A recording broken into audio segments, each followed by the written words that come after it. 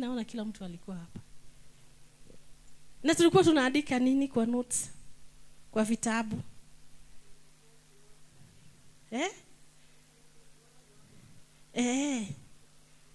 Praise Jesus. Na tuliona aje? Mimi nataka kukumbushwa ndio tuendelee. Hatukuandika.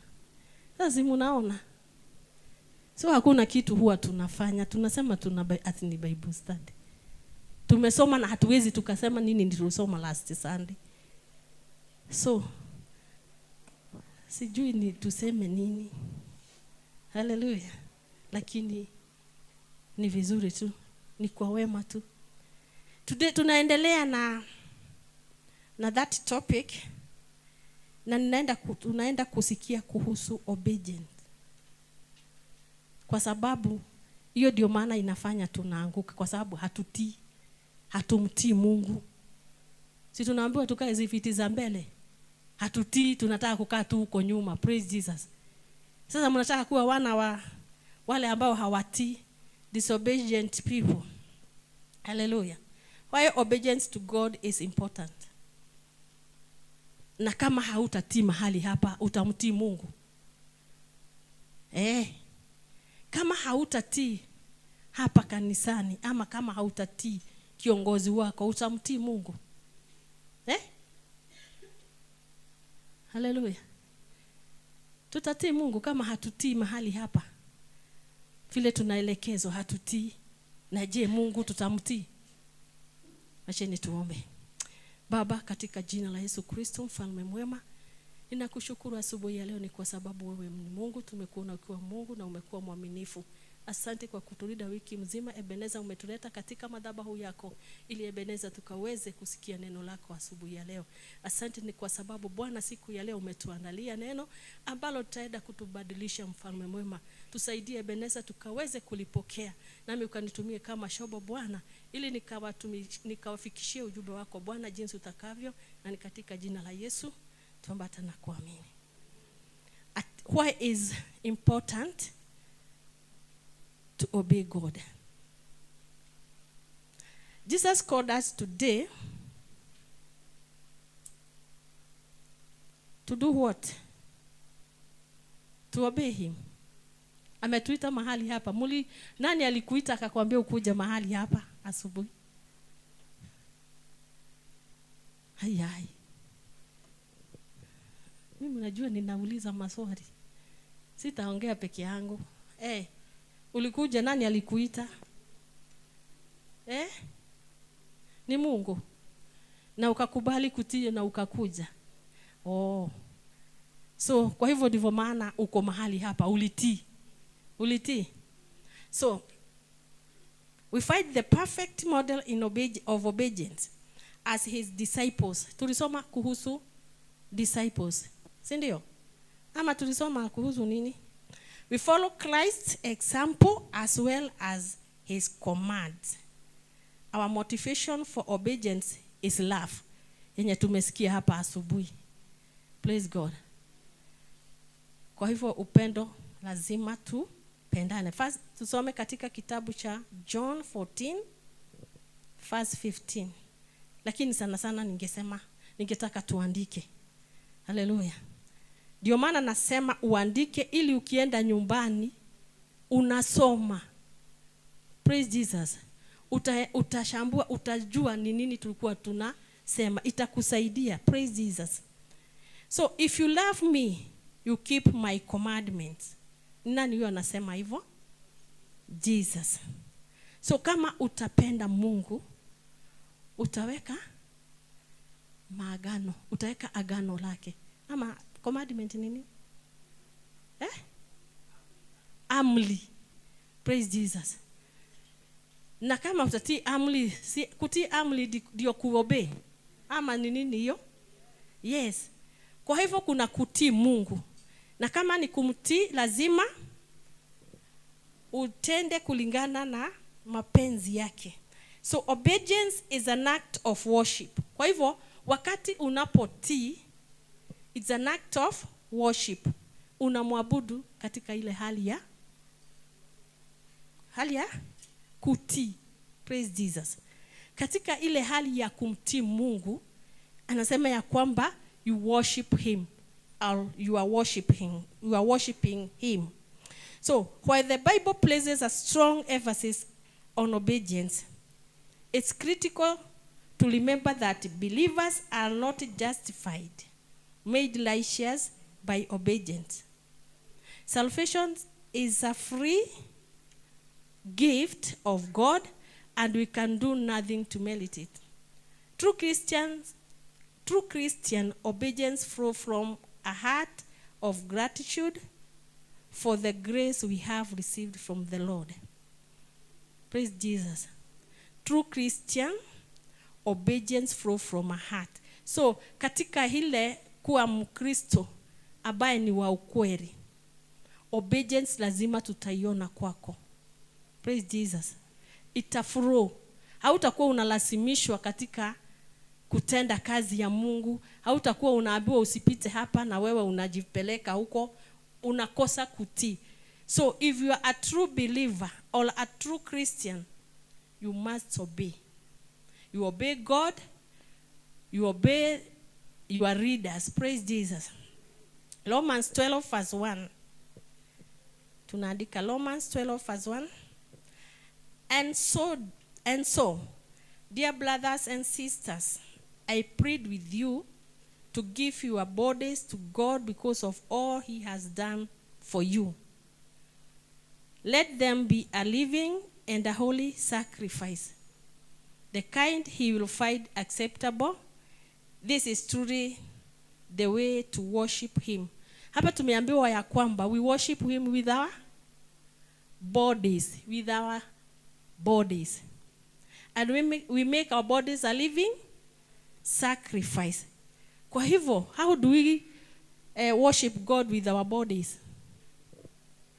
Mtaniambia, how do we worship God with our bodies? Yeah, when we are praising, when we are worshiping. And this worshiping is praying. Is praying our worship? Or how do we worship God? Even praying, praise Jesus. So, we worship God with our bodies and make them a living sacrifice. So, acceptable to God. Praise Jesus. God reward obedience. Imagine God reward obedience. Kwa hivyo wakati utakapotii, kuna reward. And hatujui ati kuna reward wakati tunatii. Praise Jesus. Over and over again we read in the Bible that God blesses and rewards obedience. That is from Genesis 22:18. Let us read. Jesus replied, but even more blessed are all who hear the word of God and put it in practice. Atikubalikiwa ni wale ambao wanalolisikia neno la Mungu na wanafanya nini? Na wanalitenda. Praise Jesus. Kwa hivyo kusikia neno na kulitenda kuna baraka. Praise Jesus. Ama kuna zawadi, kuna reward. Reward kwa Kiswahili. Tuko kwa darasa tunasomeshana wote, tunaelimishana. Reward. Zawadi. Ama thawabu. Praise Jesus. Ni vizuri tunasoma zote. Hallelujah. Let us read again. Jesus replied, but even more blessed are all who hear the word of God. Blessed are all who hear the word of God. Wale wote ambao watasikia neno la Mungu. Hao ndio wabarikiwa. And put it in practice. So katika kusikia neno la Mungu umebarikiwa, lakini zaidi ukaweze kulitenda. Wacheni tukakae kama neno. Tukatende kama neno. Praise Jesus. Na tutabarikiwa. But don't just listen to God's word. You must do what it says. Si kulisikia tu neno Vile tumekaa chini sasa mnasikiliza, unasomewa maandiko, lakini ukitoka hapo hautendi kama vile neno limesema. So ni kusikia neno na kutenda kama neno. Haleluya. Na tumesikia ya kwamba tukitenda kama neno tuna thawabu. Praise Jesus.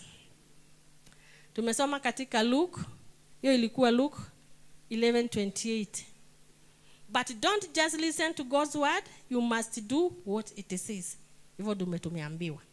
Otherwise, you are only fooling yourself, for if you listen to the word and don't obey, it is like glancing of your face in a mirror. Praise Jesus. You see yourself and walk away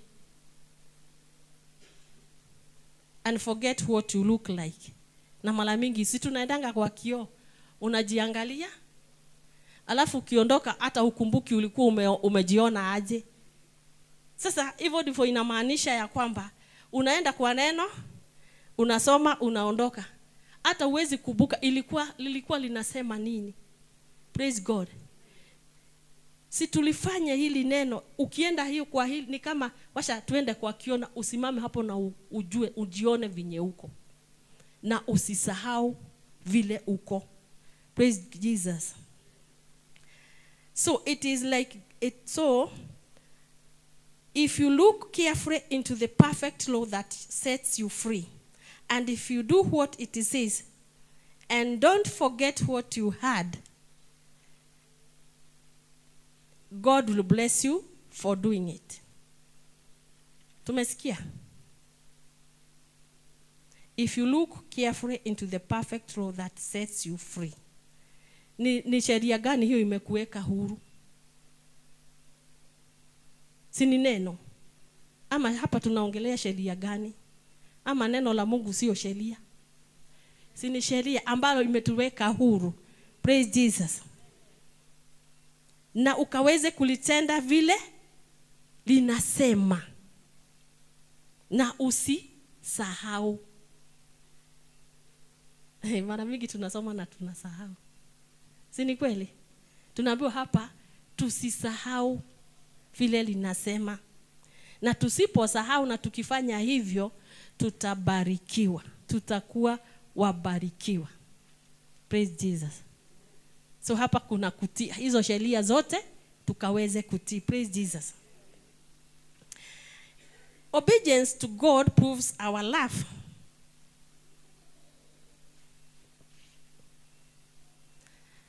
Obedience to God proves our love. Kwa hivyo hapa tutaonyeshana upendo katika kutii. Praise Jesus. Tutajua wewe kama unamtii Mungu, kama unatupenda ama kama kuna upendo. Kama hunipendi, nitajua hakuna kutii Mungu. Praise Jesus. Na tumesomeshwa hapa asubuhi na apostle. Hallelujah. Si tumeambiwa hapa. Kwa hivyo kama hatutapendana, hakuna vile tutatii Mungu. Praise Jesus.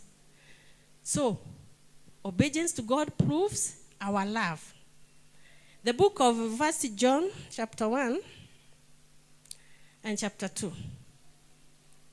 John clearly explained that obedience to God demonstrates love for God. Loving God implies following his commands. And by this we know that we love the children of God when we love God and obey his commandments.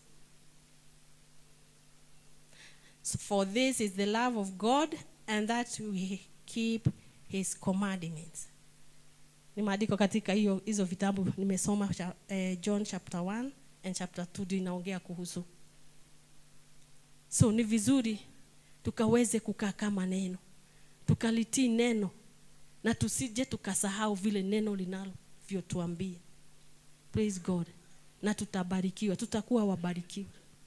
Hallelujah. Praise God.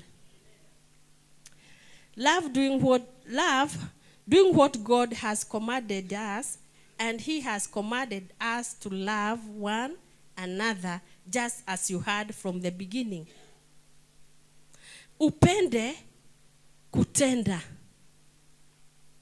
vile Mungu alivyo kuamuru. Na ametuamuru tupendane sisi kwa sisi. Love one another. Jinsi tulivyosikia, love one another tulisikia kutoka kitambo, si ni kweli? Hata tukiwa kwa Sunday school tulikuwa tunaibanga mambo ya love one another, the way Jesus loves us. So Wakristo wapendwa, tusipotenda mapenzi ya Mungu, tusipokaa kama neno, hakuna mahali tunaenda. Na ndio tutakaa delay our blessings. Hatutabarikiwa. Tutaishi katika nyumba ya Mungu na tuko hapa tunakuja kila asubuhi tukisema tunaenda kutafuta Mungu kanisani, but hatutendi kulingana na sheria yake, hatutii neno lake. Praise God. Na tupandeni upendo ndani yetu. Praise Jesus. Na tutabarikiwa. Obedience to God demonstrate faith. Obedience to God demonstrate faith. Pia hapa tunaonyeshwa ya kwamba kutii Mungu kunaonyesha imani. So tuko na imani wakati tunamtii Mungu. Praise Jesus. So when we obey God, we show our trust and faith in him.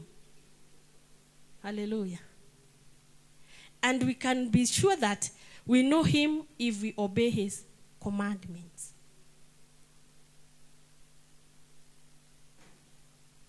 Tutakuwa tukiimbiwa kila wakati na tukisomeshwa. Mimi nilisikia about commandments za Mungu, sheria za Mungu.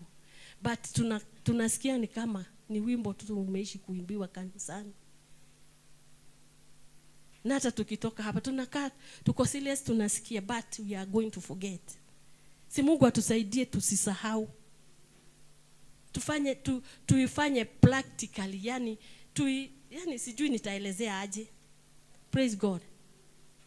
Si tubadilike from now. Kile hatukuwa tunatenda before, tujaribu kufanya. Ni kwa sababu Mungu habadiliki, ni yule yule. Baraka zetu amezishika tu hivi. Na ni kwa sababu hatumtii, hakuna vile ataashiria. Praise God. So sisi tumejifunga. Sisi wenyewe ndio tunafugaga baraka zetu kwa kutosoma neno la Mungu, kwa kutolitenda na kwa kutojua. Praise God. Tukipuuza mambo kama mambo ya kutii, tunapuuzilia tu. Tunaonanga tu ni kawaida.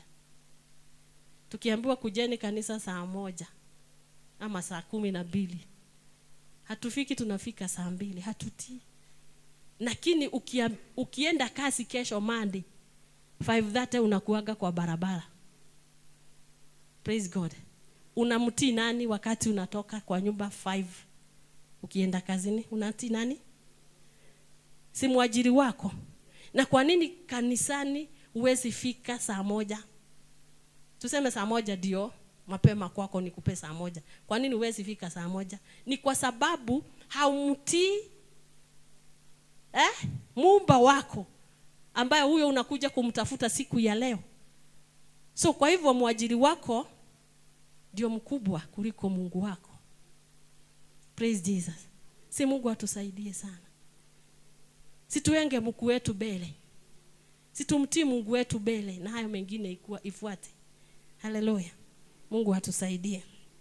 So, if someone claims I know God but doesn't obey God's commandment, that person is a liar and is not living in the truth. Praise Jesus. Ukinidanganya ama mimi nikidanganya na mjua Mungu na simtii na sitii sheria zake, kwa hivyo mimi nimeambiwa mimi ni muongo. Kwa hivyo sisi wote ni waongo. Because we don't obey. We don't obey God. Na tunasema tunamjua Mungu. So we are all liars. Situokoke kwa kuwa waongo. Praise Jesus. Yes. Mungu atusaidie tukaweze kutenda mapenzi yake. But those who obey God's word truly show how completely they love him. That is how we know we are living in him. Those who say they live in God should live their lives as Jesus did. Praise God.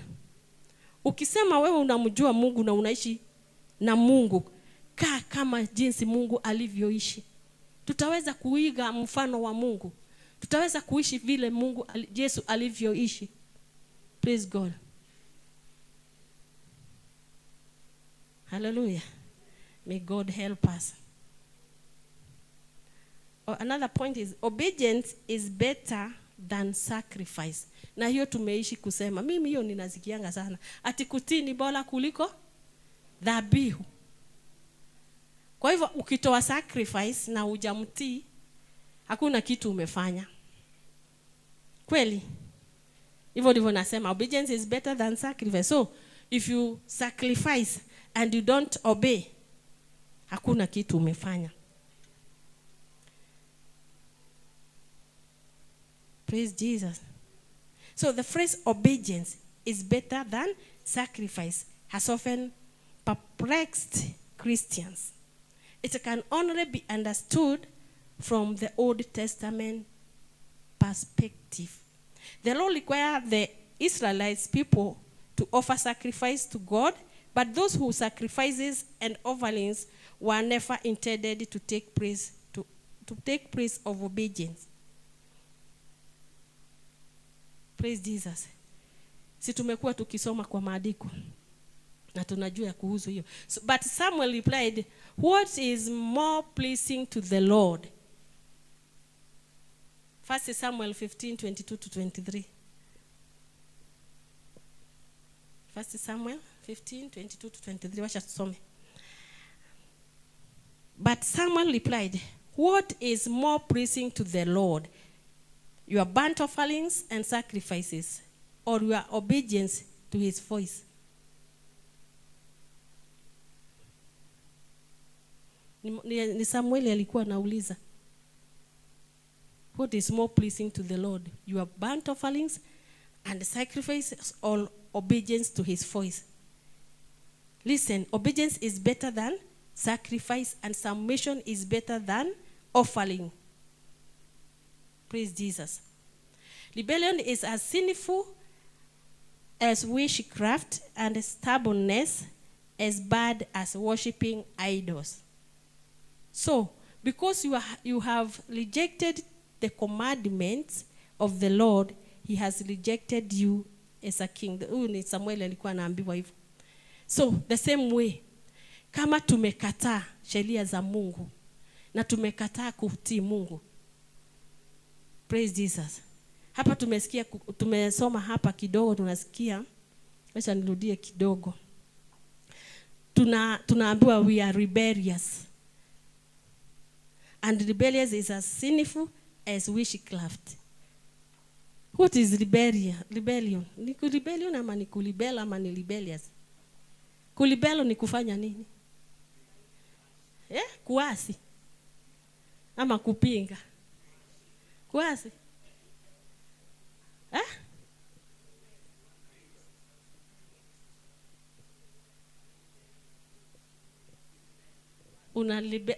Unaasi.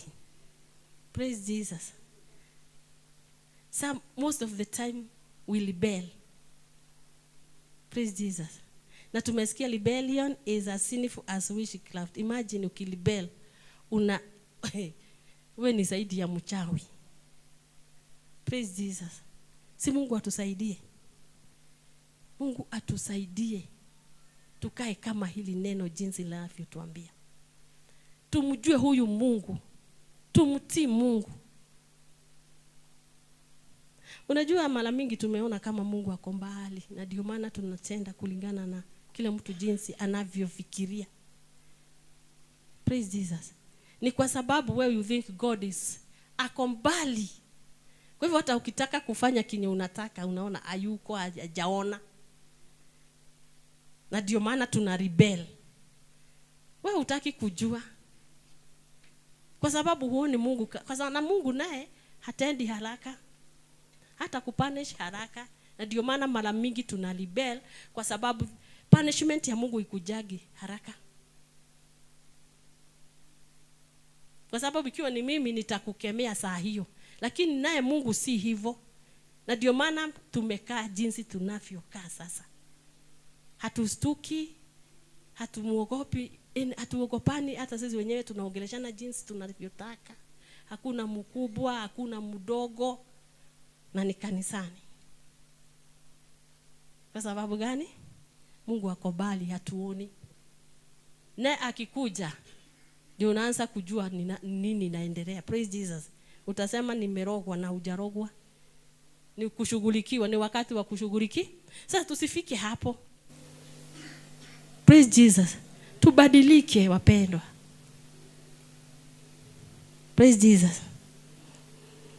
Disobedience leads to sin and death. Baada ya kukataa kuobey sasa, umeambiwa sasa, washa kuambiwa sasa, usipotii utaenda katika dhambi, na katika dhambi, naye dhambi itakupeleka wapi? Kwa kaburi. So disobedience leads to sin and death. So when we disobey, we are heading to sin. And when we sin, we are heading to the grave. That is where we are. Those who don't obey God. Praise Jesus. The disobedience of Adam brought sin and death into the world. This is the basis of the term original sin. But Christ, perfect obedience, restores fellowship with God for everyone who believes in him. Wacha nirudie tena ndio usikie. Disobedience of Adam brought sin and death. Huyo ni Adamu, kwa sababu hakutii, alileta nini? Alifanya sin ikaweza, yani alibrought sin and death into the world. Adam ndiye alileta dhambi na mauti. Praise Jesus. Na ndio tunasikia hiyo ndio original sin, ile ililetwa na Adamu. But Christ alileta nini? Yesu alileta perfect obedience, restores fellowship with God for everyone who believes in him. So wakati utakapomwamini huyo Mungu, anasema ana restore fellowship when you obey. Praise Jesus. Ana restore, and when you believe, he restores, and he is a forgiver. Praise Jesus. And it is for those who only believes in him. For as by the one made Adam disobedience, the many were made sinners. So by the one means Christ, obedience to many will be made righteous. That is Romans 5, verse 19. So, as Adam all die, and also in Christ shall all be made life. Praise Jesus. Well, if you want to be meant for Adam, you are heading to death. Because ukifuata ya Adamu wewe unataka dhambi tu, na katika dhambi inaleta mauti. Lakini if you are meant for Christ, you are meant for life. Praise Jesus. Kwa hivyo tumuige Yesu ili tukaweze kuishi. Praise Jesus. So through obedience, we experience the blessings of the holy living. Praise Jesus. We experience the blessings of the holy living. Hallelujah. Obedience. Only Jesus is perfect. Therefore, only he could walk in sinless, perfect obedience. But as we allow the Holy Spirit to transform us from the within, we grow in holiness. Tumkubalie tu Roho Mtakatifu. Hatuwezi kuwa perfect. Yesu tu ndiye alikuwa perfect. So tujaribu na tuambie Roho Mtakatifu akaweze kutubadilisha ili tukaweze kukua. Praise Jesus. So this is the process of sanctification, which can also be described as spiritual growth. Hallelujah. So the more we read God's word, spend time with Jesus, and allow the Holy Spirit to change us from within, the more we grow in obedience and holiness as Christians.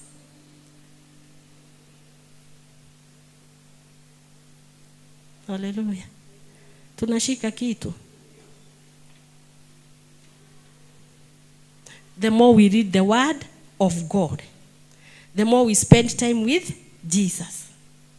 So wakati unasoma neno la Mungu, the more you read the word, the more unakuwa na Yesu. Praise Jesus. So when you read the word, you are with Jesus. So the word is Jesus himself. Praise Jesus. Yeah, the Holy Spirit will change us from within. Tukikubalia Roho Mtakatifu. So joyful are people of integrity who follow the instructions of the Lord. Joyful are those who obey his laws and search for him with all their hearts. Tutapata furaha kwa Mungu tukimutafuta kwa mioyo yetu yote. So they do not compromise with evil, and they walk only in his paths. Hawata compromise na evil. Mimi sijui evil kwa Kiswahili. Maovu. Hatuta compromise na maovu. Praise Jesus. Na tutatembea katika njia ambazo ni safi za Yesu. Zile zinao ambatana na sheria ya Mungu. You have charged us to keep your commandments carefully. Oh, hiyo ni Psalms 119. Psalms 119 verse 1 to 8. Oh, that my actions would consistently reflect your decrees. Then I will not be ashamed when I compare my life with your commands. As I learn your righteousness regulations, I will thank you by living as I should. I will obey your decrees, so please don't give up on me. Huyu ni mtu wa Mungu alikuwa anaomba. Because we have these promises, dear friends, let's cleanse ourselves and everything that can defile our body or spirit. Praise Jesus.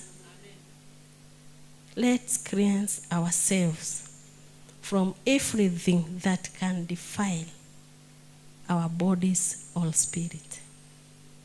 And let us work towards complete holiness because we fear God.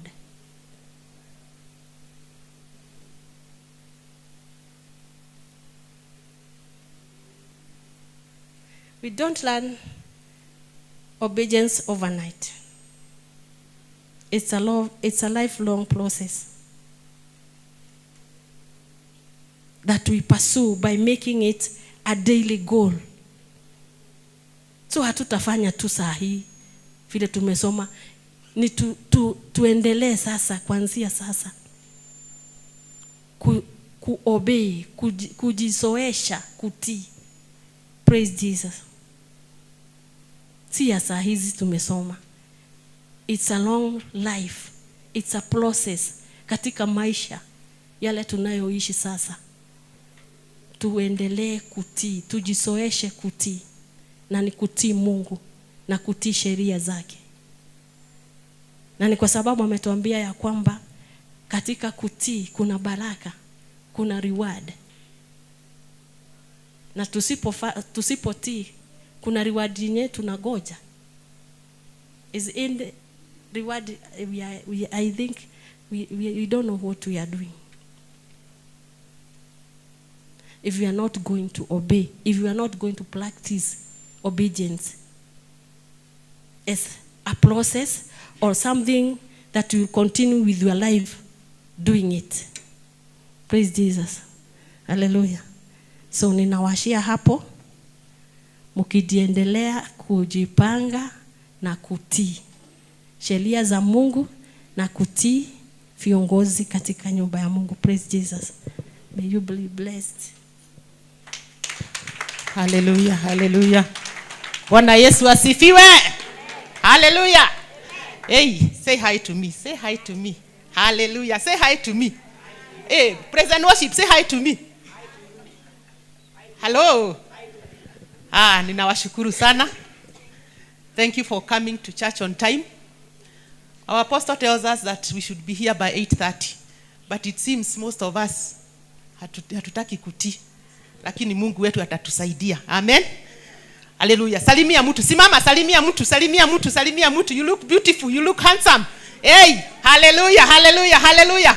Geithia modo omwere ni omwendete wa moko na iguru goce Jesu. Geithia cionge wa moko na iguru goce Jesu. Leo tumefundishwa maneno ya love. Hallelujah. Ukisema unampenda Mungu na huyo mwenye unamuona haumupendi, basi wewe haumupendi Mungu. Amen. Hallelujah, hallelujah. Hey, Bwana asifiwe. Salimia mtu, salimia mtu.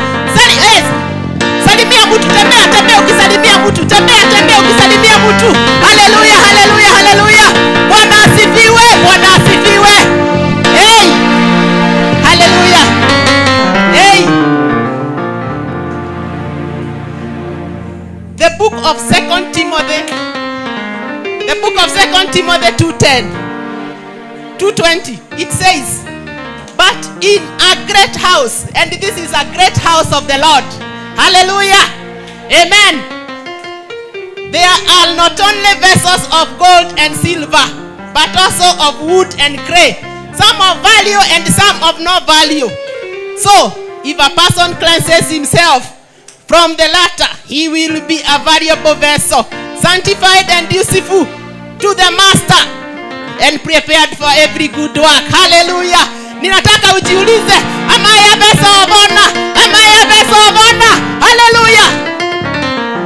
Pastor Koki, are you a vessel of honor in this great house?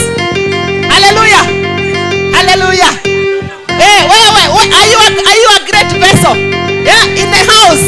Katika nyumba, there are vessels of gold, there are vessels of silver, there are vessels of clay. Oh, how I pray that you be a great vessel in the house of the Lord. Ninawashukuru sana mumefika mapema. Clap to the Lord. Hey! Hallelujah! Hallelujah! Hallelujah! This is a great house of the Lord. It doesn't matter what the enemy is planning to do. Hallelujah!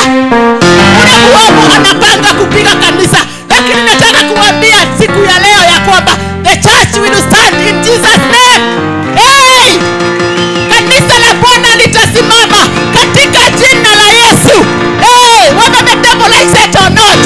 Hey! Hallelujah! Katika jina la Yesu. Katika jina la Yesu. Revival must go on in Jesus name. Are you prepared? Muko tayari? Muko tayari? Hallelujah. Wana present worship. Muko tayari? Hallelujah. Hey, nitasimama kwa neno lako Bwana.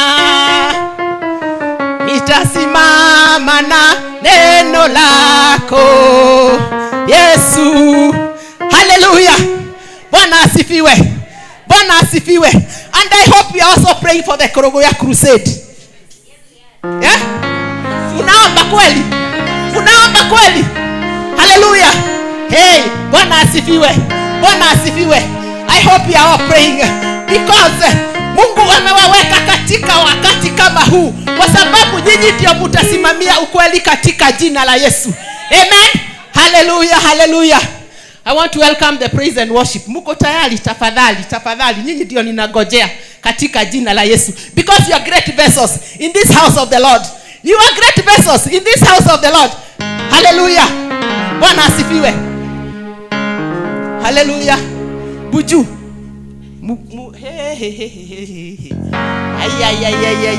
Jimmy. Ninyi ndio tunagojea. Ebu pigeni makofi. Oh. Haya. Hey, get space. This is a great house. There's a lot of space. Kwa hivyo msifinyane mahali moja. Ukitaka kuruka unaweza ruka katika jina la Yesu. In the name of Jesus. Haleluya, jipigieni makofi. Jipigieni makofi, jipigieni makofi katika jina la Yesu. Hey, our God is great. Our God is great.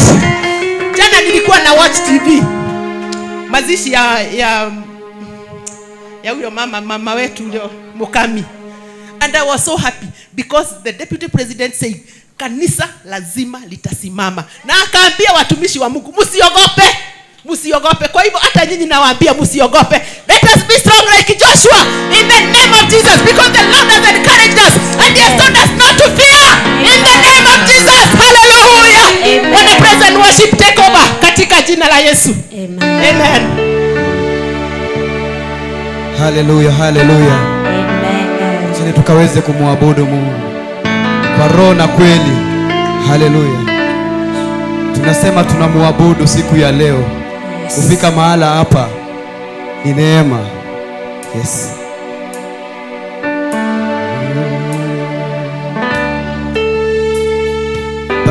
Baba,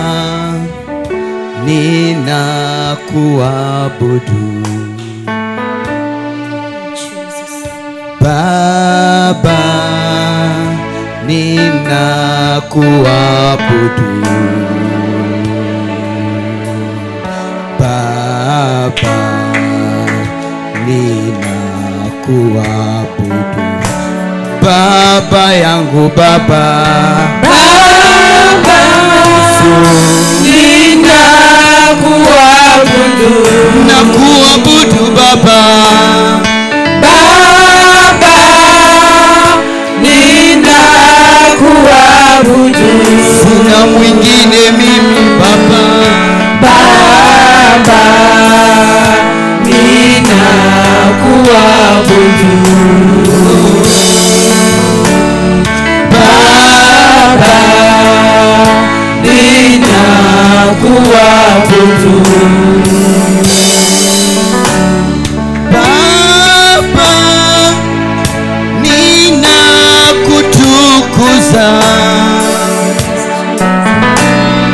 Baba, ninakutukuza. Baba, ninakutukuza.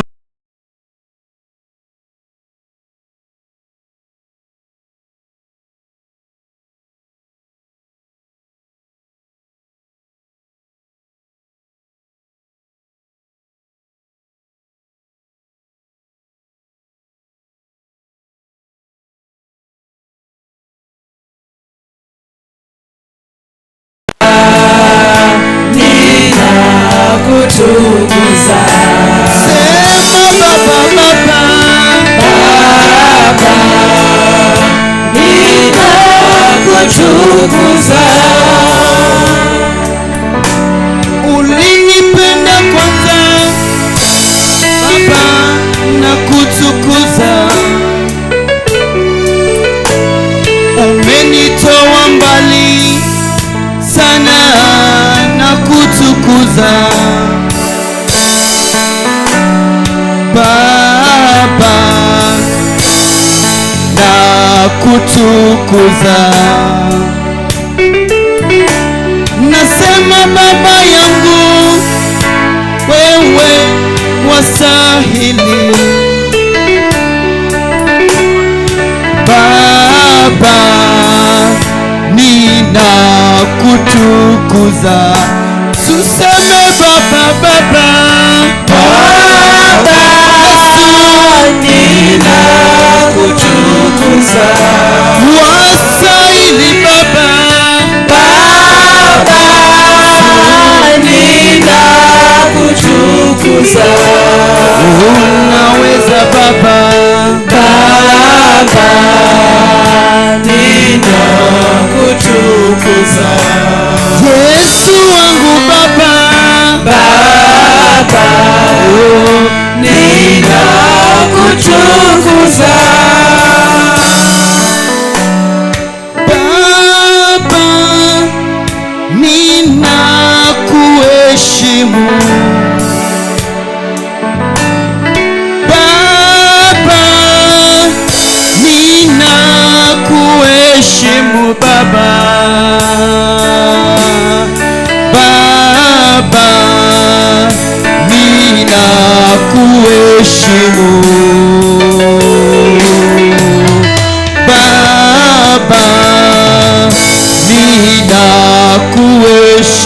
tunakuheshimu Baba.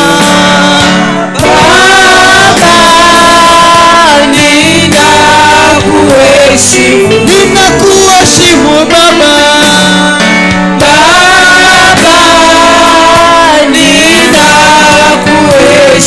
Mbele zako nainama Baba.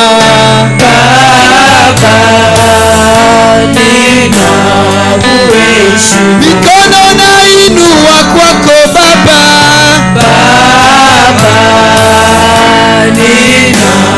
Ninakuheshimu.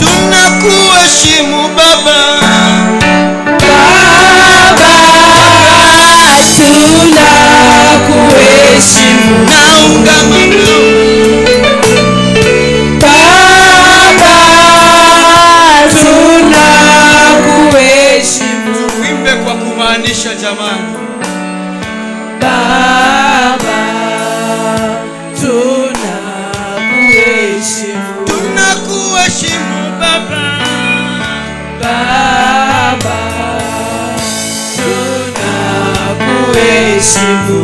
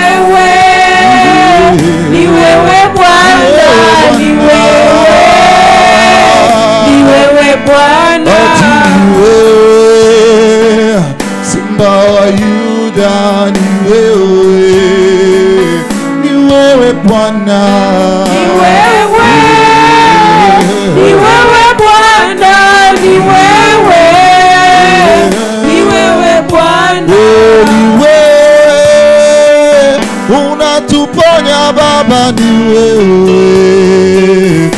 wewe Bwana, ni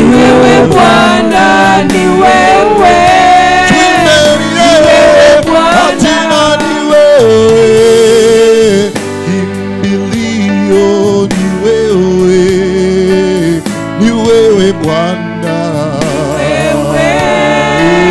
ni wewe Bwana, ni wewe Bwana, ati ni wewe unatupenda Baba, ni wewe Bwana, ni wewe Bwana, ni wewe Bwana, ati na ni wewe unatusamehe, ni wewe Bwana,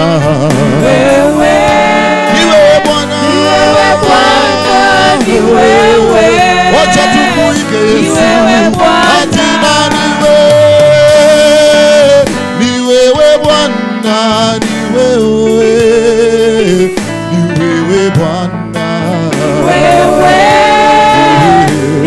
sema ni yeye, tafadhali sema ni yeye, ati na ni wewe umetubariki, ni wewe Bwana,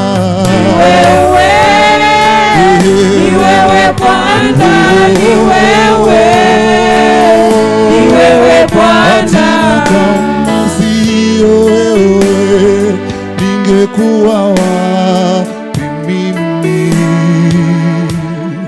Kama sio wewe ningekuwa wapi mimi? Umejawa na rehema na neema tele, umejawa na rehema na neema tele, tuimbe sote. kama sio Wacha wewe tusifu, ningekuwa wapi mimi yo? kama sio wewe ningekuwa wapi mimi? Umejawa na rehema na neema tele, umejawa na rehema na neema tele, umejawa na rehema na neema tele, umejawa na rehema na neema tele. Hatina kama sio we Elohim, ningekuwa wapi mimi? Kama sio we Mungu wa huruma, ningekuwa wapi mimi? Baba, umejawa na rehema na neema tele, umejawa na rehema na neema tele, tuimbe sote. Kama sio wewe Baba, kama sio wewe, oh kama sio wewe ningekuwa wapi mimi? Kama sio wewe, kama sio wewe ningekuwa wapi mimi? Umejawa na rehema na neema tele, umejawa na rehema na neema tele, umejawa na rehema na neema tele. And we worship, Just say something to God. Say something to God. Just say something to God. We are worshiping as we are worshiping. Just say something to God. Haki kama sio wewe ningekuwa wapi mimi Baba? Ningekuwa kule kwa mapipa Baba. Ningekuwa nafanya maovu lakini Baba ukanirumia Baba. na kuimbia na kusifu na kushujudu kama sio wewe.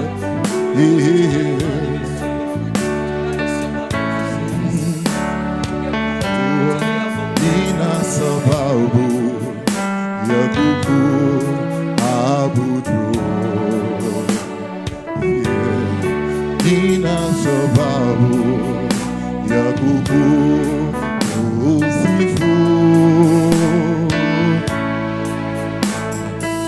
Ukuu wako na utakatifu wako ni sababu ya kukuabudu. Tuimbe, nina sababu ya kukuabudu. nina sababu mimi, Nina sababu ya kukusifu.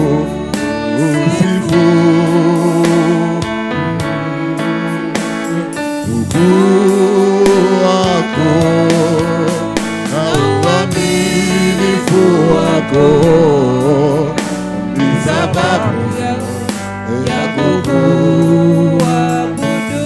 tuimbe haleluya, haleluya.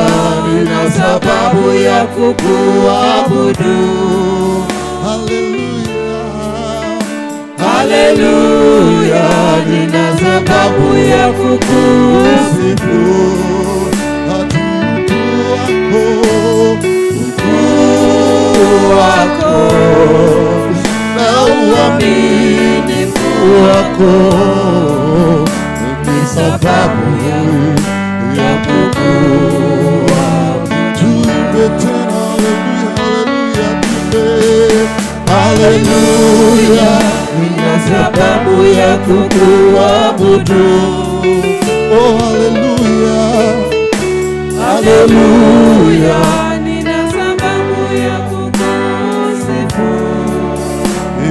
ukuu wako Baba, Ukuu wako na uaminifu wako ni sababu ya kukuabudu.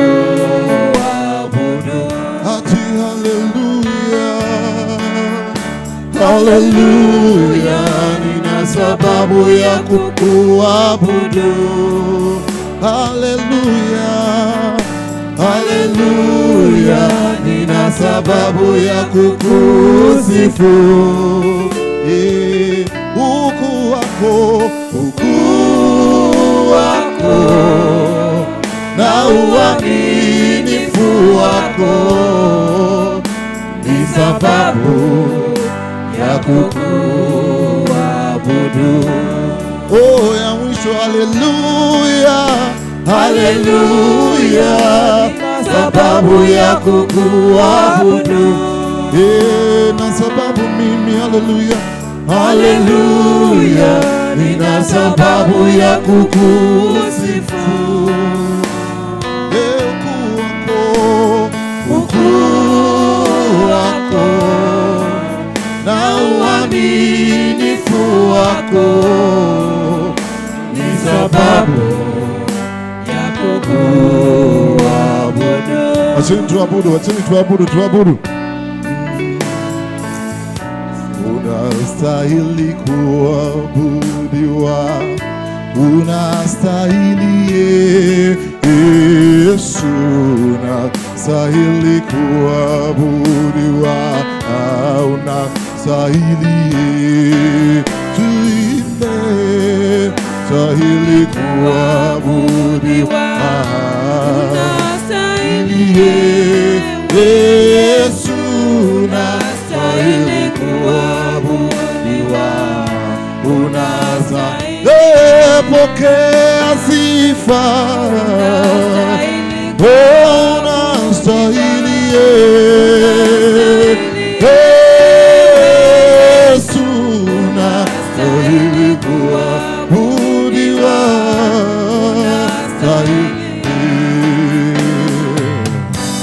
unastahili kuabudiwa, unastahili Yesu, unastahili unastahili kuabudiwa, unastahili, unastahili, unastahili,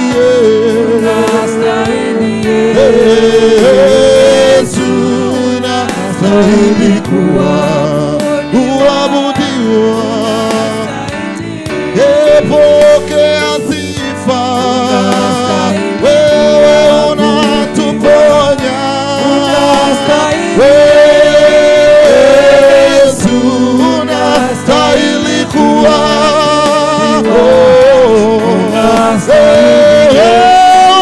ni Baba, unatuponya, Yesu unastahili,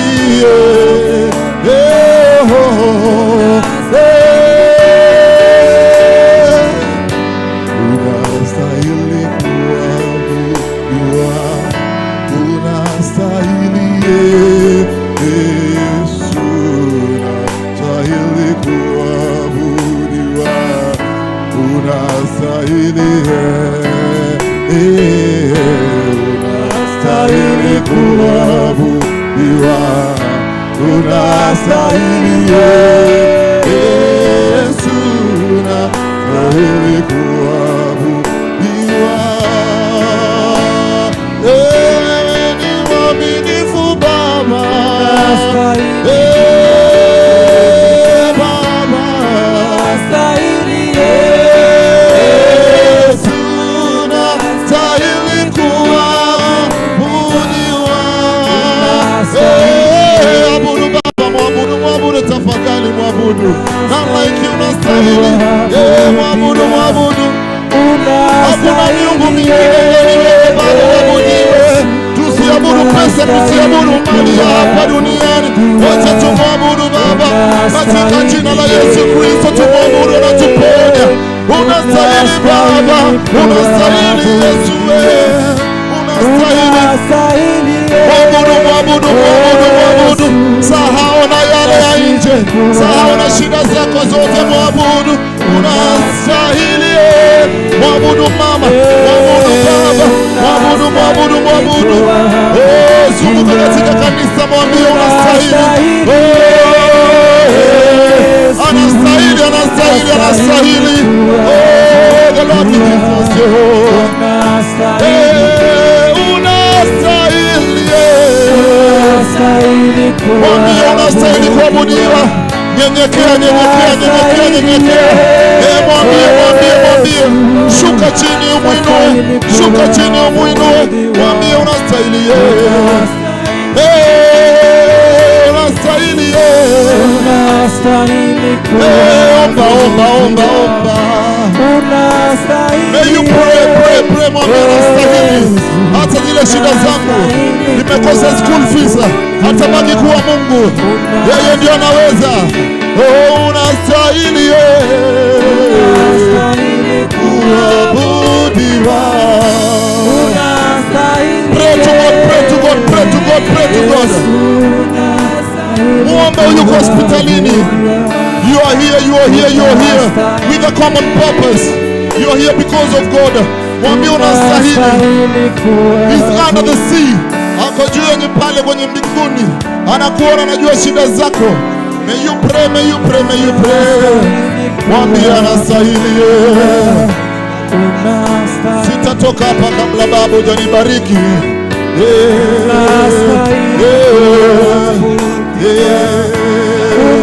Mwambie kubadilisha jina. May you be called most favored in the mighty name of Jesus. Oh, Jesus your Lord Jehovah. May you cry, cry to the Lord. Imlilia tafadhali. We are living in the last days. Things are happening. Mungu wangu, mwambie kupatia wisdom. To know the right word. Kumjua vyema. In the mighty name of Jesus. Unastahili Baba. Church pray tafadhali.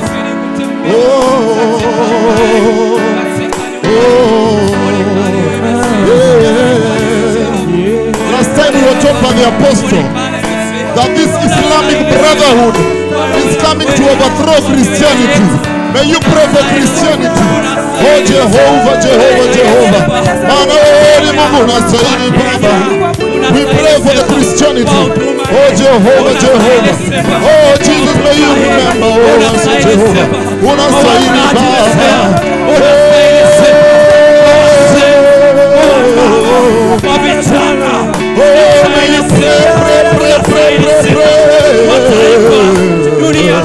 Lilia Mungu.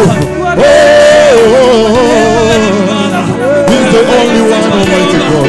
Mwambia kusamehe. We are all sinners. For all have fallen short of the glory of God. Mwambia kusamehe.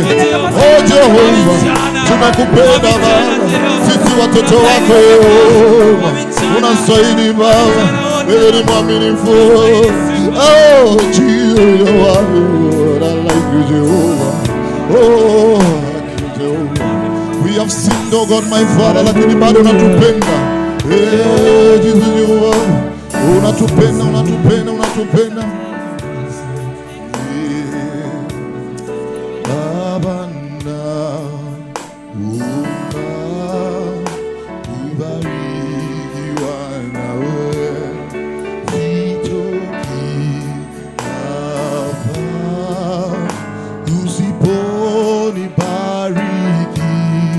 Baba naomba kubarikiwa nawe, sitoki hapa usiponibariki.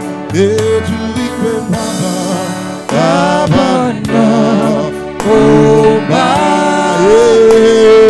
kubarikiwa nawe, sitoki hapa usiponibariki. Baba naomba kubarikiwa nawe, sitoki hapa. Tubadilishiwe jina.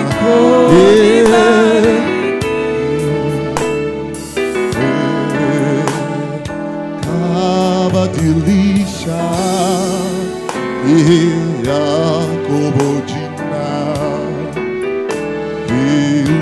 ukamuita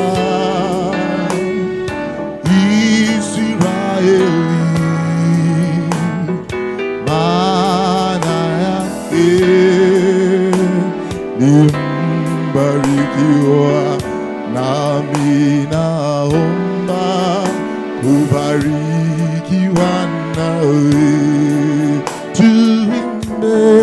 Baba naomba kubarikiwa nawe, sitoki hapa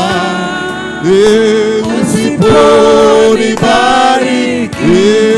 Baba naomba kubarikiwa nawe, sitoki hapa usiponibariki.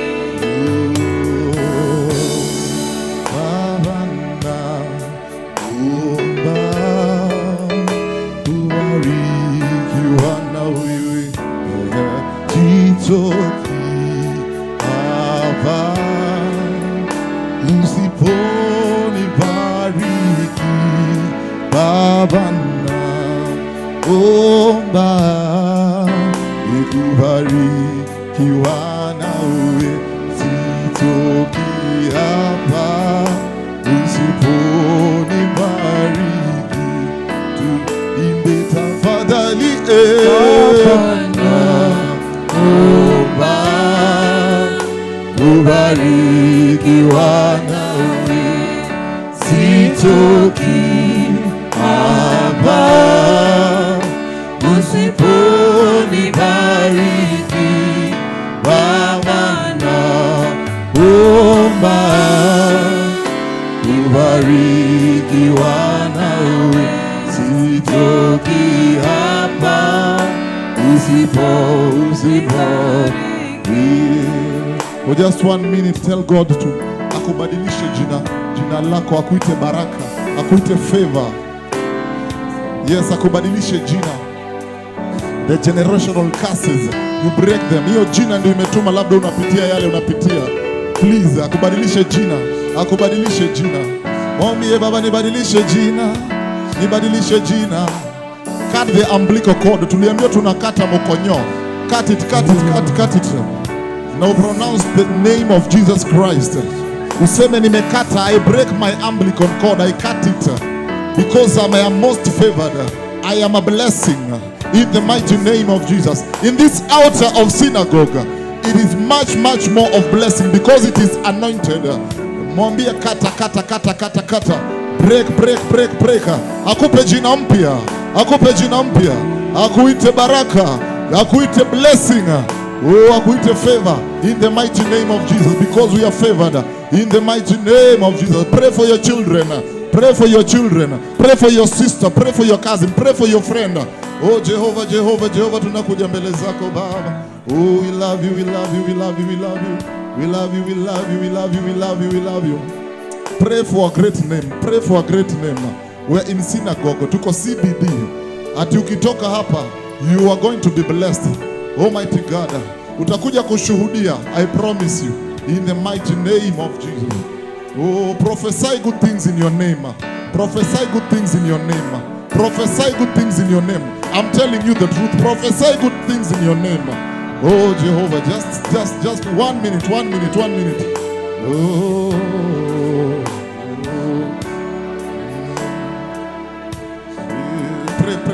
Pray. Yeah, you have 30 seconds. Pray for blessing. Your name to be blessed.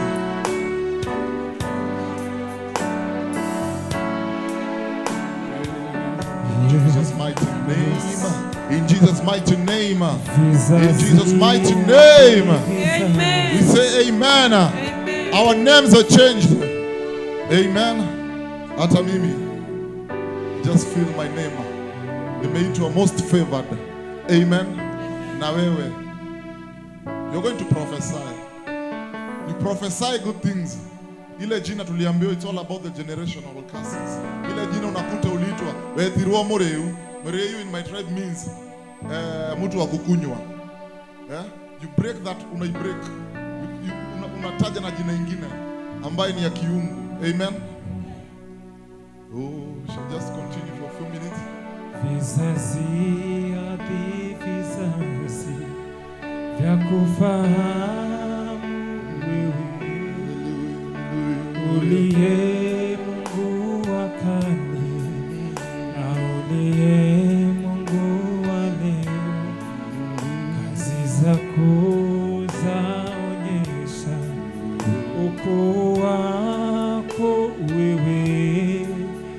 Umetukuka, umeinuliwa ewe Bwana. Vizazi hadi vizazi vya kufahamu wewe uliye Mungu wa kale na uliye Mungu wa leo. Kazi zako zaonyesha ukuu wako wewe. Umetukuka, umeinuliwa ewe Bwana.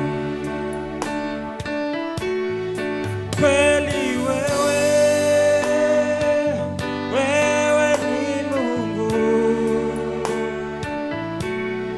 Kweli wewe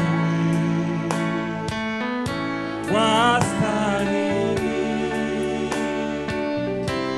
Umeketi juu sana kwenye kiti cha enzi. Umejivika utukufu. Wewe ni Mungu. Kweli wewe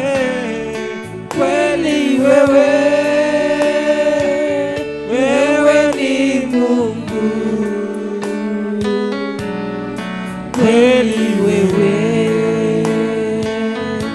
wastahili.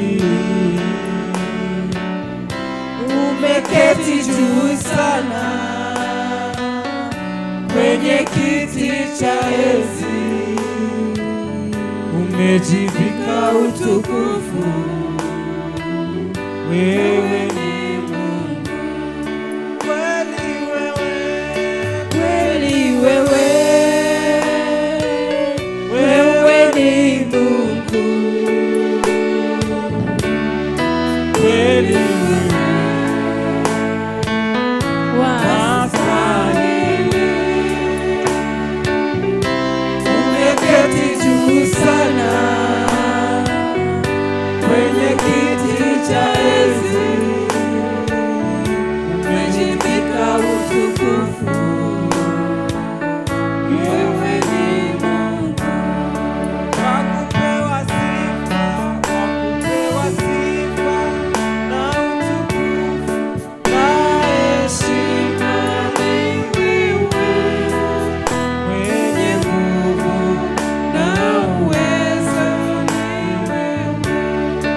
Wakupewa sifa, wakupewa sifa na utukufu na heshima ni wewe, mwenye nguvu na uweza ni wewe. Wakupewa sifa, wakupewa sifa na utukufu na heshima ni wewe, mwenye nguvu na uweza ni wewe. Wakupewa sifa, wakupewa sifa na utukufu na heshima ni wewe, mwenye nguvu na uweza ni wewe. Lord, we thank you, we worship you, we lift you high, we exalt you. Tunakushukuru Bwana, tunakuinua, tunasema wewe ni mwema, wewe ni mwaminifu, hakuna kama wewe Bwana. Pokea sifa, heshima na utukufu asubuhi ya leo Bwana. Pokea sifa zetu mfalme, kama sadaka za manukato mbele zako mfalme, nazo sifa, heshima na utukufu ni zako mfalme. Tunapokusifu Bwana, wacha ukazikubali, wacha mfalme zikawa sadaka ambazo zitateketea mbele zako, zikakubalika, zikawa manukato, nazo sifa, heshima na utukufu ni zako. And it is in the mighty name of Jesus Christ we do pray and believe. Amen. Hallelujah. Bwana Yesu asifiwe. Amen. Shout to Jesus. Tupigie Bwana makofi ya shangwe na vigelegele. Shangilia ukimrukia, shangilia sababu Bwana Hallelujah. Amen. Amen. Amen. Uliza jirani yako, umejiandaa kuchezea Mungu? Umejiandaa kuchezea Mungu? Kama kujibu geukia mwingine, muulize umejiandaa kuchezea Mungu? Hello. Bwana Yesu asifiwe. Bwana Yesu asifiwe. Amen. Yesu wa baraka. Yesu wa baraka. Yesu wa baraka. Ayendivyo. Bwana Yesu asifiwe. Unafaa kucheza, uchukua nafasi yako. Kiti sikufinye, kama inakuzuia songeza kando. Haleluya. Amen. Haleluya. Amen. Yesu wa baraka. Yesu wa baraka. Yesu wa baraka. Oh, Yesu wa baraka. Yesu wa baraka. Yesu wa baraka. Oh, Yesu wa baraka. Yesu wa baraka. Yesu wa baraka. Oh, Yesu wa ushindi. Yesu wa ushindi. Yesu wa ushindi. Oh, Yesu wa ushindi. Yesu wa ushindi. Yesu wa ushindi. Oh, ya ya ya. Ya ya ya. Ya ya ya. Oh, ya ya ya. Ya ya ya. Ya ya ya.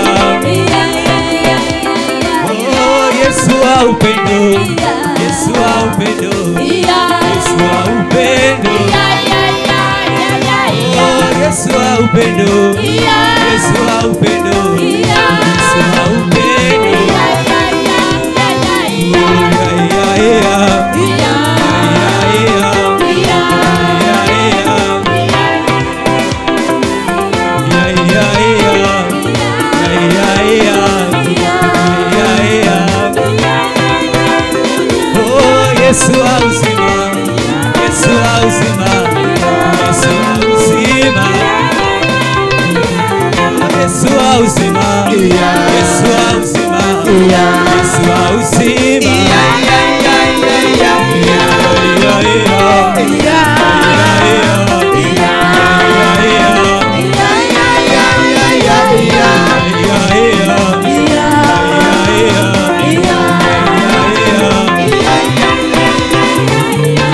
Chezea Yesu, tingika kiasi, tunarukia Yesu, tunachezea Yesu.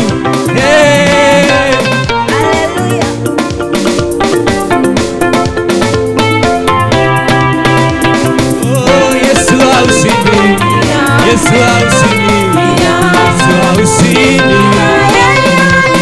Oh, Yesu wa ushindi, Yesu wa ushindi, Yesu wa ushindi.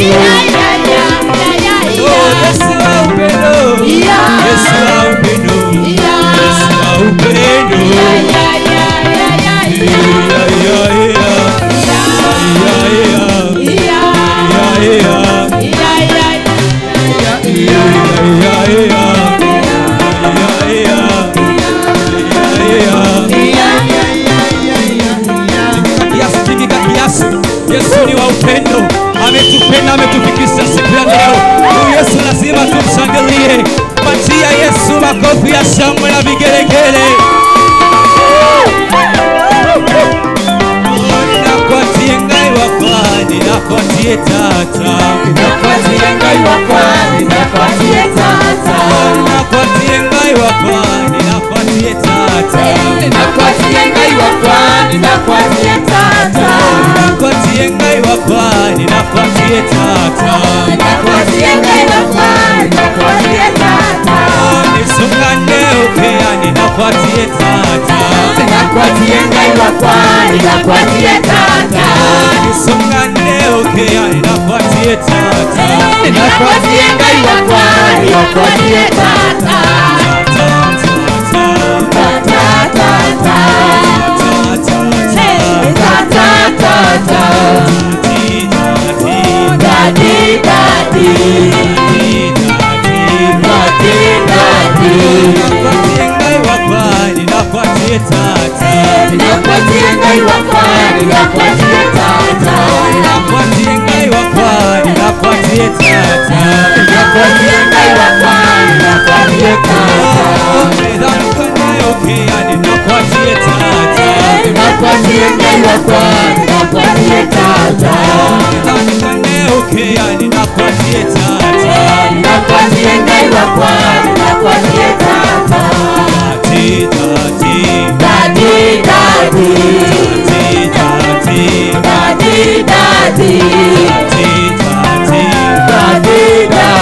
Somebody begin to get it by Yesu. Yesu rukia, Yesu rukia, Yesu rukia, Yesu rukia, Yesu rukia, Yesu rukia. Jump on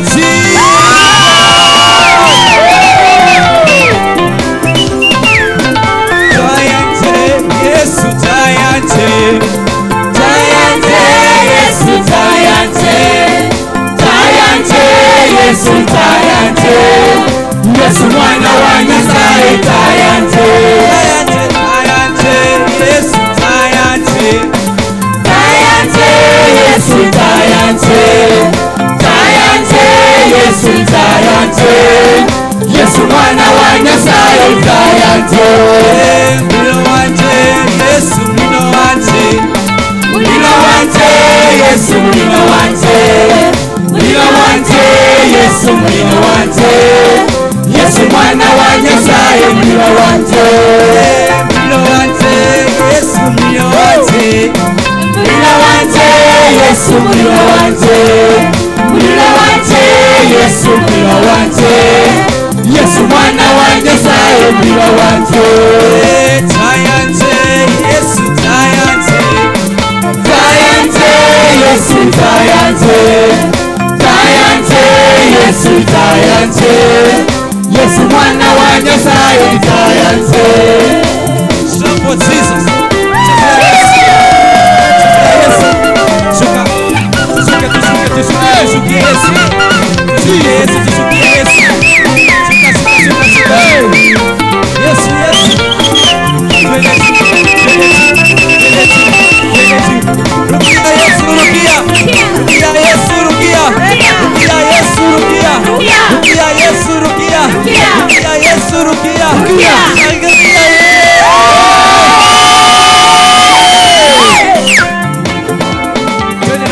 Twende na hiyo beat. Tafuta staili yako, usiangalia jirani, tafuta staili yako. Weka staili yako mpya. Tuchezee huyu Yesu.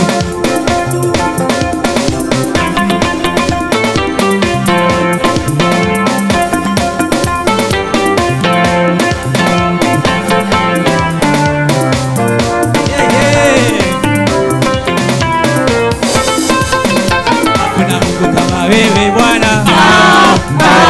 Hakuna Mungu kama wewe Bwana. Baraka Hakuna Mungu kama wewe Bwana. Hakuna Mungu kama wewe Bwana. Hakuna Mungu kama wewe Bwana. Baraka Hakuna Mungu kama wewe Bwana. Hakuna Yesu kama wewe Bwana. Hakuna Yesu kama wewe Bwana. Baraka Hakuna Mungu kama wewe Bwana. Hakuna Mungu kama yeye. Hakuna Mungu kama yeye.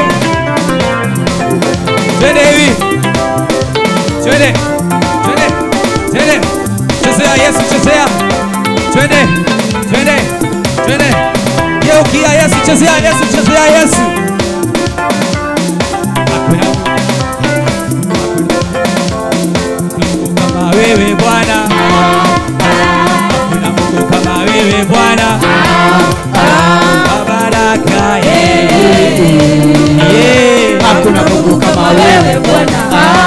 Hakuna Mungu kama wewe Yesu. Hakuna Mungu kama wewe Yesu. Upendo Hakuna Mungu kama wewe Bwana. hakuna mwenye weza kama wako. Hakuna mwenye weza kama wako. Kwa upendo Hakuna Mungu kama wewe Bwana. Shangilia Yesu, shangilia Yesu. Rukia Yesu, rukia. Peperusha mikono hewani. Peperusha Yesu mikono. Twende, twende, twende, twende. Peperusha, peperusha, peperusha, peperusha. Bendera yake Yesu sasa inapepea. Bendera yake Yesu sasa inapepea. Bendera yake Yesu sasa inapepea. Bendera yake Yesu sasa inapepea. Bendera yake Yesu sasa inapepea. Bendera yake Yesu sasa inapepea. Bendera ya ushindi sasa inapepea. Bendera yake Yesu sasa inapepea. Bendera ya ushindi sasa inapepea. Bendera yake Yesu sasa inapepea. Pepea, pepea, pepea, pepea, pepea, pepea. Bendera ya magonjwa sasa imeanguka. Bendera ya magonjwa sasa imeanguka. Bendera ya magonjwa sasa imeanguka. Bendera ya magonjwa sasa imeanguka. Bendera ya ugonjwa sasa umeanguka. Bendera ya magonjwa sasa imeanguka. Bendera ya ushindi sasa inapepea. Bendera yake Yesu sasa inapepea. Bendera ya ushindi sasa inapepea. Bendera yake Yesu sasa inapepea. Dame na vigelegele kwa Bwana.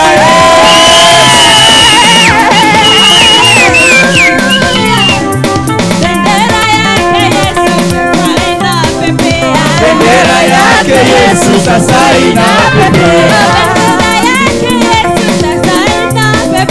Bendera yake Yesu sasa inapepea. Jehovah has the final say. Jehovah has the final say. I say, who has the final say? Jehovah has the final say. Jehovah turns my life around. Jehovah turns my life around. He makes a way where there is no way. Jehovah has the final say. Jehovah turns your life around. Jehovah turns my life around. He makes a way where there seems no way. Jehovah has the final say. Who has the final say? Jehovah has the final say. I ask, who has your final say? Jehovah has the final say. I ask, who has your final say? Jehovah has the final say. Jehovah turns my life around. Jehovah turns my life around. He makes a way where there seems no way. Jehovah has the final say. Jehovah turns my life around. Jehovah turns my life around. He makes a way where there seems no way. Jehovah has the final say. Jehovah turns my life around. Jehovah turns my life around. He makes a way where there seems no way. Jehovah has the final say. Kaiwa kwae wa magegania. Kaiwa kwae wa magegania. Kaiwa kwae wa magegania. Kaiwa kwae wa magegania. Kaiwa kwae wa magegania.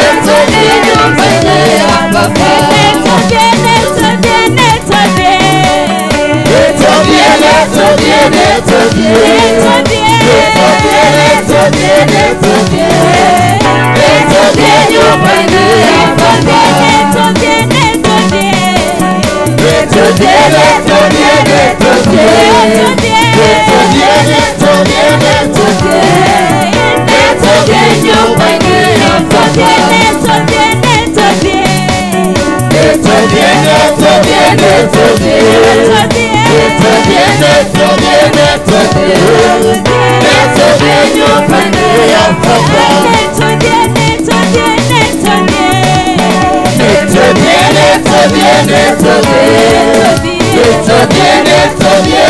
yote.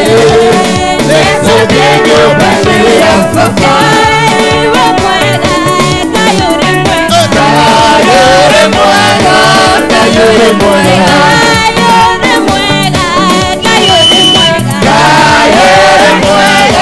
kayore mwega, kayore mwega, kayore mwega, kayore mwega,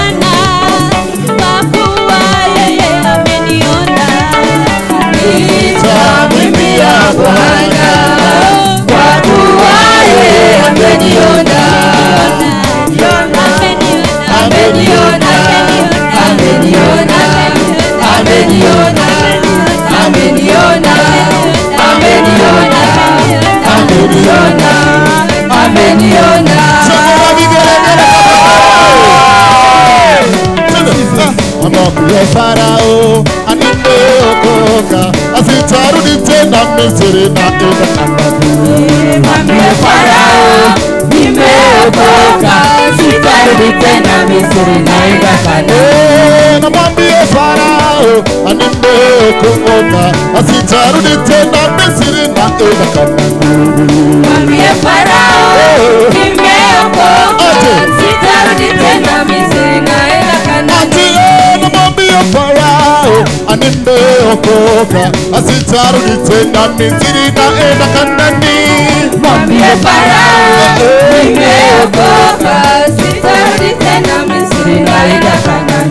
Ati namwambie Farao nimeokoka asitarudi tena Misri na enda Kanaani.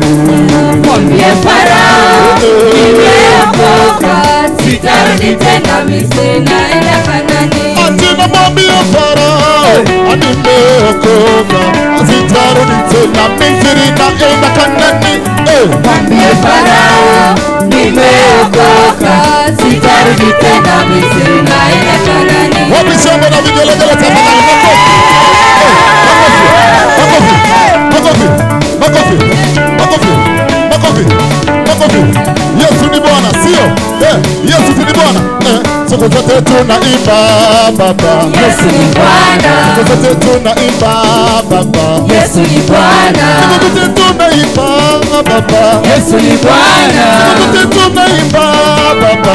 Yesu ni Bwana. Amenibadilisha mimi. Yesu ni Bwana. Amenibadilisha mimi. Yesu ni Bwana. Nilikuwa mchokozi kukuliko. Yesu ni Bwana. Nilikuta misigara kukuliko. Yesu ni Bwana. Nilijaza masengenyo kukuliko. Yesu ni Bwana. Nilikunywa mimi pombe kukuliko. Yesu ni Bwana. Amenibadilisha mimi. Yesu ni Bwana. Amenibadilisha mimi. Yesu ni Bwana. Siku zote tunaimba Baba. Yesu ni Bwana. Siku zote tunaimba Baba. Yesu ni Bwana. Malaika wanaimba huko mbinguni. Yesu ni Bwana. Malaika wanaimba wakishujudu. Yesu ni Bwana. Amenibadilisha Yesu. Yesu ni Bwana. Amenibadilisha huyu Yesu. Yesu ni Bwana. Malaika wanaimba kwa furaha. Yesu ni Bwana. Amenibadilisha mimi. Yesu ni Bwana. Amenibadilisha Baba. Yesu ni Bwana. Amenibadilisha huyu Yesu. Yesu ni Bwana. Usichoke, makofi, makofi, makofi, makofi. Makofi, makofi, makofi, makofi. Watu,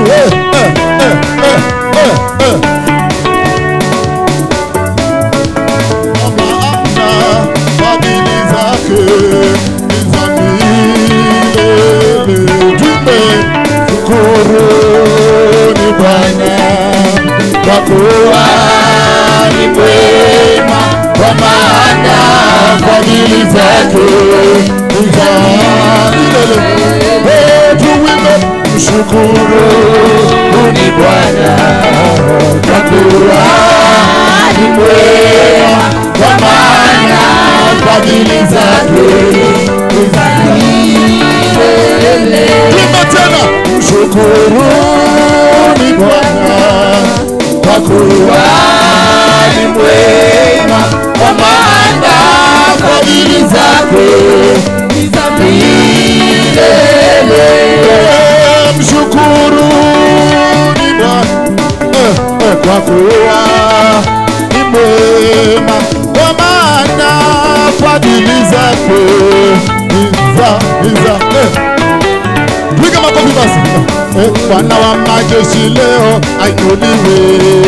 Bwana wa mabwana ainuliwe. Bwana wa majeshi leo ainuliwe.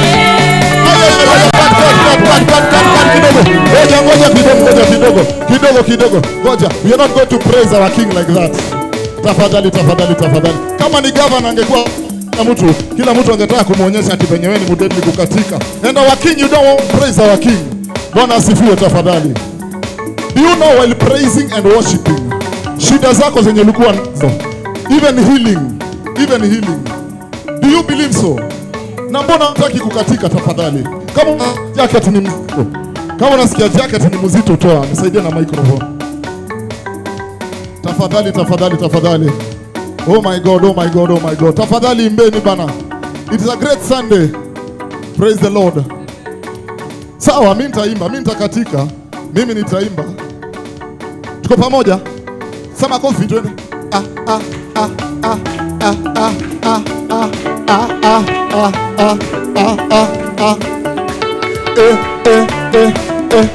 Twende. Bwana wa majeshi leo ainuliwe. Bwana wa mabwana ainuliwe. Bwana wa majeshi leo ainuliwe. Bwana wa mabwana ainuliwe. Oh, Bwana wa majeshi leo ainuliwe. Bwana wa mabwana ainuliwe. Bwana wa majeshi leo ainuliwe. Bwana wa mabwana ainuliwe. Anayetupenda sana ainuliwe. Bwana wa mabwana ainuliwe. Bwana wa majeshi leo ainuliwe. Bwana wa mabwana ainuliwe. Anayetuponya sana ainuliwe. Bwana wa mabwana ainuliwe. Bwana wa majeshi leo ainuliwe. Bwana wa mabwana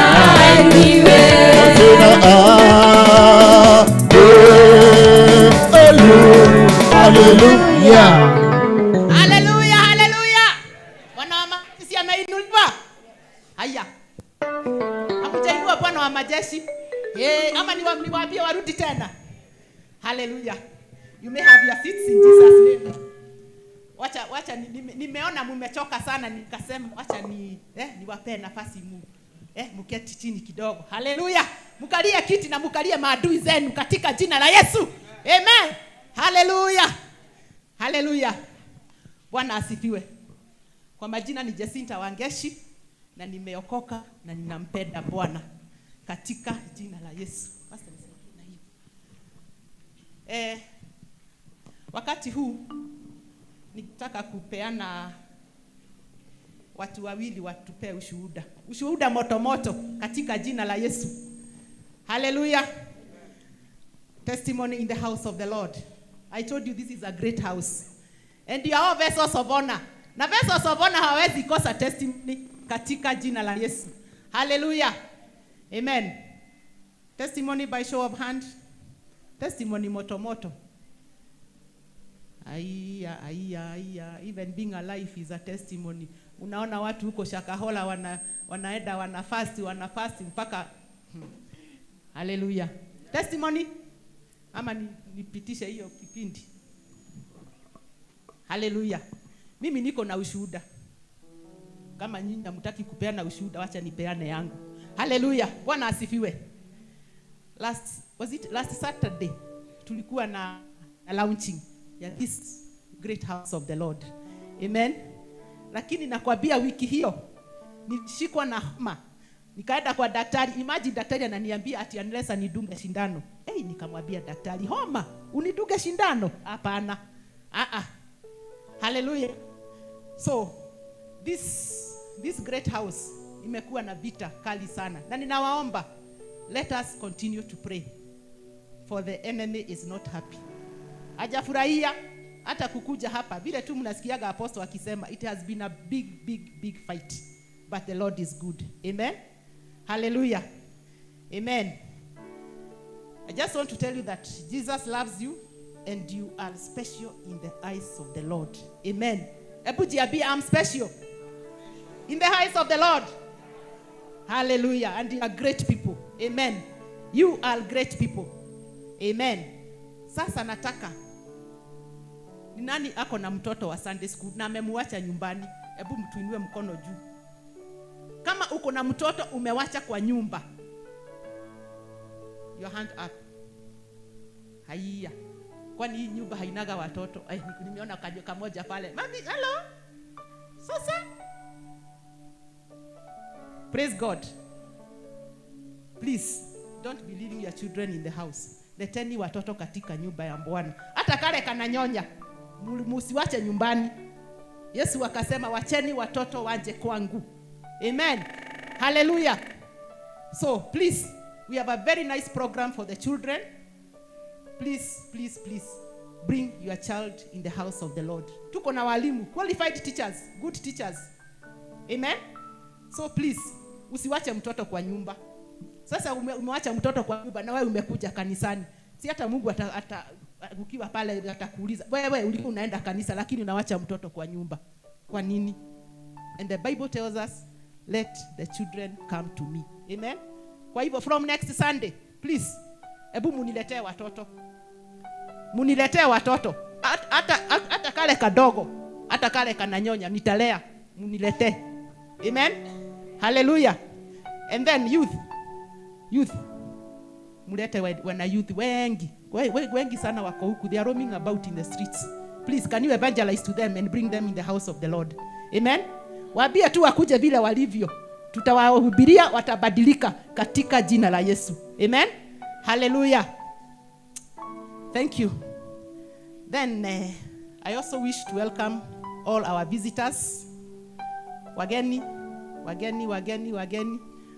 katika let us clap for our sister. Let us clap for another sister. Hallelujah.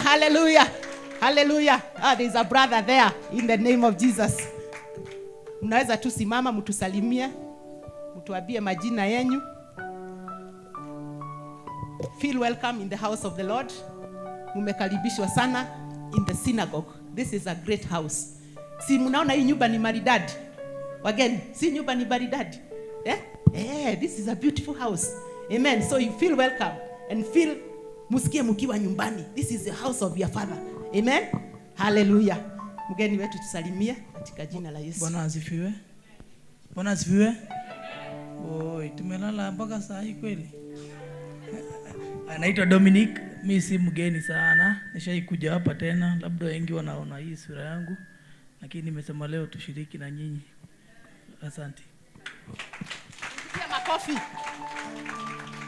Nyumba ambayo haitembelewagi hiyo nyumba, hapana, hiyo achana tu nayo. Karibu mama. Bwana asifiwe. Amen. Kwa majina yangu naitwa Rosemary Wairimu ama mama wa Mboi. Hallelujah. Nimetoka Murang'a na nashukuru Bwana. Watu wa Murang'a, tupigie watu wa Murang'a makofi katika jina la Yesu. Amen. Bwana asifiwe. Amen. Kwa majina naitwa Elizabeth na leo nimeamua nikuje ni kushiriki na nyinyi na naomba Mungu atawabariki. Amen. Umetoka wapi mama? Tuambie umetoka wapi? Buju. Umetoka wapi mama? Nimetoka Kawangware. Karibu sana. Hata mimi naishi hapo karibu Kawangware. Amen. Bwana asifiwe. Amen. Kwa majina naitwa Aida Wanjiko.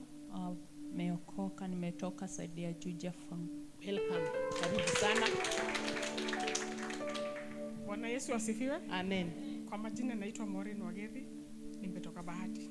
Hallelujah. Karibu sana. Karibu sana. Bwana asifiwe. Amen. Kwa majina naitwa Joseph Duku, nimeokoka. Nimealikwa hapa na mamangu.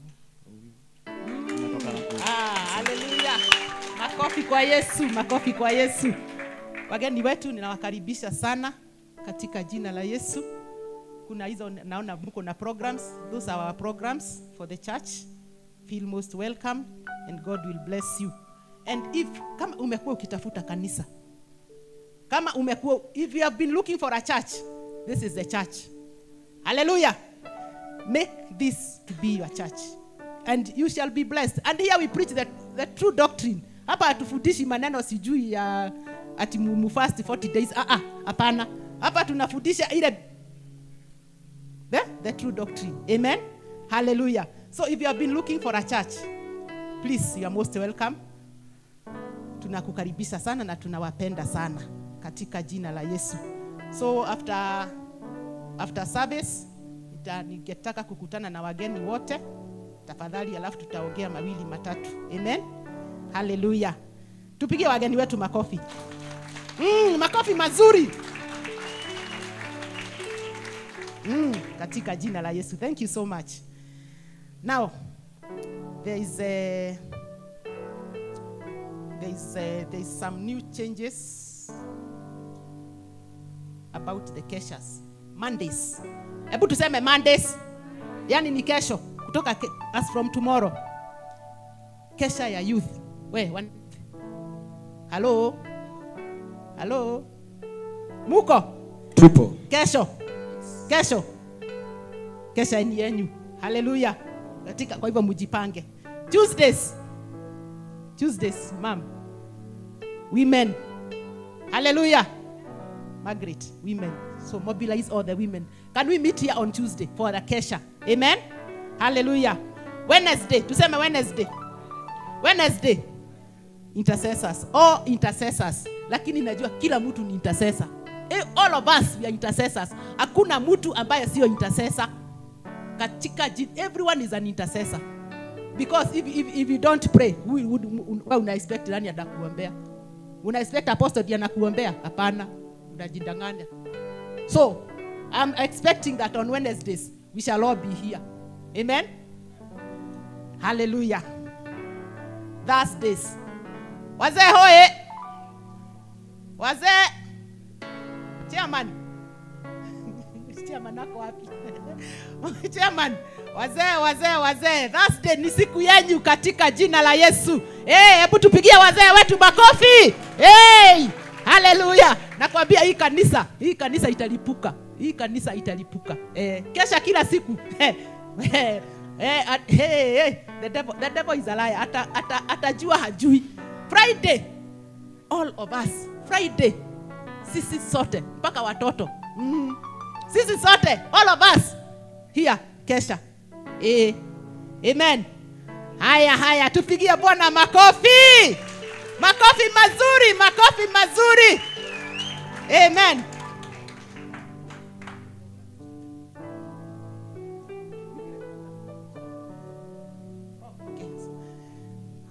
Then there is the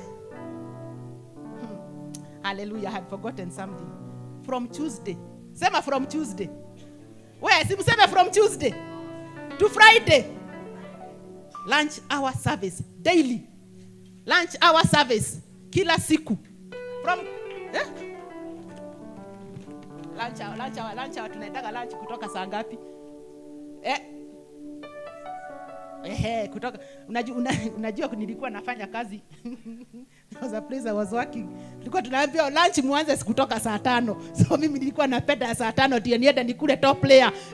Amen. Hallelujah. Kwa hivyo hata hii lunch hour service, hebu mkujage mapema, mkujage saa 5 ndio unapata ile top player. Amen. Hallelujah. Katika jina la Yesu. Amen. Yes. Then there is a list here of ushers. Please. Ushers. Emily wants to meet with ushers. Ama nisome majina. My sister, can I read the names? Ushers. The following ushers to meet with Emily, our sister. She's there at the back. Stella, Hariri, Daisy, Scholastica, Victor, and there's also another Victor Mwangi, Kezia, Royce Mary, Wanjiro, Pauline, Douglas, Margaret, Peter, Margaret Kimani, and anybody else who feels that you can be an usher. Please, you are welcome to the team. Amen. You know we need ushers because we have the Kurogoya Crusade. Na tunataka ushers. So please, let us, wacha ndio tujitolee kwa kazi ya Mungu na Mungu wetu ataweza kutubariki. Amen. And also ninawasihi sana tuombee Kurogoya Crusade. Tuombee Kurogoya Crusade. Si mnajua nini tunaenda kupambana nayo? Pombe na drugs. Amen. Hallelujah. So let us pray for our apostle. Tuombee hata wachungaji wenye watakuwa mahali pale. Let us pray for all those who are organizing this crusade. Tuombe ya kwamba that we shall also have a good weather. Amen. In Jesus name. Hallelujah. Bwana Yesu asifiwe katika jina la Yesu. Amen. Praise your name.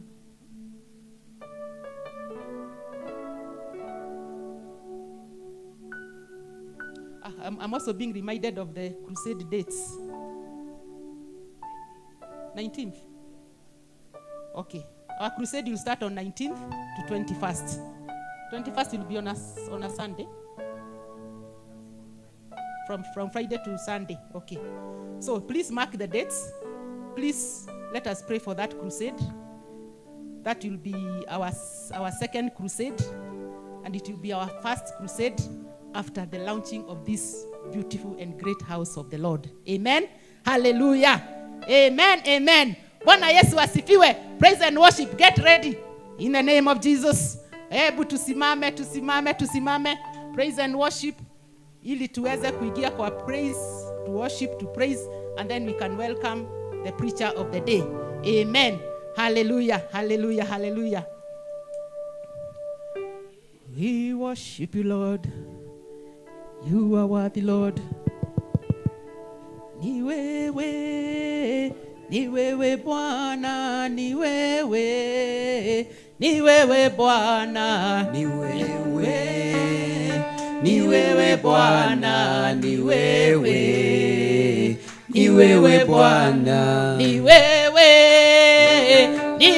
Bwana, ni wewe Bwana, ni wewe. Hallelujah. Ni wewe Bwana, ni wewe Bwana, ni wewe siku ya leo Baba, ni wewe Bwana, ni wewe Bwana, ni wewe wewe Bwana, ni wewe kimbilio letu, ni wewe Bwana, ni wewe Bwana, ni wewe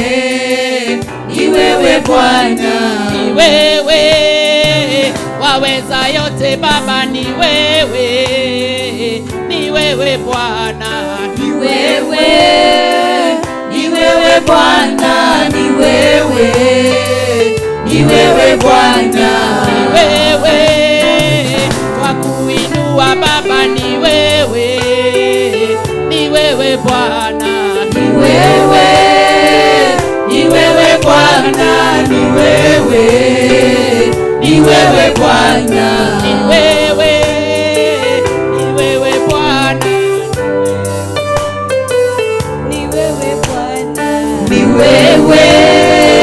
ni wewe Bwana, ni wewe Bwana, ni wewe Bwana.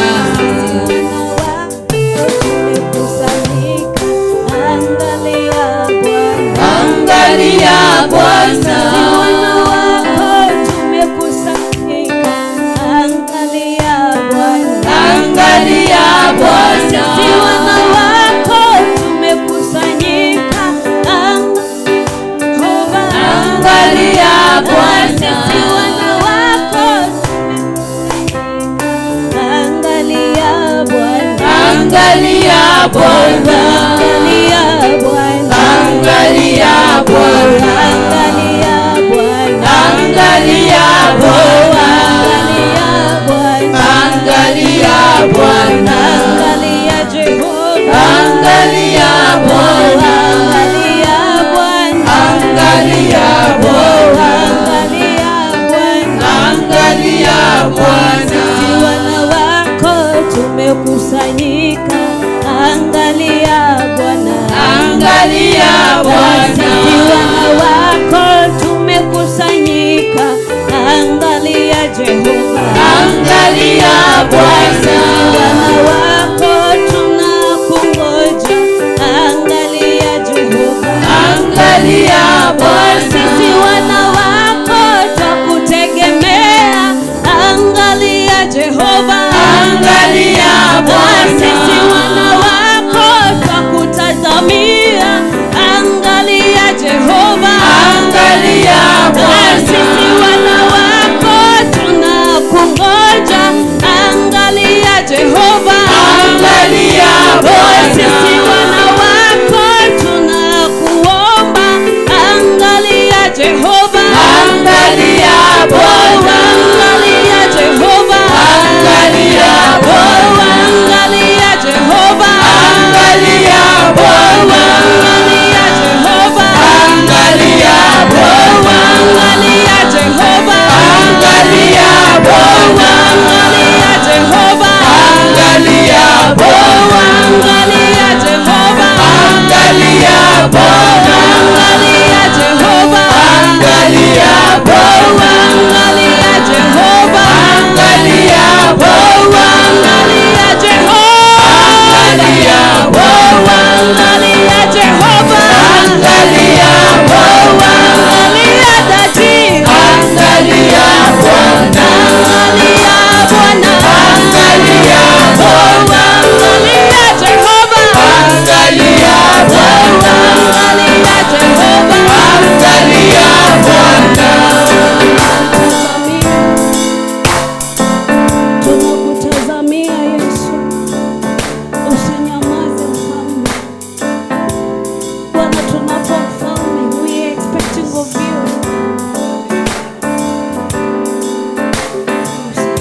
We worship you, Jesus.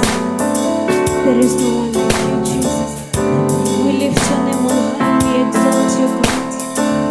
Bwana, tunapotarajia kusikiza neno mfalme, mioyo yetu mfalme, Bwana tunaiweka kwako mfalme, tunakualika kwa mioyo yetu mfalme. Usitupite, usituache, usitunyamazie Bwana. We give you our hearts, we give you our minds. Lord, we are expectant of you. Bwana, tawala tu kwa mioyo yetu, nazo sifa, heshima na utukufu ni zako.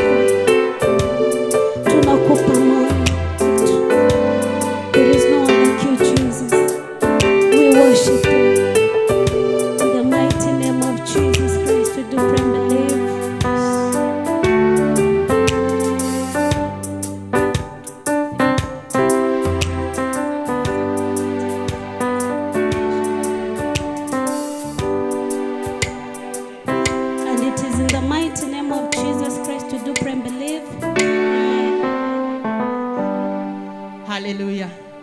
Mubarikiwe sana wana praise and worship. May God do you good. Hallelujah. Just before you sit, we have our pastor in the house. Let me welcome Pastor Karanja so that he can also welcome the preacher of the word. In Jesus' name. Mupigieni makofi katika jina la Yesu. Amen. Amen. Tupige Bwana makofi mazuri. Hallelujah. Amen. Ukiwa na furaha kwa uso, nisaidie kukaribia jirani. Mwambie karibu to the house of our Father. Hallelujah. Bwana asifiwe.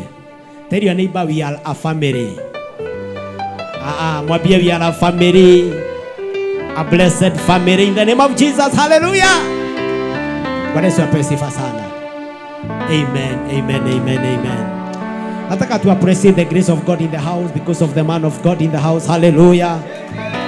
In Jesus' name. Let me tell you one thing as it comes to take over. It's one thing the Bible says, that you have had tens of thousands of instructors, but the fathers are few.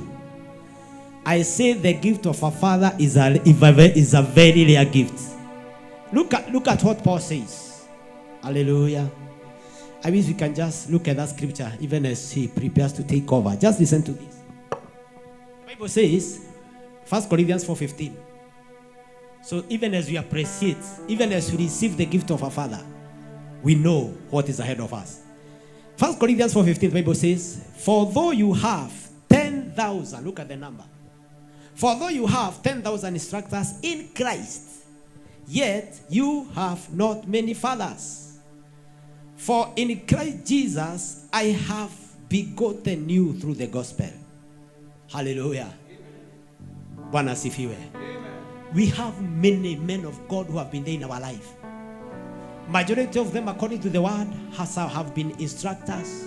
Another person called them teachers. But Paul insists to Corinthians. Hallelujah. You see, the church of Corinthians ilifika mahali ikawa na matatizo because they could not recognize fathers. You know, kuko wengine walikuwa sema sisi ni wa Apollo, sisi ni wa Paul. Hallelujah. So it reached a point here to clarify something. Akasema, hallelujah, ya kwamba mmekuwa na makumi maelfu ya wafundishaji ama wasauri, lakini mababa si wengi. Hallelujah. Tell your neighbor, the gift of a father is a rare one. Yes, I say the gift of a father is a rare one. In Jesus' name. Not everybody, hallelujah, who has a ministry is a father. Not everybody who preaches is a father. Hallelujah. Amen. Blessed be the name of the Lord. Amen. Not all visiting preachers and teachers are fathers. Can I tell you? Even not every prophet is a father. But today in the house we have a father who is an apostolic father. In Jesus' name. Hallelujah. Hey. Sometimes to Tangaria another day 10 benefits of recognizing a father in the house. Hallelujah. But for now, tell your neighbor, we are now to receive a father who is a rare gift unto our life. How many are happy to have a father in the house? Hallelujah. Put your hands together. Put your hands together. Put your hands together. As I will come, our Father. Hallelujah.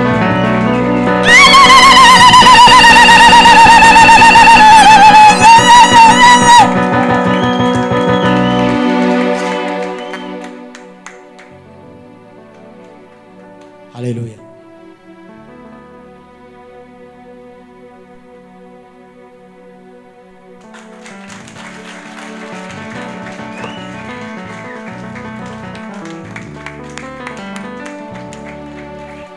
Okay, thank you, thank you. Make a good voice.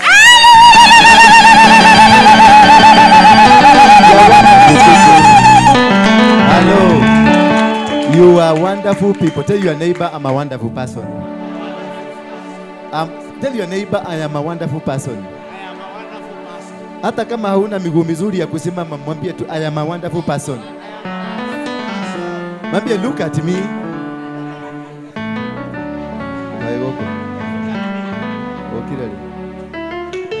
Nemoye weko. Gai. makwĩrwo ari nĩ makwĩrwo huji umehujia bado hawatambui mafuta. Bwana Yesu asifiwe sana.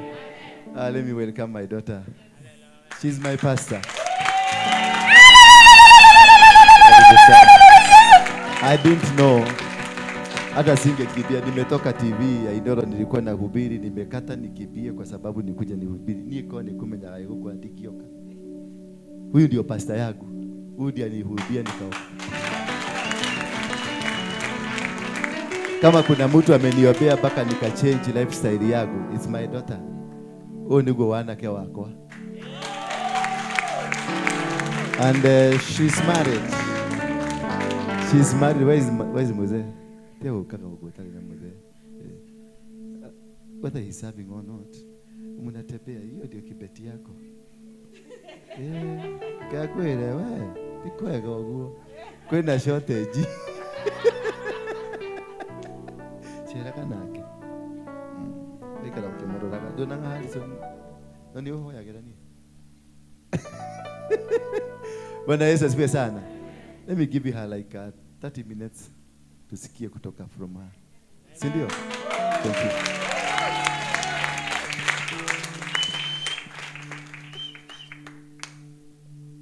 Praise God. Praise God again. God is good and all the time. Tunaweza kiti.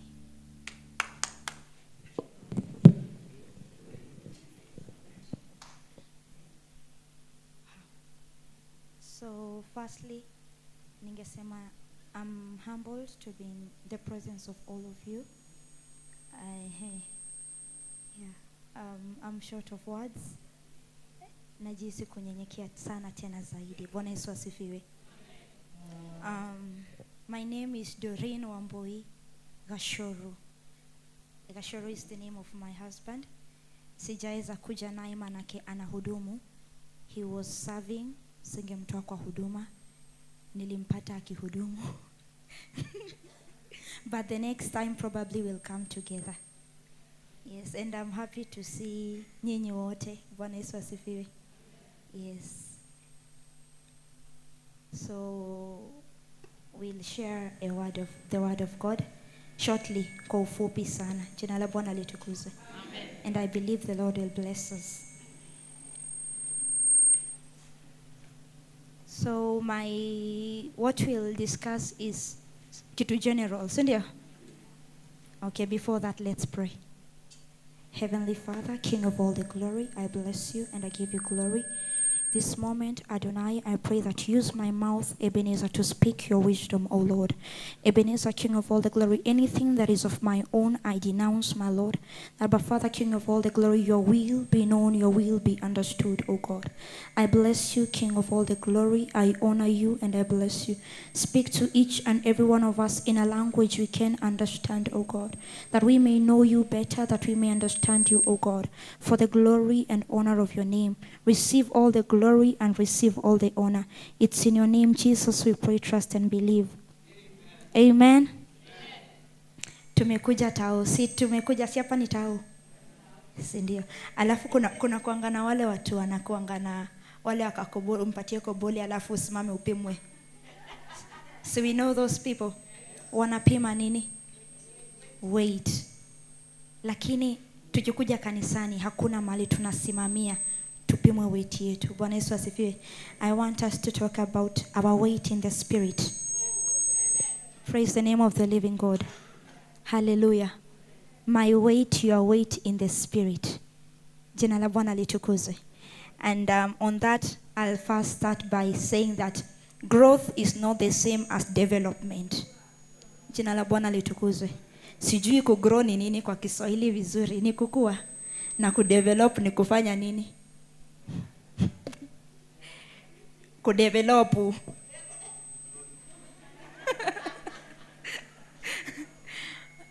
Bwana Yesu asifiwe. But growth is not the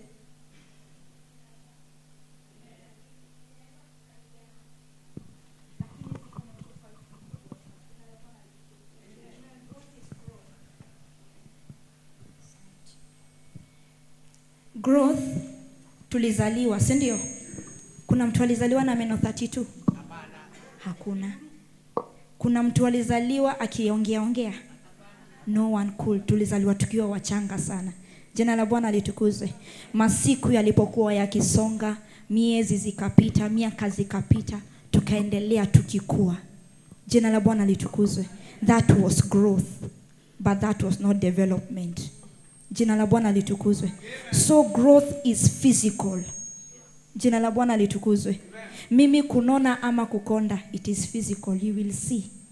Na utasema huyu anakuwa mkubwa ama anakuwa mdogo. So growth is something physical. Praise the name of the living God. But when it comes to development, it is something that is not tangible. Praise the name of the living God. Development is when you increase in your quality. Praise the name of the living God. Development is when the quality in you is being increased. Jina la Bwana litukuzwe. Manake quality ni nini kwa Kiswahili? Uzuri ama ubora. Bwana Yesu asifiwe. Kwa hivyo kudevelop ni kuongezea ubora wako ama ubora wa kitu. That is when we say this thing has developed. Bwana Yesu asifiwe. Kuna kuanga na mabarabara mingi sana, lakini zikiwekwa lami tunasemanga aje? Imedevelop. Kulikuwa na barabara awali, lakini hakukuwa na lami. Jina la Bwana litukuzwe. When the lami imewekwa, the quality has increased, so there is development. Praise the name of the living God. So I cannot count myself ama I cannot call myself someone who is developed if the quality in me does not indicate development. Jina la Bwana litukuzwe. What am I trying to say? That growth is a must, but development is not a guarantee. Jina la Bwana litukuzwe. I might have grown, but I'm not developed. Jina la Bwana litukuzwe. Kama Mkristo, maisha yangu ya kiroho bado niko na utoto fulani. Jina la Bwana litukuzwe. Tutasoma maandiko katika kitabu cha Wakorintho. Wakorintho wa kwanza.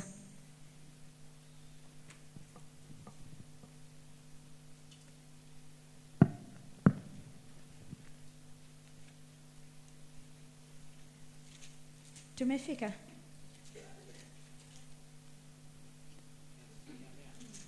We are there. Wakorintho wa kwanza 3. Wakorintho wa kwanza 3. 1 Corinthians chapter 3. Ukifika sema amen. Amen. Amen. And the Bible says, and I, brethren, could not speak unto you as spiritual people, but as to carnal, as to babes in Christ.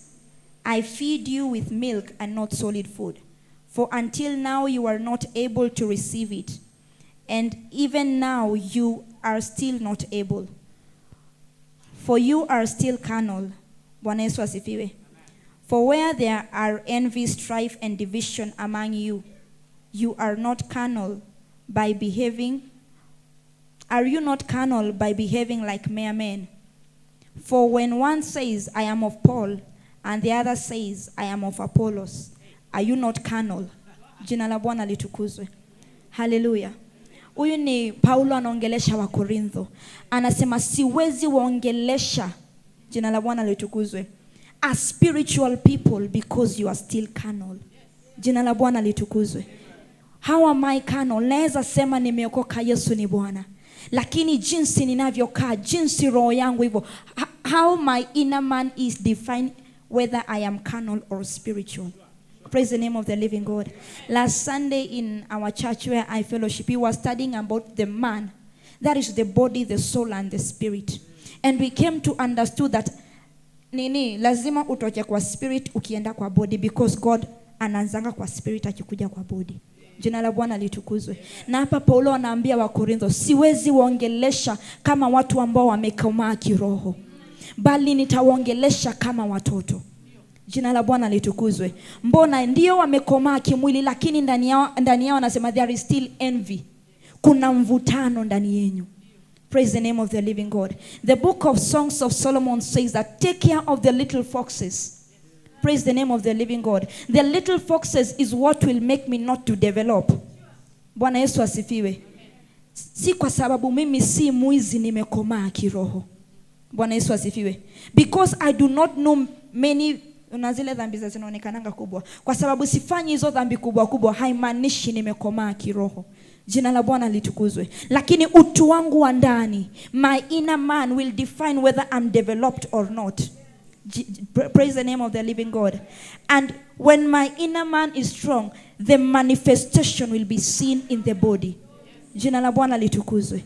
Wajua mara mingi nitasema nimekoma, lakini mkiniangalia mienendo yangu, tabia yangu, kuongea kwangu kunaonesha niko mtoto. Praise the name of the living God. Because this is one thing I know. Neza kuwa an imposter, neza kuja hapa nijifanye. But in the process of my talking, the child in me will be evident. Bwana Yesu asifiwe. Because out of the abundance of the heart, the mouth will speak. Jina la Bwana litukuzwe. Mfereji hutoa maji yale ambayo yako kwa pipe. Bwana Yesu asifiwe.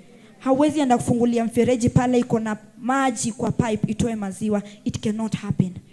So if nothing good is in me, if I'm still carnal, kama niko na utoto, nitaongea utoto. Jina la Bwana litukuzwe. Paulo akasema, I was a child, I did everything like a child, but now I'm a man.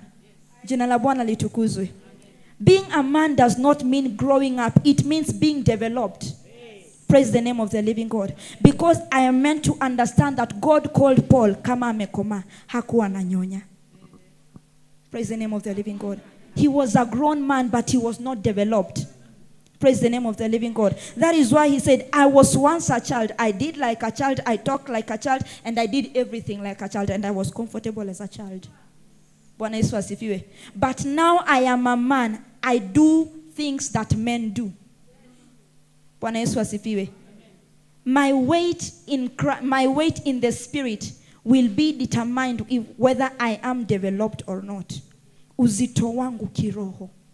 Jina la Bwana litukuzwe. Niko na uzito unatoshanaje? Maandiko ikaandikwa kwa ukuta, mfalme Belshaza akaambiwa, nimeupima ufalme wako. It is wanting. Bwana Yesu asifiwe. Maybe most of us tukipelekwa in a spiritual seesaw, we will be wanting. Jina la Bwana litukuzwe. Hatutakuwa na uzito vikamilifu. Jina la Bwana litukuzwe. Why? I am working on my outer self and not my inner self. Jina la Bwana litukuzwe. Your outer self has nothing to inherit in the kingdom of God. It has nothing to please God with. Either you are fat, either you are slim, either you are beautiful, either you are ugly. Haifanye Mungu atetemeke. Jina la Bwana litukuzwe. But the condition of your inner man is able to make God move mountains just for you. Bwana Yesu asifiwe. How am I spiritually? What is my weight? Niko na kilo 50 saizi na maybe spiritually niko na 20. It is not balancing. Jina la Bwana litukuzwe. Let us work on our spiritual weight. Praise the name of the living God. Siwezi kukula na wewe unone. It can never happen. Ama kuna mtu mwenye anakulianga mwingine ndio anone. No, it is individual. Sit with your plate. Do the deed. Eat and grow fat. Bwana Yesu asifiwe. So let us relate that to the spiritual. Bwana Yesu asifiwe. Don't expect your spiritual father, your leaders to eat for you and you grow fat. It can never happen. Eat yourself, grow fat yourself. I am here to see God. You are here to see God. I am not here to see God for you. And I will never seek God for your sake. Bwana Yesu asifiwe. Napigana vita vyangu si vita vyetu. Kitu moja nasemanga, Mungu ni wangu, Mungu si wetu. Bwana Yesu asifiwe. God is mine. He is mine. If he is your own, seek him in your own way. Let me seek my God in my own way. Bwana Yesu asifiwe. Because I want to grow. I want my spirit man to grow. Maandiko inasema kwa utu wa nje unaweza onekana umedhoofika, lakini the inner man is being renewed time and time and time again. Jina la Bwana litukuzwe. So whenever you're doing a sacrifice, it is not to please people, but it is to edify your inner man. Jina la Bwana litukuzwe. You know, when I was reading this book, Isaiah 58, when God was speaking about true fasting, jina la Bwana litukuzwe, nikiangalia nikaona ya kuwa this fasting naweza kuwa naombea gari. Jina la Bwana litukuzwe. But before this Gary will come, God must first deal with me in the inside, so that I can be able to bear the weight of his blessings. If I'm not strong, I cannot bear the weight of the glory of God. Bwana Yesu asifiwe. Kuna watu wenye hapa nikiwekelea hadi si mimi, kwa sababu mimi hadi sitaweza. Mtu akituwekelea simiti ya 50 kg tutapara kasha. We will just fall. Why? We cannot bear. Hatuwezi beba hiyo uzito. Bwana Yesu asifiwe. Lakini kuna mwingine atasema ekelea ingine. Anaweza stahimili uzito wote. Jina la Bwana litukuzwe. So for God to bless you, he works on your inner man. I ensure that unaweza beba ule uzito wa baraka zake. Jina la Bwana litukuzwe. Manake kama hutaweza beba uzito, baraka zitakuporomosha. Jina la Bwana litukuzwe. Solomon started well. Jina la Bwana litukuzwe. But he ended not so good.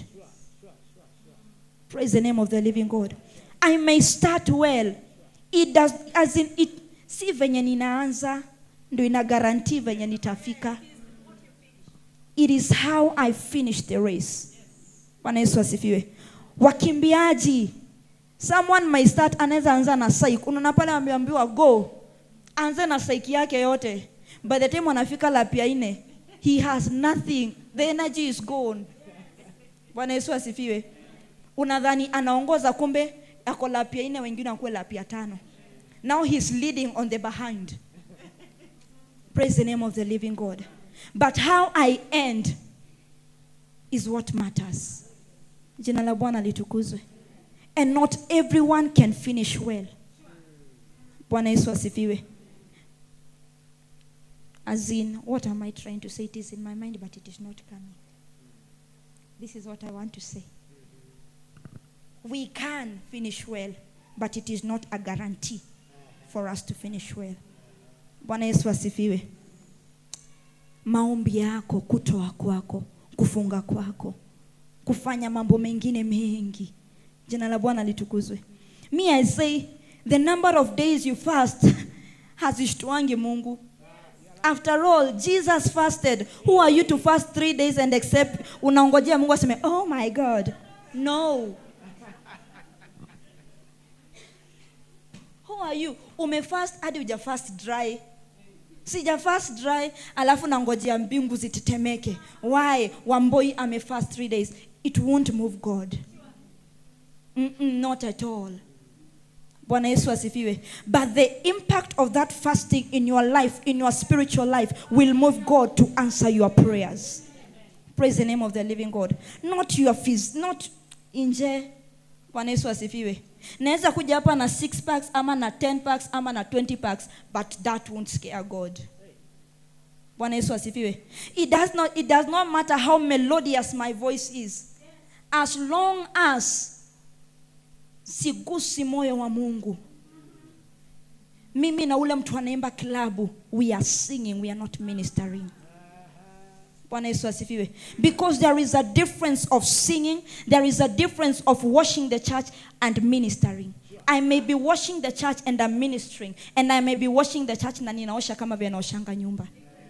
But when I minister, it means that it is no longer physical, it is a spiritual affair between me and my God.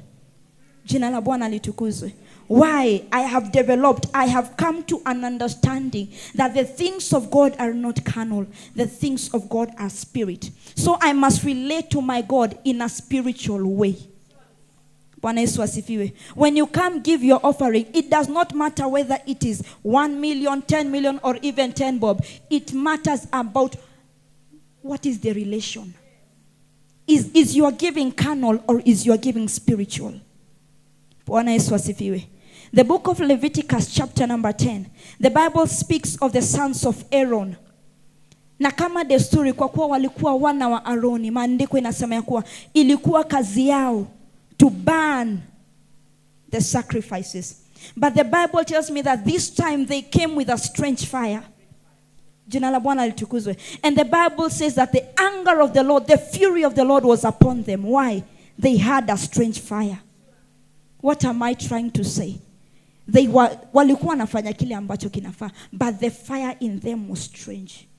The Holy Spirit is fire. What is the fire? What kind of fire is burning in you? Bwana Yesu asifiwe. When we see you going from corner to corner, jumping up and down, speaking in tongues, doing whatever, what fire is burning in you? Jina la Bwana litukuzwe. Because when it is a strange fire, the fury of the Lord will fall on you. Jina la Bwana litukuzwe. So am I weighty in the spirit? Niko na kilo kiroho ama nimedhoofika? Bwana Yesu asifiwe. Wale wenye wako na watoto, ukiona mtoto wako amefika 6 months na akai, afanyi vitu zingine, unakimbianga kwa daktari. Daktari, mtoto wangu haongezi weight, kuna venye hii kuanji kwa watu wa kwetu, hii ni kashida. Bwana Yesu asifiwe. But when my spirit man cannot sit, I'm comfortable. When my spirit man cannot stand, nimetulia. Bwana Yesu asifiwe. Maandiko inasema ya kuwa we wrestle. Vita vyetu si vya kimwili. Vita vyetu ni vya rohoni. Jina la Bwana litukuzwe. Si kupigana na mapepo tu ambayo yanakufanya ukose pesa, but hata kupigana na yale mapepo ambayo yanakufanya usikae maisha ya utakatifu. Praise the name of the living God. That is our warfare. That is why we call it a spiritual warfare. And that is why the Bible says that because it is a spiritual warfare, our weapons are not carnal. Silaha zetu si carnal, si za kimwili. Jina la Bwana litukuzwe. Ask your neighbor, are you weighty? Uko na kilo kiroho? Mtu wako wa ndani ana kilo? Bwana Yesu asifiwe. Kuna conference nilikuwa nimeenda, and the servant of God was saying that watumishi wa Mungu hawananga kipendeleo. Hawananga kipendeleo kabisa. Lakini ni uzito wako.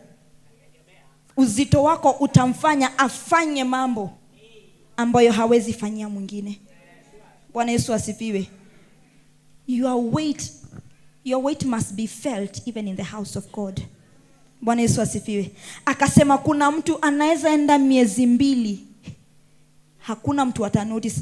Watu watajua ile siku atakuja kutoa ushuhuda. Bwana asifiwe. Nilikuwa nimesafiri miezi 2, watu wanaanza kuzana, alikuwa ameenda kwani? Because your presence and your absence equals same. Whether you are in or you are out, no effect. But kuna mtu akikosa kanisani, shingo zote zitakuwa zinapinduka kuangalia mlango. Ni kuchelewa, amechelewa ama ni nini? Bwana Yesu asifiwe. Tukuwe na kilo kiroho. Bwana Yesu asifiwe. So that God will start doing wonders in your life. Bwana Yesu asifiwe. Ndio uweze kubeba baraka ambazo unaambia Mungu akupatie. Kula kwanza kiroho. Bwana Yesu asifiwe. Mungu akiamua kukuangushia kigari, even kiroho, you can carry that car. Bwana Yesu asifiwe. There is something that I tell the youths, that even before you find your wife or your husband, find them in the spirit. Go in the spirit, seek for them, find them there. And in the physical, it will be so easy to locate them. Bwana Yesu asifiwe. Why? The Bible tells me in the book of Ephesians that all spiritual blessings have I given unto you. Not all physical blessings, but all spiritual blessings have I given unto you. So seek the spiritual to get the physical. Bwana Yesu asifiwe. Ukienda kwa duka kununua unga, lazima uwe na pesa ndio upatiwe unga. Hauwezi enda, siku hizi hakunanga barter trade, ama kuna watu bado wanafanyanga barter trade. Have cash, I give you what you want. Bwana Yesu asifiwe. So now, have a confirmation in the spirit so that you get it in the physical. As long as you don't have a confirmation in the spirit, getting it in the physical will be so hard. Jina la Bwana litukuzwe. Then you come say, mimi naombanga Mungu anijibingi. Mungu anakujibu. Lakini utu wa ndani hauwezi stahimili uzito wa baraka za Bwana. Jina la Bwana litukuzwe. Utu wa ndani haujakomaa. Mungu anaona akikupatia baraka utaanza kujidai. kiburi kitapanda. Jina la Bwana litukuzwe. You know, some of us, when we are blessed, that is when you'll know Doreen. Jina la Bwana litukuzwe. That is when I'll come, service ikiendelea, me and my mannerless self, catwalk. Bwana Yesu asifiwe. Heri nikuja hivi nirudi hivi nikitafuta kiti. But you must see me. And my car keys are rolling. Bwana Yesu asifiwe. So because God does not want that for you, that is why he's not answering. Bwana Yesu asifiwe. That is why he's saying pending. Kuwa kwanza. Mtoto mwenye amezaliwa huwezi mpatia githeri. Hata kula. Utamnyonga na atakufa. Even God is seeing, wewe nikikupatia jambo fulani, itakuwa kama githeri. It will choke you. Praise the name of the living God. So we need to be weighty in the spirit. Jina la Bwana litukuzwe.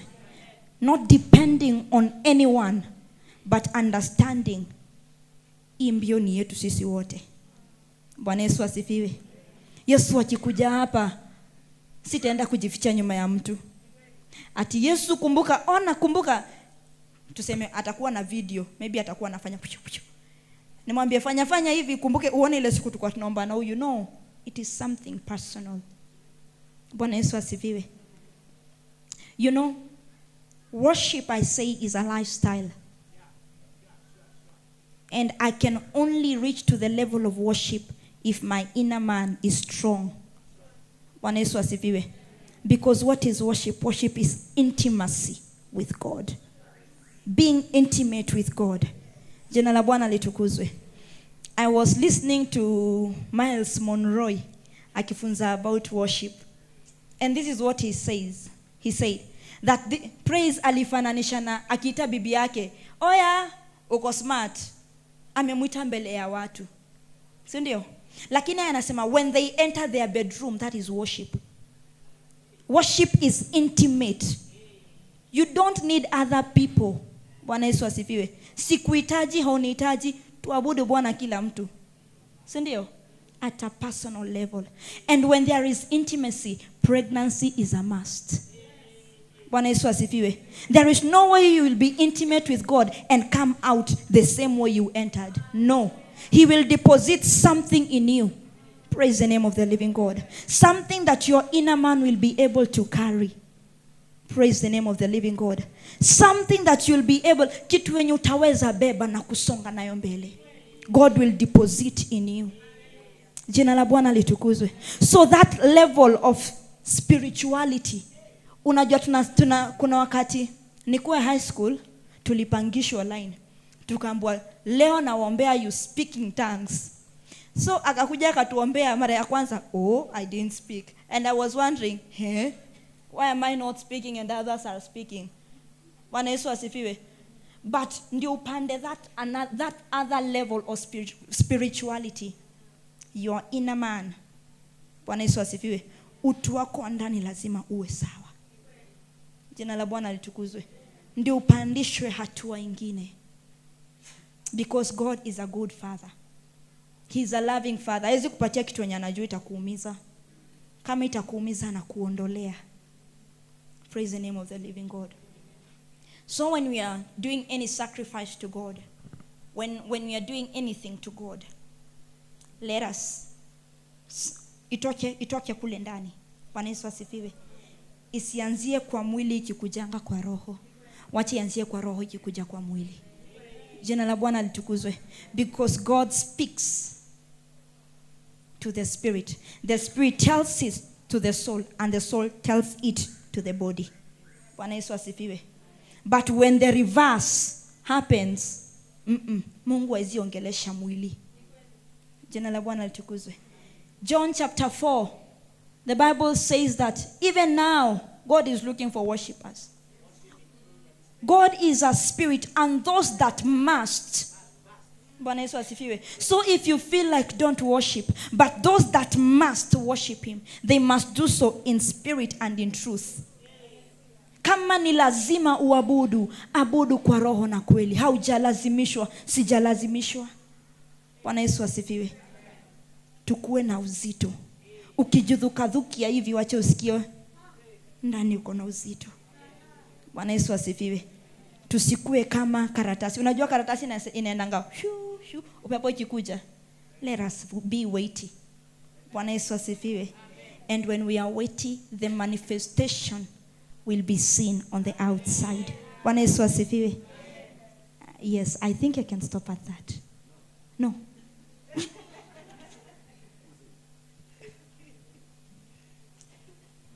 Eh? 30 minutes I just. Okay, let's continue. I believe the grace will be sufficient. Eh? So, where was I? I was here. Yes, I was here. I was saying that utu wako wa ndani na utu wangu wa ndani ukomae. Jina la Bwana litukuzwe. You know, kuna wakati nilisikiza testimony fulani ya mtu fulani wa kanisa fulani. Jina la Bwana litukuzwe. Alikuja kamisquote maandiko. Jina la Bwana litukuzwe.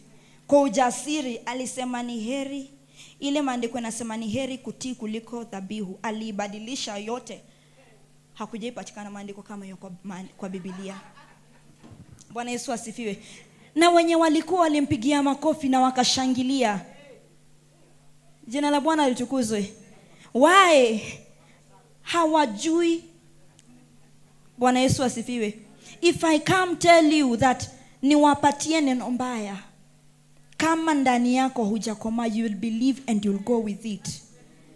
Jina la Bwana litukuzwe. You know, when this issue of people fasting and dying came, nilikuwa naambia my husband, I don't blame the preachers. I don't blame them. I blame the people. Because these people are who are making the preachers. Bwana Yesu asifiwe. Watu wakikuja wanataka kusikia jambo fulani, mhubiri atatokea wa kusema hilo jambo. Kukatokea kanisa fulani Odhiru, kanisa linafundisha mambo, heri wale wenye wanafunga kwa sababu this one is bad.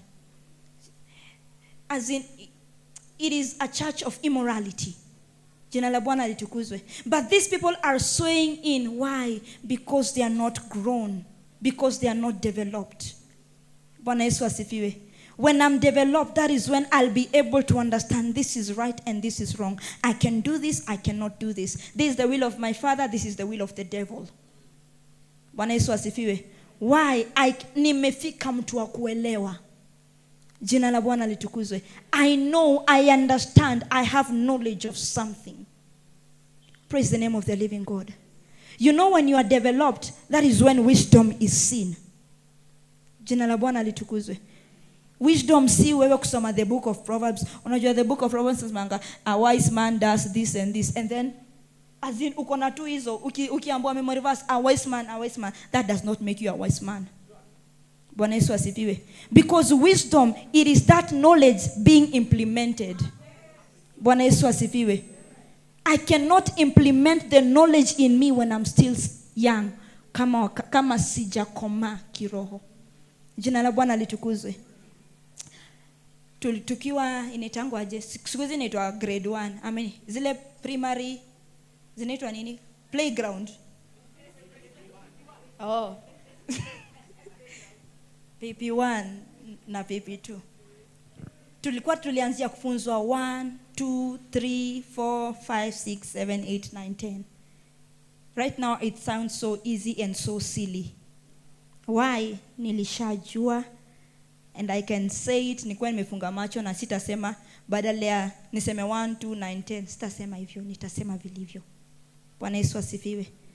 So this knowledge was given to, hii knowledge inapatiwa wangu wa mtoto. At first haizangi kuassimilate na kuielewa. It is gradually.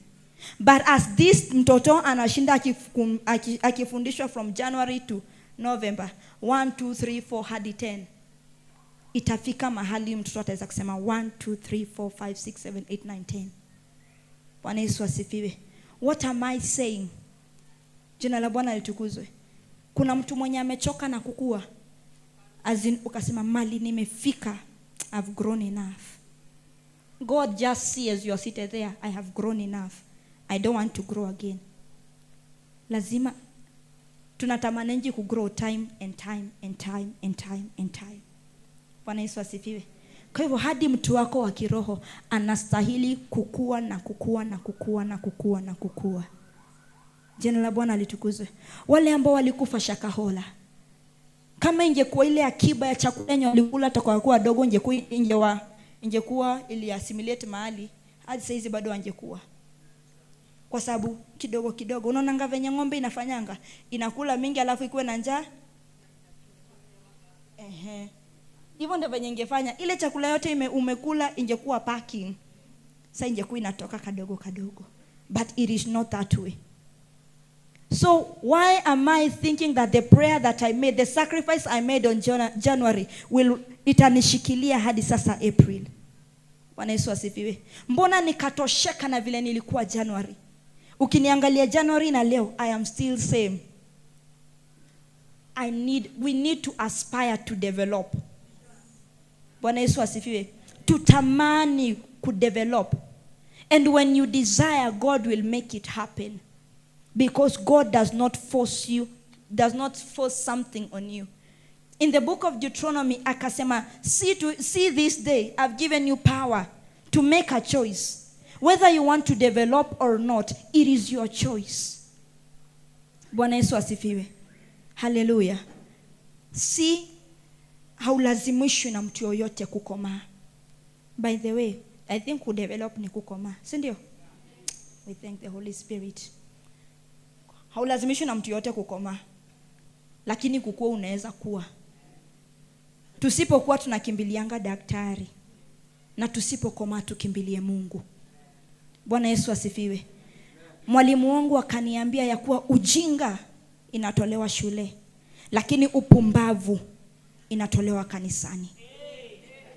Bwana Yesu asifiwe. Ujinga wa aina yote, enda shule na mtoto mwenye apasa anaambiwa wewe uko na ujinga na kuchapa nitoe ujinga, lakini upumbavu naweza kuwa nilipata lakini mimi bado ni mpumbavu, mimi ni mshenzi. Bwana Yesu asifiwe. Upumbavu unatolewa in the house of God through the word of God. Bwana Yesu asifiwe. Through kukomaa unaondolewa upumbavu. Jina la Bwana litukuzwe. Upumbavu ni nini? What is upumbavu? Being foolish. Ati orimo is being mpumbavu. When you are mpumbavu, that is when you are ignorant. Bwana Yesu asifiwe. When you are mpumbavu, that is where you do things anyhow you want, anyhow you feel like it. You know, the soul has only 3 things. Na inajuanga kusema vitu 3. I feel, I can, and I want. That is the soul. Na imetosheka. Leo na feel naumwa kichwa nika stand church. Na feel hivi ni kama sita. The soul is all about feelings. Bwana Yesu asifiwe. Na feel na kupenda. That is the soul speaking. It is not the spirit man speaking. Bwana Yesu asifiwe. Because when the spirit man starts to speak, he speaks the mind of God.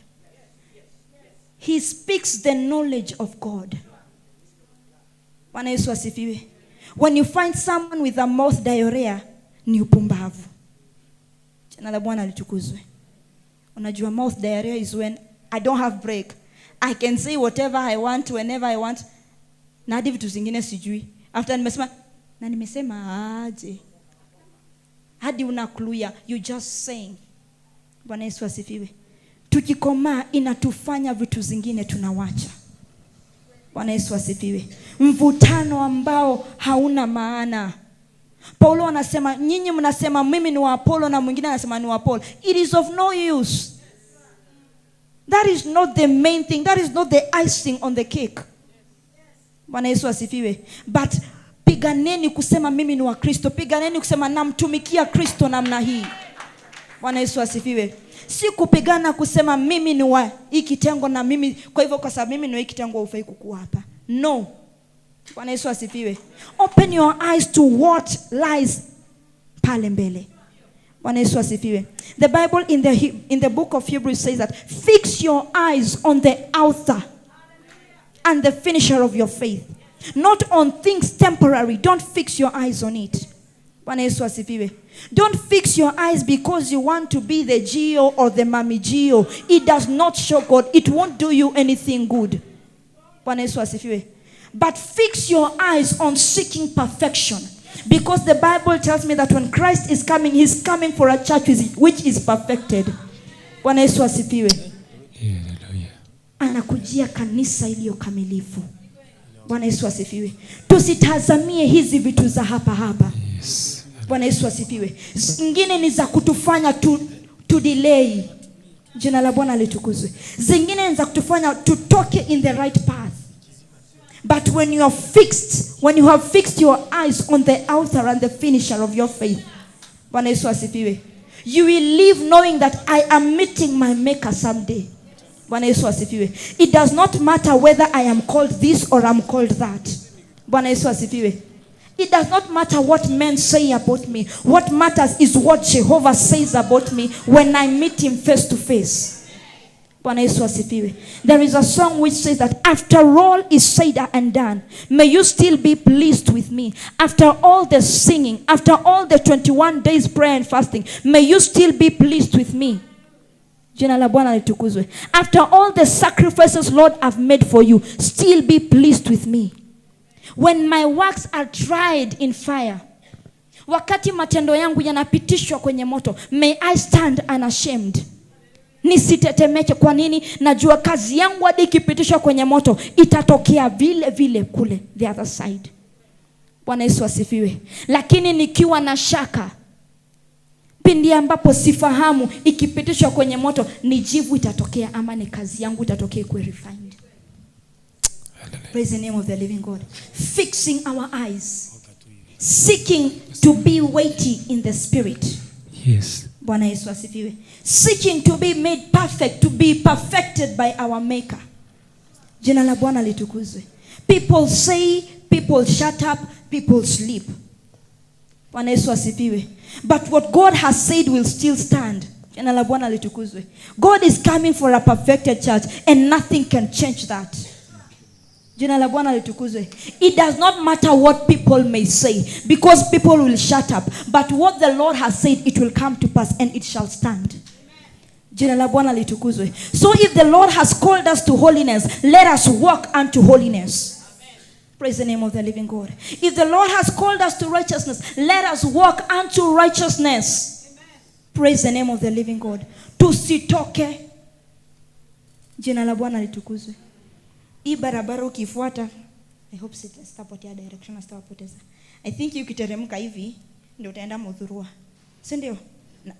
Chatwa ya Muthurwa utaenda Marikiti. Si ndio? Na nikienda hivi nitaenda Railways. Upatane na mtu tu ametoka hapa ameenda hivi nenda Marikiti. Utaona kicho hiyo mtu yuko vizuri. Ama mwingine ameteremka nenda Railways. Railways gani iko huku? Hakuna. Bwana Yesu asifiwe. So vile vile kiroho, tusiseme tunamfuata Yesu na tunaenda Railways na kumbe ni Marikiti. Bwana Yesu asifiwe. You know, in the spirit, naweza kuwa nasema namfuata Yesu, kumbe I'm on a different path. Why? Because the Bible says that there is a way that seems right in the eyes of man. Ipo njia ionekanayo sawa kwa macho ya mwanadamu. Ipo njia inayong'aa kwa macho ya mwanadamu, lakini mwisho wake ni maangamizi. Jina la Bwana litukuzwe. The road may seem sweet ukianzia. Bwana Yesu asifiwe. Lakini ukimalizia it is not sweet.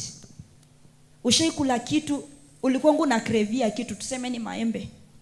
Ukaletewa ndo mzima. Ukakula. By the time unafika nusu unasikianga kutapika. Lakini ukianza ulikongo unaona venye nitamaliza. Bwana Yesu asifiwe. Juzi nikuwe home, akili yangu ikaniambia nitakula sapa, nikule matunda na ni boil mayai nikule. Bwana Yesu asifiwe. So I started my journey of eating. But trust me, kumaliza chakula ilikuwa shida, hadi sikumaliza hiyo chakula. So my husband akaniangalia akaniambia, ni mdomo ilikuwa inataka tu. Hiyo mayai ilibaki hapo, haikukuliwa. Bwana Yesu asifiwe. Na sisi tusifuate ile njia inaonekana sawa kwa macho yetu. Bwana Yesu asifiwe. Na Paul akasema, I am praying that may your eyes, macho ya kindani, funguliwe. Bwana Yesu asifiwe. Amen. Sijui ama ni siku hizi ama ni kitambo. Watu wa kitambo walikuwa anazaliwa kama amefunga macho, si ndio? Lakini siku hizi sijui mbona wanaonanga. Sina uhakika, but ni venye nilikuwa nasikia katoto kanazaliwa kaka amefunga lakini wa siku hizi unaenda wa siku moja amekukodolea macho, unashindwa what changed. Praise the name of the living God. Siongei hiyo macho yetu, naongelea macho ya ndani. Jina la Bwana litukuzwe. Na the more huyu mtoto anaendelea kukaa days and days, macho yake inaendelea kuwa perfected. Nasikianga naonanga watu kama miti. Ama nasema story ya ule mtu kwa Bible. Ulikuwa naona kama nini? But as time goes, macho yake yanasafika, anaweza ona. Bwana Yesu asifiwe. So hadi ndio macho yangu na yako ya kiroho ifunguliwe. It is a process ya kukomaa. Bwana Yesu asifiwe. Kukataa na mambo ya utoto, kukataa kukuwa a spiritual baby tunacheza na matope. We don't have time to play with matope, we are seeking Jesus. Bwana Yesu asifiwe. We don't have time kushinda hapa tukigombana na watu. Or who has the time kugombana na watu? Me, I don't know. I have Christ. Bwana Yesu asifiwe. Tuachane na mambo ambayo hayana maana. Bwana Yesu asifiwe. I want to be this, I want to be noticed. It won't help you in heaven, oh. It won't make the crown on your head be glittering, haitafanya ikuwe na shine. Not at all. Bwana Yesu asifiwe. Rembesha taji yako ukiwa hapa. Bwana Yesu asifiwe. Make your crown beautiful while you're still here. Because up there in heaven, there is no more work you are going to do. No more work at all. You have done it, umefanya yote hapa. Jina la Bwana litukuzwe. Tufanye nini? Tukomae. Bwana Yesu asifiwe. Thank you. Jiambie nikomae. Nikomae. Kwa mawazo yangu nikomae. Nikomae. Kwa mienendo yangu nikomae. Kwa mienendo yangu nikomae. You know something about the mind.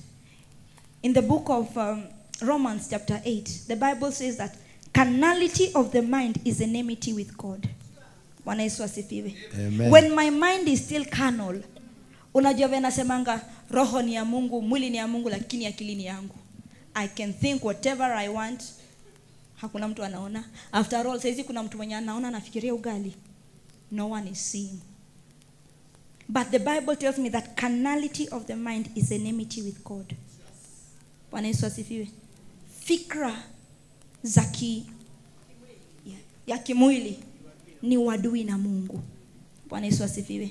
So what does that tell me? That even in my thinking I need to grow up, I need to develop the way I think. Bwana Yesu asifiwe. Si kuona kwa sababu jambo uongoze leo praise and worship utakikani kanisa.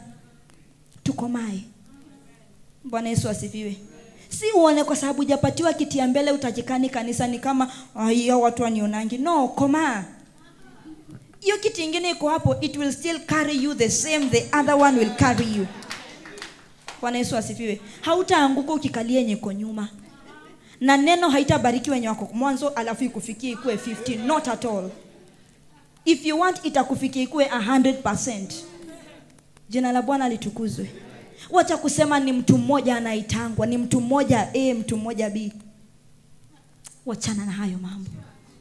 Bwana Yesu asifiwe. Ambia Mungu, natamani utu wangu wa ndani ufanywe upya na upya na upya. Men may not see, men may not understand, but may my inner man be strengthened and may my inner man be made bigger. Praise the name of the living God.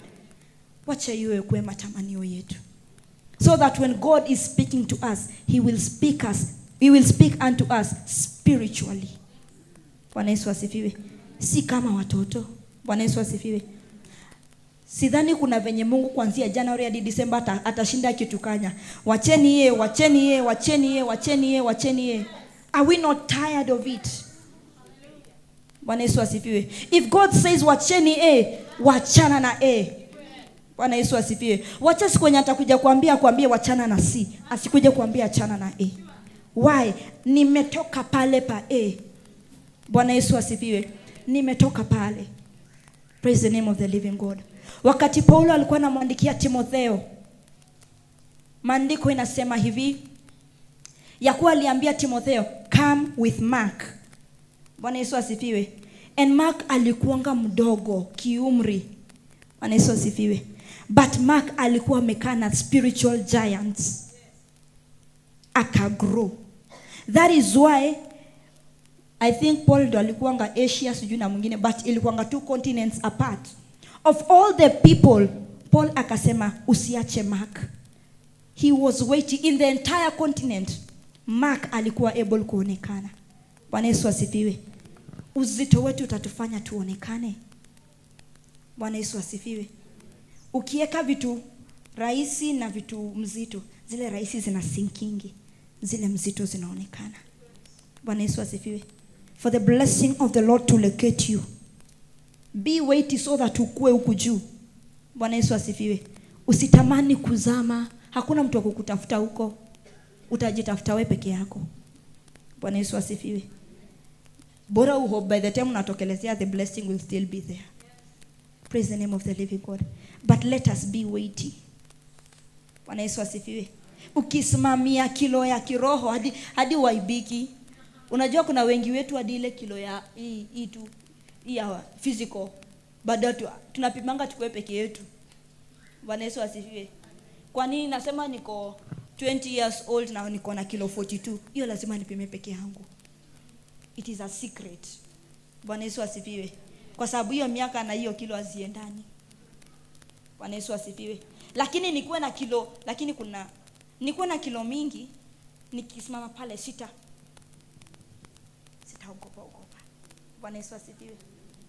And one thing, in the physical, ukinona sana tunasema it is obese and it is bad. Sindio? But in the spirit, ukikomana ukomai, we don't have a problem with that. You can be obese. As long as it is for Jesus, we don't care. Bwana Yesu asifiwe. Let us seek to be obese for God. Bwana Yesu asifiwe. As in, you just grow kupanuka. Bwana Yesu asifiwe. Kusema utu wangu ndani hautakonda na mimi nje nimeunga. Wacha ziambatane. And if more, wacha wa ndani akue better than wa nje. Bwana Yesu asifiwe. Na nikimalizia, I think sasa inafaa nimalizie. I'm to say this, that your prayer, the other person's prayer, your leader's prayer, your spiritual dad's prayer are all equal before the Lord. Bwana Yesu asifiwe. You know, your spiritual father can pray for you, but if your inner man is still weak, the prayers won't work. They won't work at all. Bwana Yesu asifiwe. Mimi nasemanga unaweza ekelewa miguu hadi tumbo, everything, but ubaki pale. Why? Ndani bado hakujakoma. Bwana Yesu asifiwe. Before uambie Mungu nataka hii, jitazame ndani. Bwana Yesu asifiwe. Ujiulize, je, Mungu akinibariki nitazidi kumtumikia? If God blesses me with a house, will I continue fasting? If God blesses me this way, will I continue serving him the way I was? Ama nitadidimia? Bwana Yesu asifiwe. Kwa hivyo we do a spiritual check-up. Bwana Yesu asifiwe. A spiritual check-up. Individual. Hakuna daktari. Daktari ni Roho Mtakatifu. Enda mahali mnapatananga naye atakuhudumia. Bwana Yesu asifiwe. Lakini kama una mahali unapatananga naye, kwanza tafuta muanze kupatana. Bwana Yesu asifiwe. Because I believe I cannot be talking about kuongozwa na Roho Mtakatifu kama Roho wa Mungu hayuko ndani yako. Tafuta Roho wa Mungu kwanza akujae. Na nasema Roho wa Mungu si kuongea kwa ndimi. Bwana Yesu asifiwe. Najua kuna time tulikuwa nasema because I'm not speaking in tongues the Holy Spirit is not in me. So every time tunaambua who wants to be filled with the Holy Spirit? Dorin. Bwana Yesu asifiwe. Tamani that relationship with God. Bwana Yesu asifiwe. Tukue kama Enoch, that we will walk with God, we walk with God until people will see us no more. Bwana Yesu asifiwe. What do I mean by people will see us no more? It will be God, as in it will no longer be you. It will be God. God will have taken over. Bwana Yesu asifiwe. Wakikuona unatembea wanasema na ule anatembea, nimesikia uwepo wa Mungu. Kwa namna anaongea ninahisi uwepo wa Mungu. Bwana Yesu asifiwe. Nambianga praise and worshipers, usitosheke kuambia umeimba vizuri. Tosheka wakati unaambiwa when you are saying I felt the presence of God. Understand that worship, that service was impactful. But wewe kuambia ulikuwa na sauti mzuri sana, nikienda nipatane na mtu mwingine huko anaimba vizuri nitasema by the way huyo mtu ni venye hajaokoka. Akiokoka hiyo sauti yake ni mzuri sana. Siku kuambiwa I felt God in your preaching, I felt God in your giving, I felt God in your service. Bwana Yesu asifiwe. Tutembee until we are no longer sin. Tuimbe ile wimbo inaimbangwa reu tinie reu ne ini. Sasa si mimi, it is God. He has taken over. And when God has taken over, Doreen has no say. Praise the name of the living God. Amen. Hallelujah. The Lord is good. And all the time. Yes. The Lord bless you very much. Thank you. And I too. God bless you. I love you very much. See, are you seeing the future of the synagogue? Yes, I can see the future in you. And I can see what I'm doing is not in vain. I'm calculating. This girl stopped me from drinking. She was younger than, how old were you then? She was around 17. But she could go and pray. We used to party in my house. We used to bring a whole pickup of pombe in my house. And she would go and pray, lock herself in the house. And she would say, this thing will not happen again. And it didn't happen again. We became all sick. And we stopped it. And the party stopped. And Jesus took over. So, my dear, work hard. The future is bright. The world is all yours. This synagogue you see is all yours.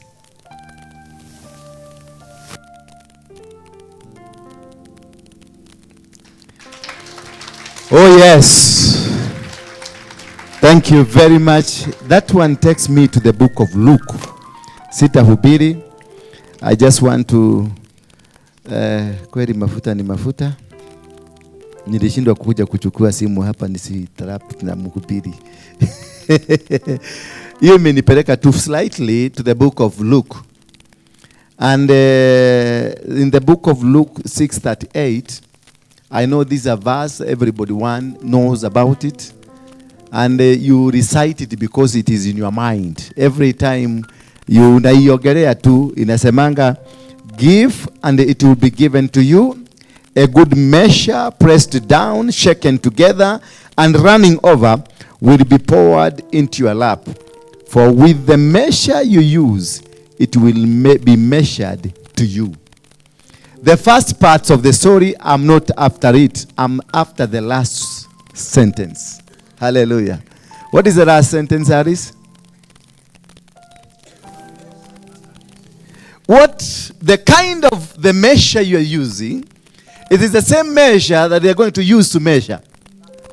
So whatever that you do now, according to Doreen, what she was teaching, according to what you do now, it will determine what you are going to become tomorrow. Tell your neighbor, I'm going to change from today. Tell your neighbor, I'm going to change from today. I'm not going to be the same woman again. Tell your neighbor, just speak to your neighbor, don't look at me. Don't look at me, look at your neighbor. Mwambie, I am going to change. I'm not going to be that ordinary Christian, but I'm going to change. Hallelujah. Hallelujah. Put your hands together for Jesus. Thank you. So I was in Kerugoya yesterday. In the previous night, I was here for Kesha. We Keshaed together. Then I got there. I'm in the but around 4 a.m. I went to Kerugoya because we had an early meeting with bishops and pastors in Kerugoya. And because we are planning for the crusade on the 19th, 20th, and 21st. How many are aware we have a crusade next week? Hallelujah. Bwana Yesu asifiwe sana. We'll be there. But as we were discussing, this one came to my mind. That this verse, I've never read it. I have heard it, but I've never read it. I've never had interest in it. There are people who say I'm an Old Testament man. Yes, I am. I like Old Testament because it is a formation of what I am. It is the formation of that man, that spirit man, that soul of God, that spirit man of God. He is founded in the book of the Old Testament, forms the foundation. Then when we come to the New Testament, it gives you the relationship with God. So you must be founded from somewhere, then the relationship between you and God comes in. Because Jesus came to die. Why? For me and you. For whoever believes will be connected to heaven. So it is a matter of connection. But before I believe, there must be a foundation. There must be something that is giving me the foundation where to stand. And that is the book of the Old Testament, because it gives you the insight of God. And let there be night, and there was night. Let there be day, and there was day. Let there be this, and this will happen. And the children of Israel were moving from this, and they went to this. This is a foundation of what we encounter in everyday life. Because everyone has his own Egypt. Everyone has his own wilderness. Everyone has his own Jerusalem. All of us, we have a Jerusalem. All of us, we have our own wildernesses. And we are differently tested. Hallelujah. So I was wondering and asking myself, give and it will be given to you. That is Christian of today. That is why we give. Give and it will be given back to you today. That's a Christian today. That is what we be. Ninakuja kwa sababu there are some people who send me money. They tell nimetoa pesa ya kununua kiti. After that one nimetoa pesa ya kununua kiti, nataka kushirikiana na kurebesha kanisa ya Mungu. But towards the end, hoera brother yakwai ne morwaru. So it's a condition. It was not a seat. It was a bribe to get into the brother who's sick. So is that a giving? That is not a giving. You've wasted it. You have destroyed it. Because a giving is unconditional. A giving is something that you give voluntarily for the sake of God, for the purposes of God, without wanting God to do anything to you. We don't give so that God will give it to you. We give because it's a relationship. Don't bring your money to church because you have a problem. No. Don't bring anything to church because you are sick. Don't give anything because your son is a drunkard. Don't give anything because you are looking for a job. That's bribing God. But you give when in season and when out of season, without wanting anything. When you discover one day you will give without wanting anything, then that is the day you'll know you are saved. Salvation is not one-sided. Salvation is everything that you do. Giving is also salvation. If you don't have capacity to give voluntarily, willingly, without questioning a Lord, then you are not saved. But if you found yourself, you are a giver, you are looking for anywhere, you hear there is a crusade, and then you give without wanting to have a condition that niombe nipate kazi, niombe nifanye jambo hili, niombe nifanye. If you give in your giving and then say give a condition, this is what I want, that is not giving. Hiyo ndio naonanga. Corruption did not start with police. Corruption started with Christians. Because he will send some money, he will send something to me, and in on top of that, dirikana mundu agai ndire na wira miaka mugwanja ndire ndona wira dirikana tu koguo di koro we wira ndungiandumira kanyamu kau atuma. So what would you call that? Is that corruption? Will you be able, is there any single Christian on earth who is capable of pointing at a police officer who is corrupt? Can you give me one person, including yourself, a Christian who can point at a police officer at who is corrupt? Including Baboy hapa na mimi. We can't. Nobody can point. Because corruption begins at the church. Corruption begins at our relationship with God. Because you are here, because most of you are here, because Apostle no akahida gaka. No raiguo ne gai kahida. Most of you, some of you are here because Apostle ndio anasikilizwa sasa. That is why you are here. Otherwise, ukarevive history ya Apostle, utasema ko kwa mudu amogeke, yakiate kwa mudu amogeke. So the relationship between me and you here is because there is a condition. There is something that has brought you. And that which something that has brought you, it is supposed to bring you closer to God, but not to intimidate God. Because we have become intimidators of God. We want exactly God to do our will. We want exactly God to do what we want him to do.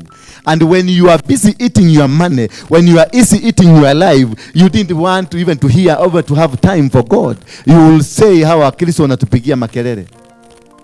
Hizo makrusedi za watu. Na pastor madi kwishira madhokire. But now let uguzwe kidogo usikiwede kwa nani wede akakani upitisho kwa kile kimutugi inaitagwa ile ya kupima inaitagwa je ile kimutugi. MRI upitishwe hivi kama titi kako kaseme wait a minute, kuna kakitu ndani ya matiti, we need to check it. Then after the MRI wanasema watakata kanyama iende South Africa. Remember yesterday ulikuwa nasema hujia the question ni mathukire muno ni matwikire mekora. Immediately the story will change because of the small thing ambayo imeonekana kwa matiti yako. The story will change.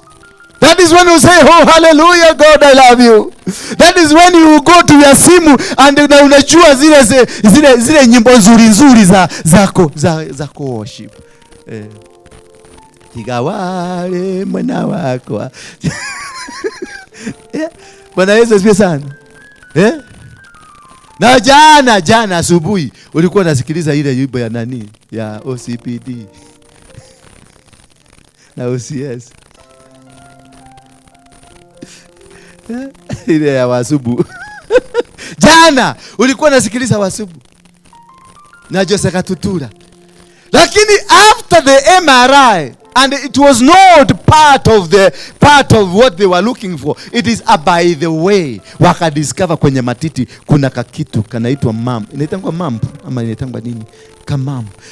Kameonekana. Let's do a next test. Then wanasema this can only be taken to South Africa. The period between that day and South Africa and coming down from South Africa, it's almost 1 week. That is when you, kama siku hiyo Yesu atakikuja, atakubeba mtaenda na yeye. Siku hiyo, that 7 days za kugojea resort, bigundi tunaenda zote. Muokofu unakuta baka ukimwambia na ukimwambia tufanye hivi leo, hapa kuna kadiri kashaba tukule kashaba fulani iko mahali fulani anakwambia mwata nini alegete maodo mashia. Na ukienda kwako kwa title zile za jana last week but one title bili niza saba ya mtu mwingine. Sasa unashitwa todo mwathani ya keregete ndugithiwoya icio na cio cokie. We have become bribers. We have been bribing God, and that's why God is angry with us. It is not the devil. Don't find devil in everything that is bad around your life. ndugacaragie ngoma maundu-ini maria moru mahianeka. Caria Ngai hau gatagati. In what you are going through, in that suffering you are going through, ingia ndani ururia kuu thini wone kana ni ukuona Ngai, because it's most likely Mungu ako hapo ndani, hata shetani hayuko. Na umekuwa ukisema devil is a liar, but it is God who is inside. Hiyo job yako kuanguka, don't go looking for Shetani. Look, tafuta Shetani na utafute Mungu hapo ndani, kwa sababu ni most likely utakuta Mungu ni Mungu, hakuna Shetani. Bwana asifiwe sana. Katika hiyo mateso unapitia, katika hiyo ndoa yako imeanguka, katika whatever that is happening in your life, don't always look. Ukienda, go with an open mind, and that only can come as we've been taught by Wamboi, that this inner you must be alert for you to know uyo ni goma kana ti goma. Bwana Yesu asifiwe sana. Because sasa tunasema shakahora, watu walikufia huko. Ndio walikufa, mimi sikatai walikufa. Nani aliwapeleka? Uliona gari imeandikwa Mackenzie? Uliona glory basi hapa imeandikwa Mackenzie Express? No. From Nairobi, watu wa Nairobi wako huko wamekufa. Uliona Mackenzie hapa town? No. Sometimes watching tuache upuzi na tuache ujiga na tutigie elimu nao takataka. Ni nani alipeleka watu kwa Mackenzie? Ati they were brainwashed from where? Na ulikuwa Nairobi. Mackenzie alikuwa anaishi kwako. I need to have you about 2 weeks, 3 weeks to brainwash you. Mackenzie was in huko na ni kwa desert huko. Kilifi ni desert. Na huyu mama akakudanganya ama mkaongea na mama ukamwambia tadie ndio kuo. You planned. You went there. You did it. You killed yourself. Now you say that hujia the question mathokete, the question mahatuhura, the question marenda gwika atia. No, nende mwetire. Twaje na inywa. Kuna mtu nilipigia simu leo. Hata simu zenu sina, but you have come. Why? Because there is something you are tapping from here. Bwana Yesu asifiwe sana. And that is why always nilifukuza all miracle seekers. Do you know nowadays dealing in a miracle seeker? If I discover you are a miracle seeker, I can't pray. We can't. Siwezi. Because you are a devil. You are a son of the devil. Those coming for miracle, ate haera aliyokigwa kimwe. Kia kireko. They are based from which word? Nikigo kireko we. Based from which word? Based from me? Ate nimeona Bwana amekwenda kubariki. Gari inakuja. Hiyo ni ujinga. I must teach you the word, because it is the word that will set you free. It is not what I'm speaking. Whatever I'm speaking must come from the word of God. And it must be grounded in the word of God. And it must be traced back in the word of God. If whatever I'm saying, enda kwa Biblia utafute, ukiipata ufuata mimi. Lakini kama ni sarakasi zangu, then wewe na mimi kuna mtu mmoja mjiga. Ama tunafanana. Bwana Yesu asifiwe sana. Don't go looking for miracles. Go looking for God. And the Bible says, seek ye the kingdom. And what? Seek ye the kingdom. And what? And it's not only seeking the kingdom, not only going for the kingdom, but also the kingdom iko na rules, iko na sheria, iko na katiba. Ukae kulingana na katiba ya hiyo kingdom. And the rest. So, where is your miracle counted there? Is a miracle been mentioned there? Imechanganyishwa pamoja na vitu vingine vingi, and the rest. So, what is counted? It is seek, number 1. It is counted. Ye, number 2. What? The kingdom, number 3. Number 4, righteousness. And unaccounted, haina number. And whatever you came to look here kwa hii kanisa, haijaratibiwa, haiko kwenye ratiba hata moja. You are not in the list. So how will I help you?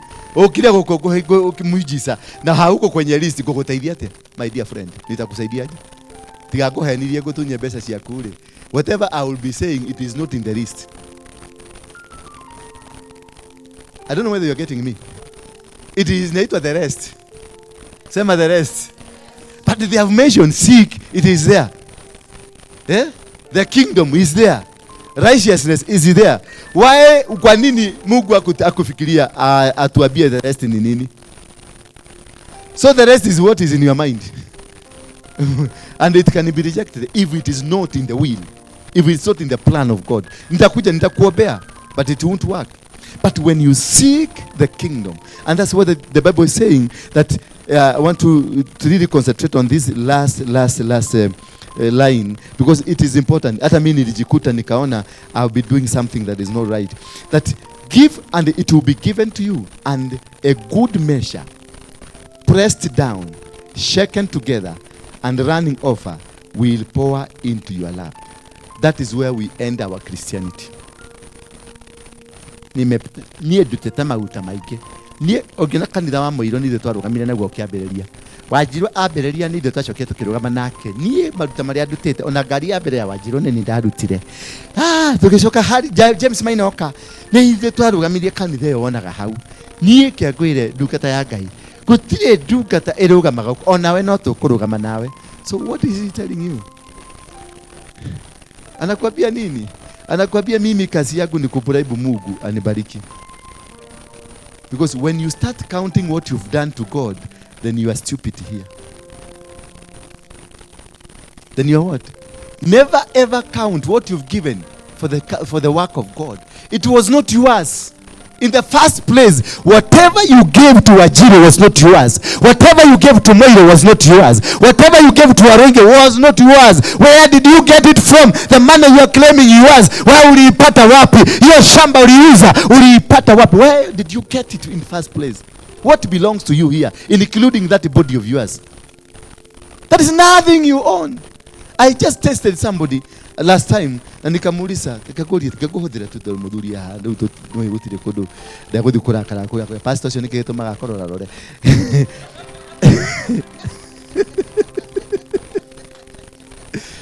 goria kiuria mutocio ni wao moko maya ekanwa kau erore meru niki kiukiriria gwene giakwa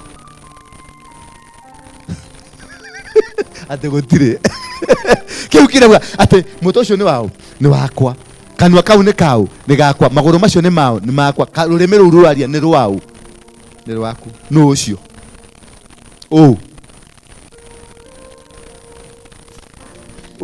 joke goria wetagwo ate ugo nduri nginya weita. So you are here existing on imagination ona kweta nduri weita ni gwitwo wetagwo ni andu makaisha oya hiena wa ngui. Bwana Yesu asifiwe sana. So who are you? What are you? You don't know yourself. You don't know who is speaking in you. You are just answering to question, and somebody else is answering on behalf of the body. So this is a body, and there is a man inside you. And this is a man that you must deal with, because this is the most important. This is the most important thing that can change your life. This is the most powerful thing that can transform whom you are. You will not be looking for miracles. I want to tell you, and I want to have a transformational church of Christianity here in Kenya and all over the world. And I will give the part that God has given to me to teach the word of God, and the rest will be given unto you. Don't go for miracles, please, my dear friends. The miracle is with you. Do you have a TV in the house? Have you seen Mr. Bean? Does he do miracles? Anafanyanga nini? What does he do? That's entertain on what? Anashikanga hadi kachifu anafanya hivi. Inabadilika inakuwa kitu kingine. Is that an entertainment? What is magic in English? Sasa nikikufuga macho hivi. Nikufugue. Ni nini hiyo? Imetoka wapi? Is that not a miracle? It's a miracle. That's a miracle. So you are looking a thing. Hata niliona kwa America Got Talent kasika kijana kadogo kalikuwa kanafanya vituko hivi, kanafanya hivi. Watu wakapiga makofi because they have never seen it. Whatever that you have never seen is a miracle. So a miracle can come from a witch. A miracle can come from the devil himself. A miracle can come from a sorcerer. Ukienda kwa mganga, mimi nishaenda kwa mganga pale karibu na huko Golifa, sinajua yule mama, nishaenda kwa mganga Na aliniambia maneno na akafanya vitu, nikaona miracle. Alileta kioo hivi, aliitisha kioo. Akaleta picha ya mtu najua, akaletwa hapa. Is that not a miracle? That's a miracle, my dear friend. Don't beg on those things. Beg on the word of God. Put your life on the word of God. Put your faith on the word of God, because it is the word of God that will set you free. The word of God will tell you huyu ni mchawi. The word of God will tell you this is a man of God. The word of God will tell you this is a right church of God. The word of God will make you and produce that which God wants you to be. Jesus won the battle based on the word of God. He had come from prayers and what? He had come from fasting of 14 days and 40 nights. The devil is never scared of what umetoka maombi. He's not scared. Nenda katoroni saizi, ukae 40 days. Ukitoka kwa gate, the first thing unakutana ni hiyo. Unakutana kama wewe ni mwanamke mrembo kama huyu, unakutana kimwanaume kina kilejirova hapo katoroni. Na saa hiyo umegojea utumiwe fare, haijapatikana. Kilejirova kinakuja kinasema, "Hi madam. Unaenda padi hii?" Unaigizwa kwa hiyo gari, kwa hiyo Range Rover hapa. Manoti zimepagwa. Na kile kilikupeleka huko ni renti na nini, hakuna pesa. No, miezi 6 hujapata kazi. Kemodo kepagete ha. Nafu ni kemodo kehadisam. Kemodo ketolo na kedaki na kehadisam. Ukasema Mungu ndio huyu, haleluya, lina makaya, lia torobos haya, lia kandaya, yekete. Unaenda tu ugedhioma kwa gari pole pole, ukimkamata, ninakamata anga. Hii pesa na ikamata in the mighty. You said, utanyaganya wale ambao ni waugiza, utupatie. Sasa immediately from prayers and fasting, unaanza uchawi. Ya kufuga huyo mwanaume, ninamfuga, ninamkamata. Rika ya sea. Baba mwambie nene kitu. Mwambie, fugua yeye macho anione. Nyumba imefugwa, aone mtoto amefukuzwa shule. That's witch. Wewe mrogi wakako ya sasa umetumia sasa the platform ile Mungu amekupatia ya kuroga. Sasa unaanza kufuga mwanaume. Kutoka hapo unaanza kimwanaume kinaanza kufanya nilikuwa maombi. Hata mimi napendaga maombi, ni venye sijapata mwanamke mzuri wa kunipelekaga maombi. Naona tukikuwa na wewe nitakuwa nikienda maombi. Kimwanaume kinakuwa kivara, kinaanza kuongea maneno ikide kwa sababu already umemkamata na umemroga. Arogi maikara kanitha-ini. Bwana Yesu asifiwe sana. Wachawi wanakanga ndani ya kanisa. Huko kienda unajua sasa uko na moto ya anointing. Uko na moto. Uko na moto. Sasa unaanza kunena kile. Diana ko. Jikara kasoeto hii. Jigera hali akabana nitakupeleka Soweto. Lakini kabla tuende Soweto umefugua. Nikupeleke pale Stanley tukakule kidogo. I won't mind. Siwezi kujali. Tuende. Sasa kwa sababu umefunga mwanaume, wewe na murogi mutiganete ha. Mutigeti orogi. Haleluya. Tuache uchawi. Na tukiwacha uchawi itakaa mzuri. Dunia itakaa mzuri, kanisa itasimama. Neno litasimama.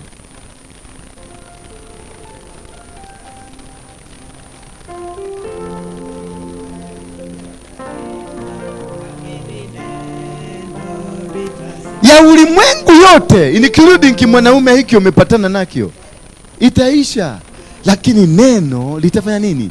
Litasimama. Hallelujah.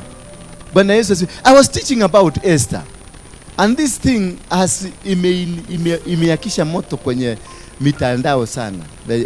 I thought ni wanasema nilifundisha vibaya bwana in a YouTube channel, and I was telling people, if there is one thing that I will hate in my life is an Esther.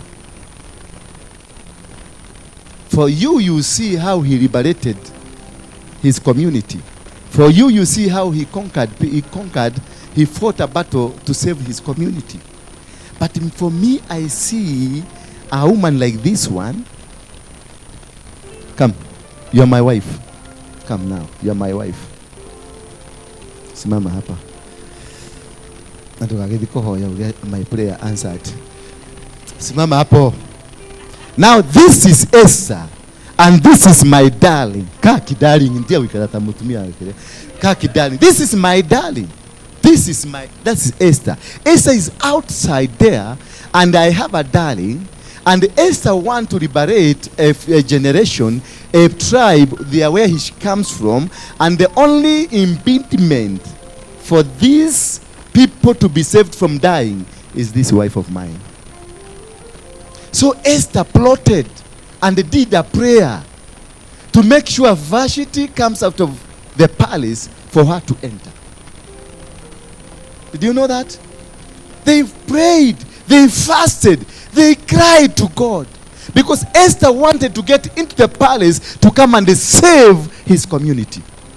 So she was doing a right thing, but did a wrong thing because through Esther, through the prayers and the spirit of Esther, Vashti was thrown out of the house. She started misbehaving. Just by she was thrown out. Because of what? That prayer of Esther. So there are so many households zimefunjwa na Esther. Bwana Yesu asifiwe sana. Kuna watu wanaenda katoroni, wanaenda wanaomba. Kuna watu ulibeba na kigali kyako. They are praying against your family because they want to come because of that money. Wanaume wengi tumenyang'anywa mapesa na wao wanawake. Yaka yako the kigo yako. Mwanaume anaenda na mwambie, hey, I can write a check. Ni shida gani uko nayo? Unakuta ameandika tu, hamudhuri ule yuko. Ule kagelia pesa kwa kagelia. Akaandika. Esther eventually, imagine huyu mama alifukuzwa kutoka kwa boma without hata wazee kutaka kujiuliza mudhamaki ni nini mama amefanya. Kumbuka huyu bibi ya Ruto ketiti chini. Huyu bibi ya Ruto ako na security, ako na advisor na ako na kila kitu. Lakini hakuna mtu alienda kwa Vashti kumwambia nuahetelia mudhamaki. Hakuna mtu alienda kuuliza mzee mutumia daika tagogo, mutumia hura kwa geshoka juu na mushi. Hakuna. They all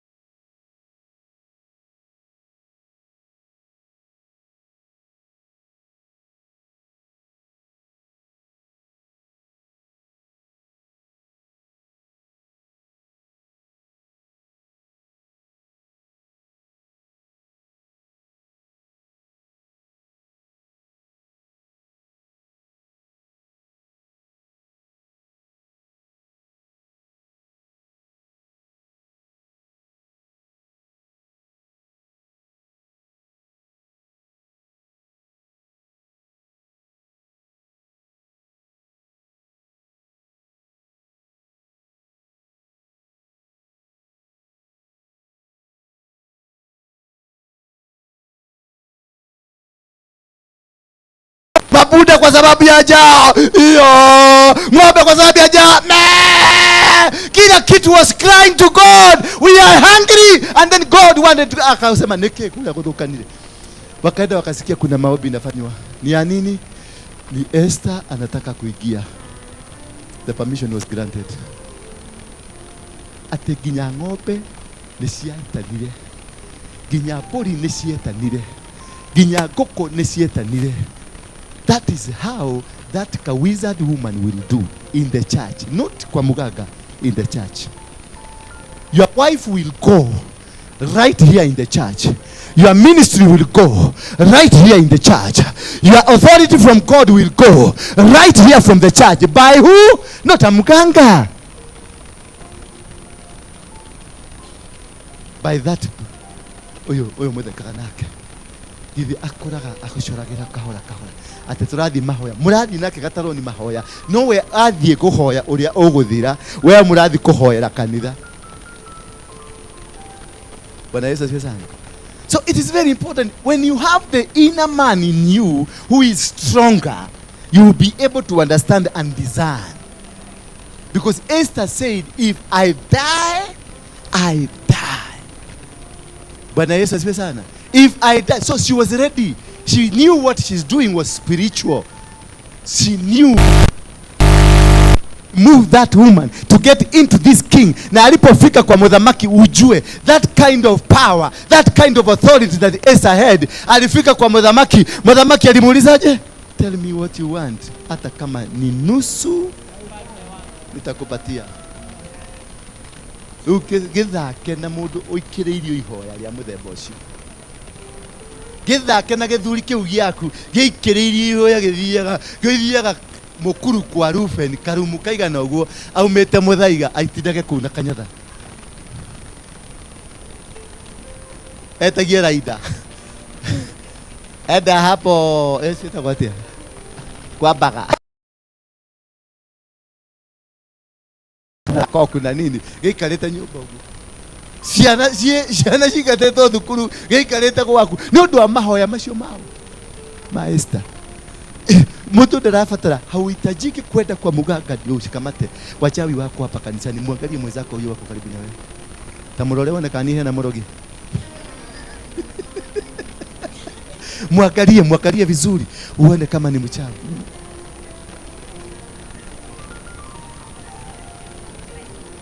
Bwana Yesu asifiwe sana. So most alafu wewe na wote yaga ate madhire kwako makejohera koko. They fasted and they got permission from heaven. Do you to the devil is a liar? No, Ben is your go connect your si kiania si keragai etekera mutumia oyo yarenda ni atotirie muno etekera na mutumia keikera ke mutumia kiga kiragia sema ile kitu unataka hata kama ni nusu ya ufalme nitakupatia. Imagine kitu ambayo inapitishwa kwa katiba, kitu ambayo inafaa kupitishwa kwa bunge na parliament, ipitishe ati ndio iji ikatwe ipatiwe mwanamke ama ipatiwe mtu. Hata kugawa kakinya kamwe gaburo riogo no kimundu megiki gitagwo hasau alikuwa tayari kukata inchi nyodo ihoya ryago kona ng'ombe na ngui. Jiulize, unapigana na nani? Unapigana na nani? Na yule mganga unafikiria ama huyo mwanamke yako karibu na wewe? Urahurana nao. Ni huyo rafiki yako mnakuwaka na yeye, mnaendaka kanisa na yeye, mnatembeka na yeye, ama ni yule mganga ulidanganywa ni mganga? Bwana Yesu asifiwe sana. So this only can be revealed to you if the inner man in you is able to detect, to discern. If you are correct with God, your giving must be straight to God. Don't give a conditional giving. Don't give because you want a prayer. Just send na unyamaze na hata usiogoe. Tuma hata kama ni 1 million na unyamaze na usiogoe. Communicate kule. Don't communicate to me. Don't let me know. I have no powers. God himself has got the power. Don't let me know what you have given. Just give it. Give it. It is you and your God. God knows why you are giving. God knows what you are giving. God knows for what reason. I don't need to know what you are giving. I don't need to know what you have given. I don't need to know the problem you are facing. You only need to communicate with your God. Esther knew, I want to get there. So she went and involved maubwa na kuku na mangobe. Ulisikia mkutano wake na maubwa? Sasa maubwa, sikilizeni. Turatonya kuria. Rau no nginya mundeithie kuingira kuria. Kambia mabuda iho kuja. Turatonya kuria na nikwenda mundeithie gutonya kuria. No, she knew herself. Hata ango yake hakujua. Ango yake hakujua the meaning of fasting. Only her knew why she's fasting. Her only. And she told the uncle, Mimi, I will enter. What I need from you is fasting. Pure. 3 days. Dry fast. Simple. Na story kaisha. Na kaabia. Mutikareke ginya ng'ombe irie na mburi mutikarute wira mutigacihei musiwapatie. Kalikuwa kanajua inside her to conquer this. I have to involve the entire world. I have to involve the entire atmosphere. I have to involve the entire sphere of the kingdom of heaven. And God will accept it. So wakati tulikuwa tunaenda kuiba, kwa sababu mimi nilikuwa gamuisi. Wakati tulikuwa tunaomba Mungu. na tunatuma sadaka kwa pastor, na tukienda lazima tutoke na kitu, lazima tukuje because tulituma, na hatukuwa tunaenda kwa pastor kumtafuta, tunatuma tutamwambia pastor, ni watu wakaga muno ndio twagwikiria kanyamũ hau. Yeye sisi wenyewe ndio tunajua what we are going to do. Twathikuia hatukumwambia, kwa sababu tukimwambia tunaenda kuiba angetuambia msiende kuiba. Sisi tulikuwa tunamrushia, na tukienda tunakoga na kusikia tuko na milioni 2-3. Abu siku hiyo ulikuwa kama mtoto. Sisi nilikuwa ngamizi. Nilikuwa ndani mwizi. Nilikuwa ukiuliza swali hapa ati watoto wa siku hizi wanasahau wakifungua macho. Wewe yako ilikuwa imekondoka hivi. Na nikasema huyu mtoto atakuja kuwa kitu. Si umeona ni kitu? Yes. Ni kitu. Kelia hikuletia maitho dakahenio.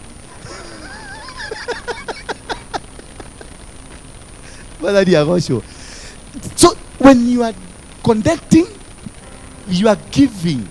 The last part of this story, so that I may end, kwa sababu situko na klasi ya deliverance kwa wale wanafunzi. Listen here carefully. Let me lead the whole of it so that it can ikushike vizuri. Give and it will be given to you.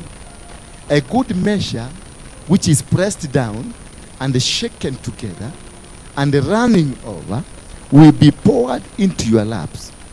For with the measure you use, it will be measured to you. So where is the noise there? Where is the noise of giving? Mimi nilitoa shilingi 10,000 na bado sijasikia kitu ikifanyika. Where is the noise there? There's no noise. It's talking at the measure you use. Alari uhoro wa kiria uthimire nakio kuma, alari uhoro wa ngoro, anazungumzia roho. The measure you use. So when you decided, you never ukwambia watu wako ni dalta gilita tatu wako ni dikota pesa nyingi ni kanidena ne boeta muno na ni joka huko kwenye hema. No, you did not say. You spoke to yourself, ukaigia kwa mfuko, kwa sababu kuna watu wako na golden finger, ukaingia kwa mfuko ukadhadhaura noti ya 200 kutoka katikati ya noti ya 500 na 100 ngapi na 600, ukajua unaigisa tu hivi. Unajua kuna watu wanaigisaga hivi, anakutolea noti ya 100 kudhokete muno, na hiyo hakuna kibuda ya shilingi 10,000, lakini anakomete manago komete ni adio ikana hivi, anaigiza hivi, ile atakucholea ni ka 50. Unaona anaishi na shida na shida ni na kedo keki wako kitu kile vidole hiyo ya kuchukua. Sasa ulizungumuza wewe peke yako wakati ulikuwa matoa. So it is you alone that spoke. Had the measure. Wewe mwenyewe ndio ulipima. What am I going to give? Wewe mwenyewe, meaning you spoke to yourself. You spoke to that inner man. You spoke to him. Then after you spoke to him, what happened? Will be poured into your lap. For with the measure you use, it will be measured back to you. By who? By who? By God. Because the conversation was spiritual, was not carnal. That is why God is measuring back to you. Because the conversation was not physical, it was spiritual. You had a spiritual conversation. And after the spiritual conversation, you gave. So, God saw what you discussed. And then he did what? He decided to give it back to you based on what you did in the spirit. And he will give you in the spirit, not in the physical. So when you are giving, do not give because there is something you want from God. Do not come hapa ugati kwa sababu uko na shida. Sasa unakuja, you become so much Christian, a real Christian, a typical Christian, a wonderful Christian. Oh, limanana hata kwa dhioma unasikia hata hizo dhiomi ni mpya, ziko zimekotiwa na mayonnaise. Unajua kuna dhioma kwingine nasikia hii mayonnaise iko hapo ndani. The flow itself. Lakini ukiangalia unasikia hiyo flow ina umakanika mwingi, imekarabatiwa, haitoki kwa Mungu, haitoki kwa Mungu. Chabakatarama kekeketeteribokota yakotopopopodina mama seka tatatata tetetetetetetetototata takapatakata. I think hapo ndio walimu walitafuta, walipata hii kitu abakudu. Walisikiliza mtu alikuwa na dhioma, alikuwa anasema ababakudu abababa. Sasa mwalimu akasema hiyo ni abakudu. Nani wanajua abakudu ni nini? Wale wamesoma kama mimi. Najua wengine wanajua A B C D. Hiyo ni ya kisasa. Hiyo wala mwenyewe mkoro nayo ndio video channel la moja hapa kudu. Siku moja nilikuwa nafanya na homework na kijana Joro. Alikuwa anasema, alikuwa anajadili hesabu 1 2 3 4 5. You put them together, then you press here.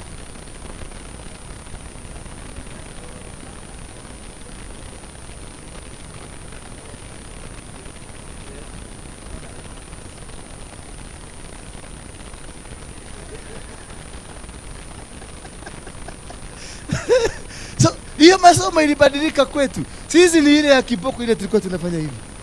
Bwana masiwa ile ya nyayo. So, it is very important to understand the reason of you coming to church. It is very important to understand the reason of you giving in church and what you give. Let the conversation be between you and God. Don't have a conversation with your pastor. Don't have a conversation with anybody. Have it because it is only God who will give it back to you. The measuring will not be done on earth, it will be done in heaven. So whatever you gave with the heart that gave, it will give you exactly with the heart that gave. Hallelujah. Bwana Yesu asifiwe sana. I hope mmebarikiwa sana. Hapo leo wede oba ruhusa. I want to mara nyingi. I want to mara nyingi. Najua nitakuwa sasa nikitembea nikienda huko. Kwa hapa. Mtio kidogo wewe. Hallelujah. Tusimame kwa miguu yetu. Na kila mtu ashike sadaka ile amezungumza nayo. Ile imekuzungumzia. Kama ile umejizungumzia ama umezungumziwa. Na tuko na class, wale wa class tutarudi kwa class. Uvuzera. Shika mic. Tiga wale mwena wako ataina bebaru. Tiga wale mwena wako. Na muombee kanisa. Muombee kanisa. Itakuwa na persecution for the next 5 months. Also kutakuwa na real persecution to the church. Unaona waliprepare Shakahora. Shakahora was a preparation by the systems of the world. Shakahora, it is an altar, demonic altar, where the altars are raised internationally, not locally. And that was meant just to raise a bar on how to attack the church. So there will be a lot of vilification on the church. There will be a lot of government interference, and there will be a lot of other religion that I mean the Muslim Brotherhood, the Hindus, the Freemasons, they will rise against the church. And only the strong will make it. Only what? The strong will make it. So pray for the church. If you are an intercessor, refocus back to the church. Pray for the church. I tell you again, pray for the church. They are planning a huge evil against the church. This system, it is also inside the church. It is not only outside the church, it is also inside the church. It is the government operatives, it is the business quarters, it is the politics, it is all over. It is all over. All the plan they have, it is to cut the spirit of God from making people manifest into the will of God. So it is a disconnect. Wanakata network. The entire agenda ni kukata network. Ndio tupigwe vizuri, because The revival of the gospel of Jesus, the word of Jesus Christ, is already with us. And the Muslim Brotherhood, they had an agenda through the Abuja Declaration. They want Kenya. Jesus wants Kenya. The Freemasons, I told you,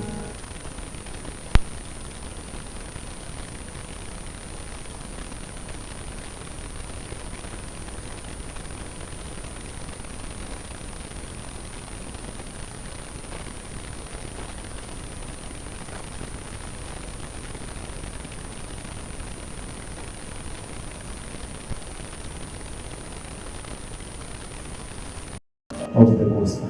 That's why he has chosen you and me to be the spark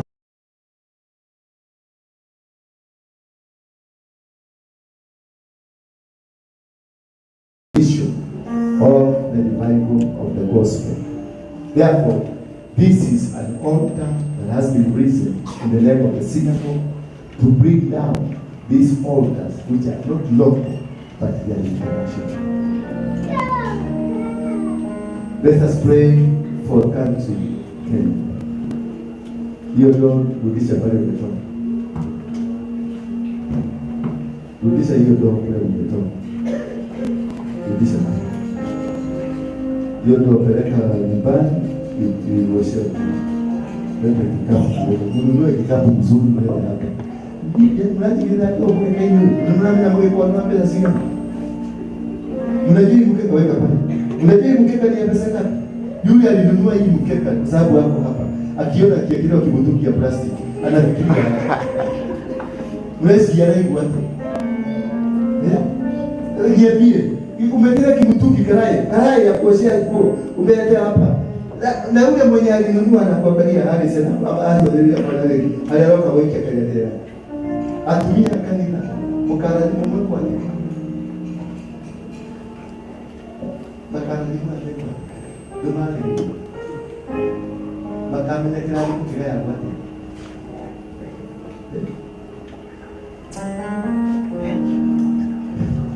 Paka mtu akaniandikia comment kwa YouTube akaniambia tuitishe harambee ya kununua chochote kingine kwa sababu.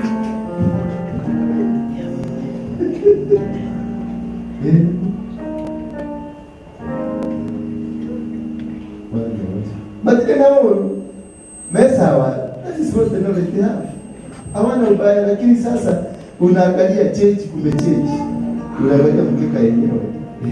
Hii ni pesa yote. Ni sawa vipi? Hapa vipi?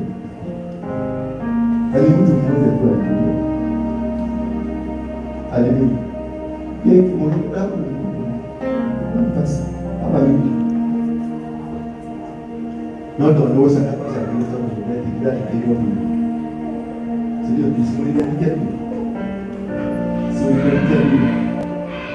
Sulindikia biro. Madoo, hizo madoo.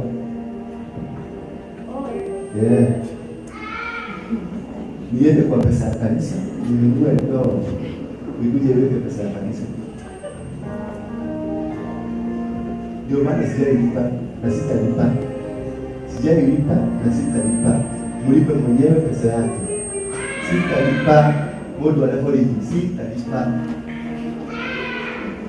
Kwa sitalipa. Mimi ni basta jeuri mwana. Ndio kwa basta ndio. Ona ile ipitia de modo wa kwenda shule ile sina ya plastic. Ile modo kumshauri. Ili alinasikia akasema nyumba tununue. Alikuwa anatafuta buku yake. Nitampatia. Ninatafuta mtu akupatie. Hizi buku ndio zitakaa. Na ninatoa hizi duweke ile expensive. Zile za 10,000 kama hizo. My God is very expensive. Very expensive. He is the owner of silver and gold. He is the owner of what?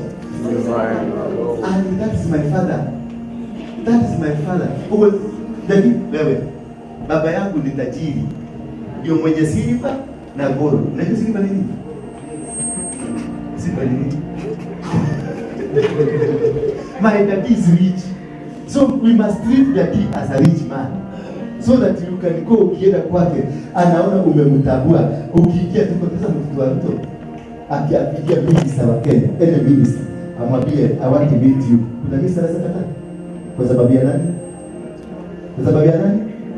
Aende kwa minister amwambie minister I'm broke, nisaidie tu, I'm broke. Huyo minister atakuja kwa account yake karibu ampatie, na hata atampatia more than 500,000. Ndio huyu mtu asiye kwambia baba bilioni fulani. So know how to bring God closer. Bwana Yesu asifiwe. Hizi vitu vidogo unaona vinakusanya Mungu. Hii kutengeneza tu madhabahu. Hii unaona tumefanya hivi, si ati hatukuwa na mahali pa kupeleka pesa. Hizi vitu vidogo unaona ndio Daudi alikuwa anafanya vinagusa Mungu. Unajua Daudi alikuwa anapiga kinubi, anapiga mpaka Mungu anakuja personally. Anakuja anamwambia. Angalia mtu anaitwa Solomon, alienda kwa mlima akachinja ng'ombe 1,000 mpaka damu inasemekana iliteremka mpaka ilikuwa imefika hapa kwa miguu. Huyo jamaa hakuwa anaenda kuitisha. Walichinja tu kuchinja. Wakachinja, hakuna kitu alikuwa anaitisha. Alipoteremka kaenda mahali akachukua sababu ya kuchoka hiyo kubeba makichwa ya nini. Kwenda kuita kalala kidogo hivi. Mungu alimtokea. Alimuulizaje? Sema ile unataka nikupatie. Mimi Solomon hakuwa amesema. That is why God Mungu alisikia aibu. Ndio kuna vitu vingine unaweza kufanya Mungu asikie aibu. Wewe kwa jina gani yako ibada ni ndio mambo maya. Aje loka na ndio yako na ndio ila kushiki to mambo maya. Watu gani ndio no? Wewe ndio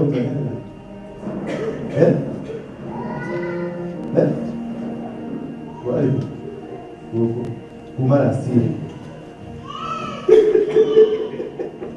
You see, this small thing, give it.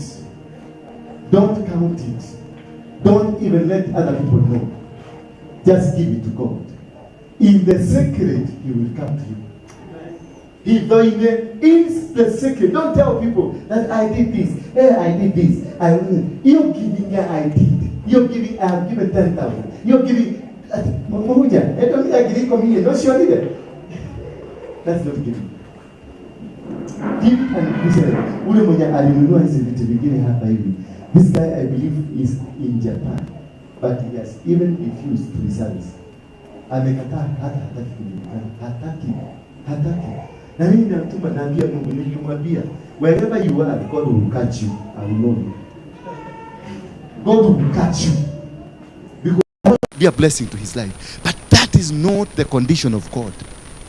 Na mimi sasa najifanya kasumba zangu. Nataka nimjue ndio nianze kumextort money. Unajua mtu akinunua vitu na kama ameachilia kamilioni kamoja.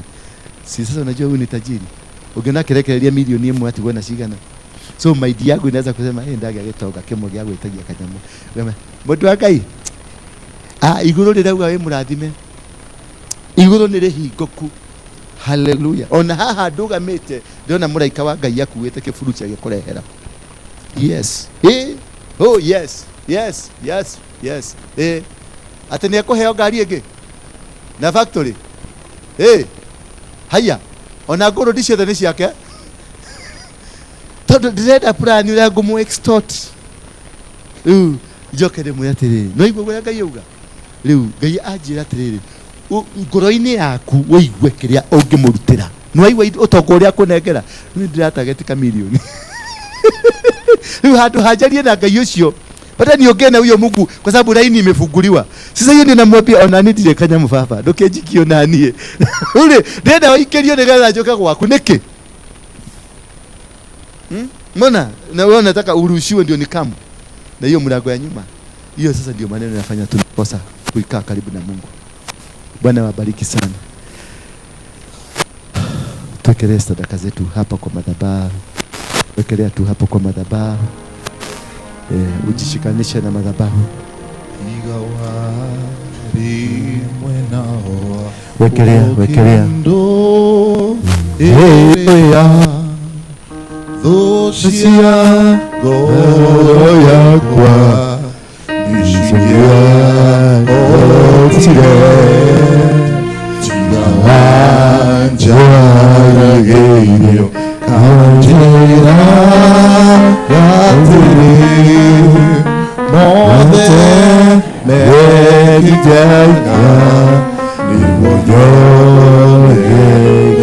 Hatina matigawa Manawa Wakido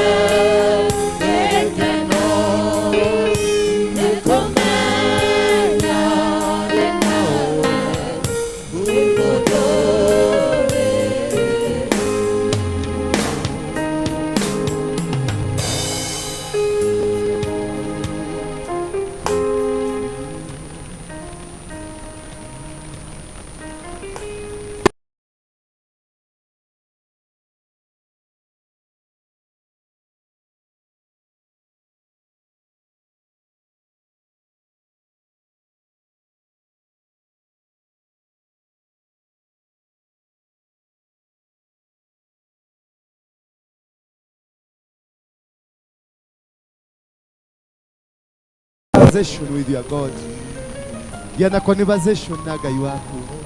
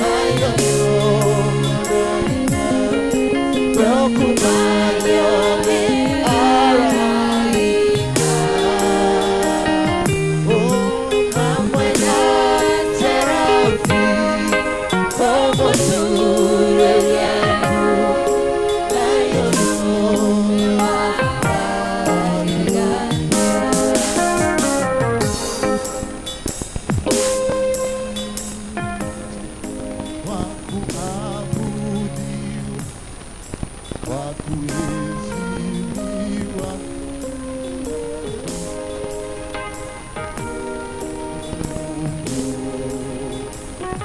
Mungu mwenye wastahili heshima zote, wa kuabudiwa,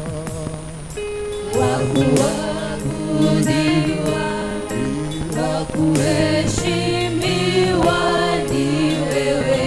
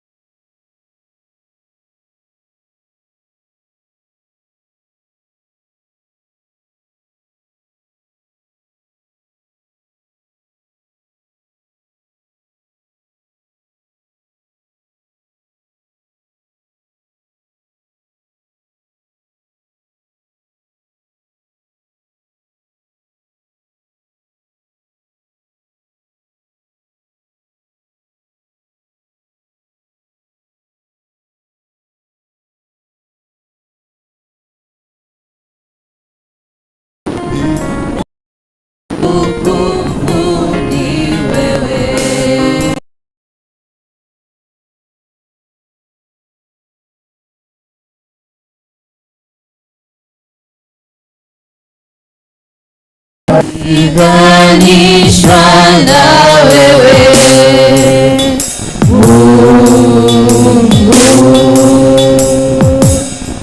Mungu mwenye nguvu, wastahili heshima zote.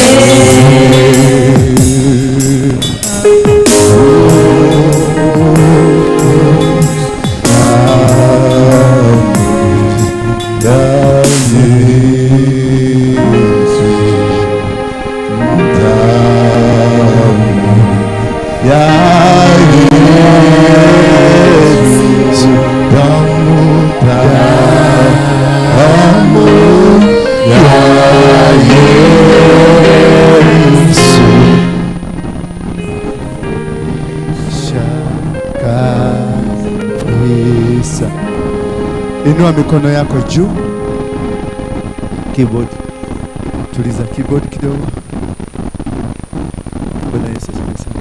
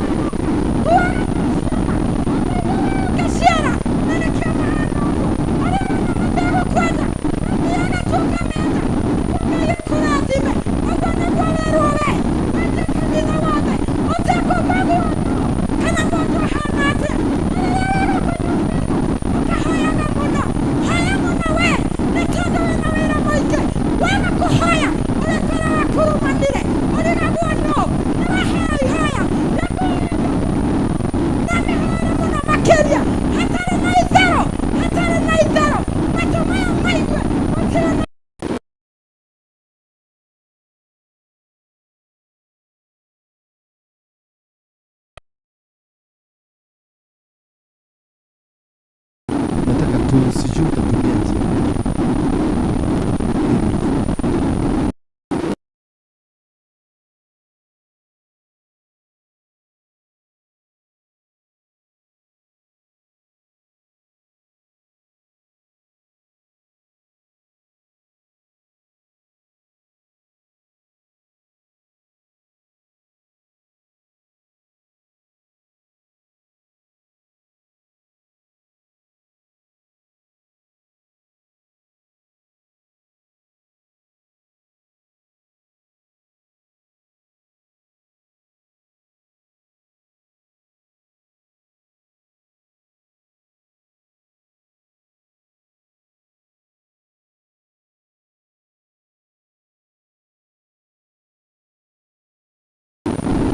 Yes. Sema.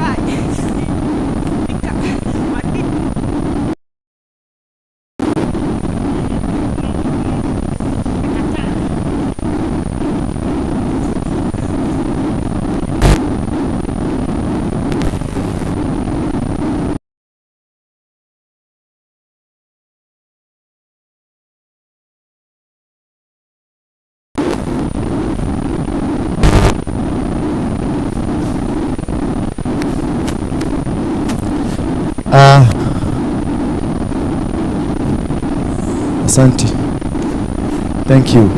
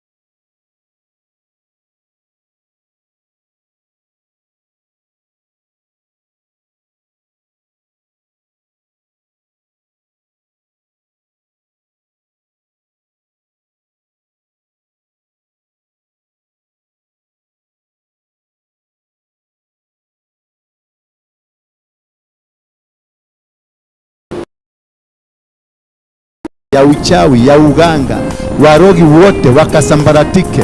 Walio na maono ya kishetani yote ikasambaratike. Nguvu zao zigeze kuangamia, wakasambaratike. Wasambaratishe walio na nia za kiuovu, wasambaratishe walio na chuki, wasambaratishe walio na mipango mijovu. Sambaratisha, just scatter them. Scatter wachawi, nyamazisha vinywa vyao, nyamazisha malengo yao, nyoyo zao zisambaratishe. Oh, haragania mifago yao, haragania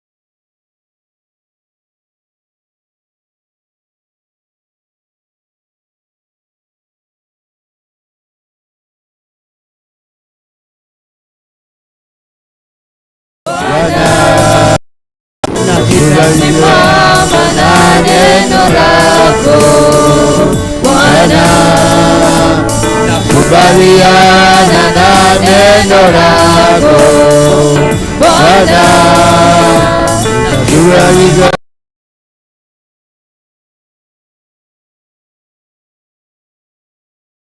nakubaliana na neno lako Bwana, nitasimama na neno lako Bwana, nakubaliana na neno lako Bwana, nitasimama na neno lako Bwana, nakubaliana na neno lako Bwana.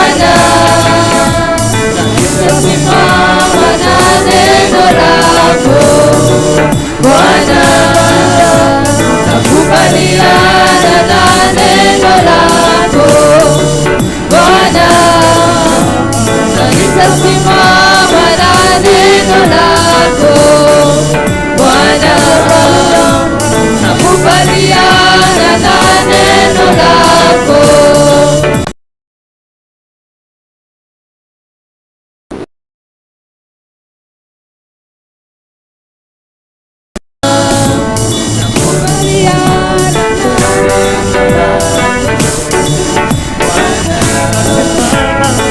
Simama na neno lako Bwana, nakubaliana na neno lako.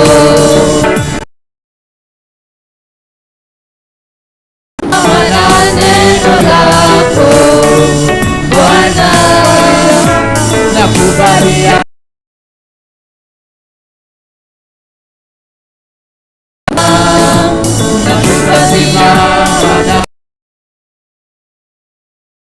Bwana, nakubaliana na neno lako Bwana, nitasimama na neno lako Bwana, nakubaliana na neno lako Bwana, na nitasimama na neno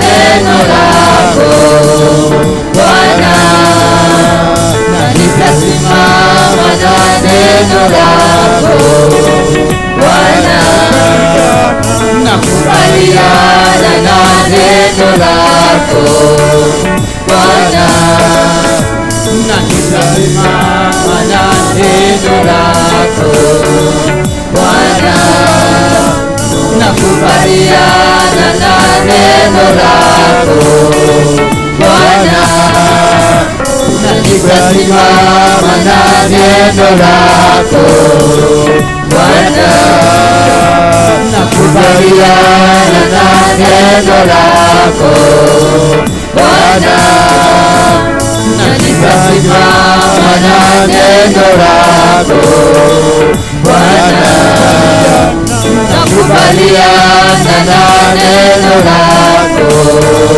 Bwana, na nitasimama na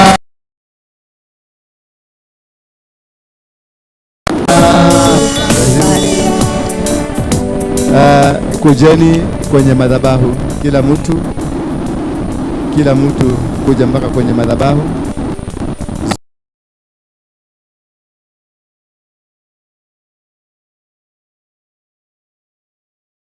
Zoom in.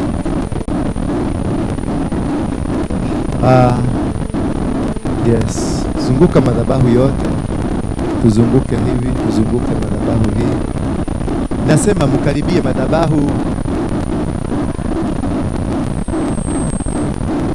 mzunguke, zungukeni, hata ukae nyuma ya mtu mwingine, lakini ukaribie.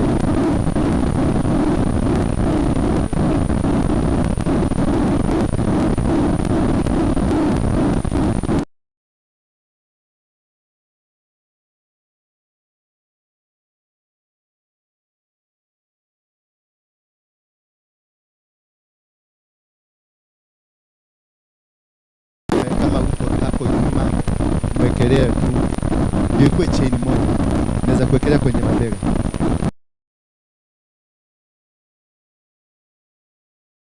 Place your hand on you, hold somebody. Yes.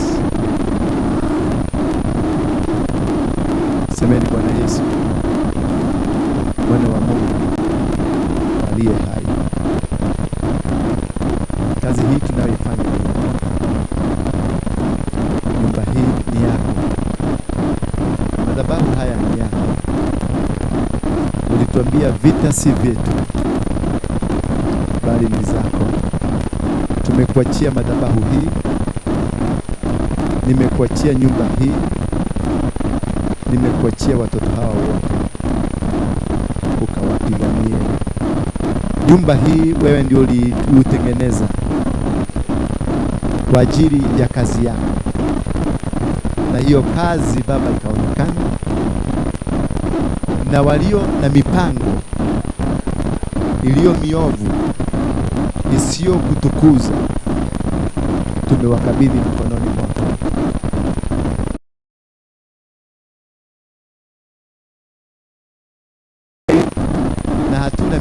mazuri, ila twajipeana kwako ukatupigania. Hatuna silaha, hatuna bunduki, hatuna hata pesa kama walivyo nazo, lakini tuko na wewe.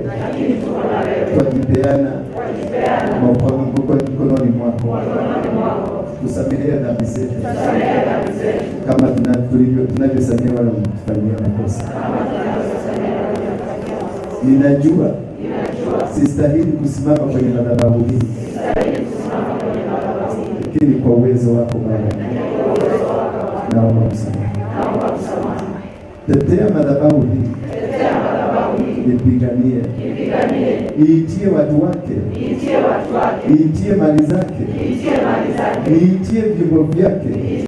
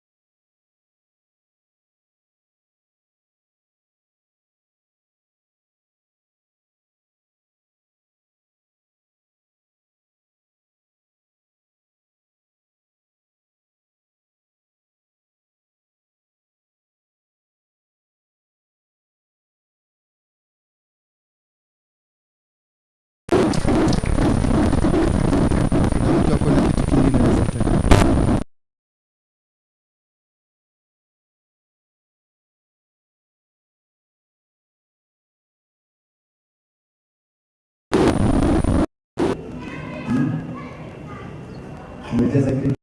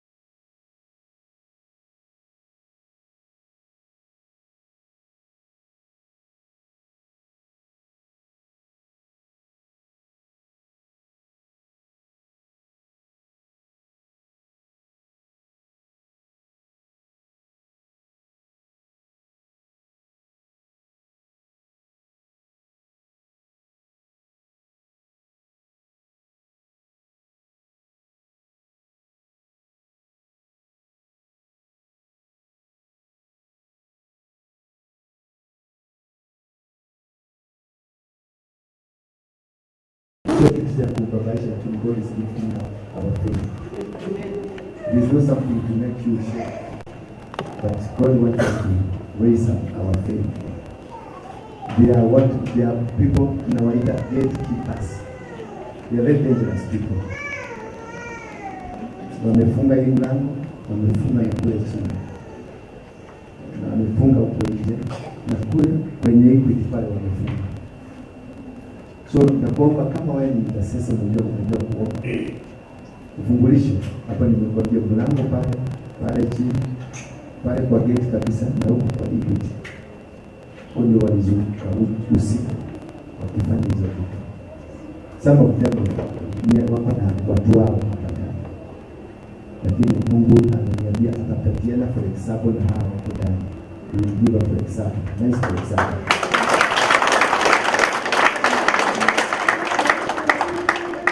Man of God.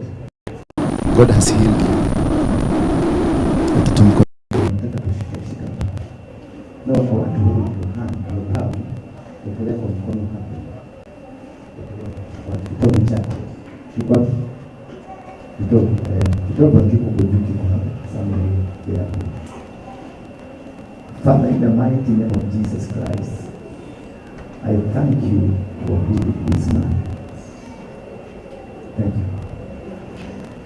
I know you have a serious condition. It is not.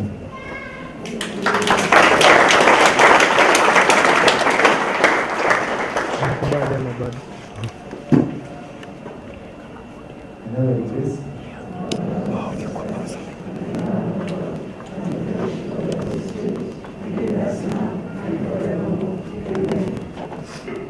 surely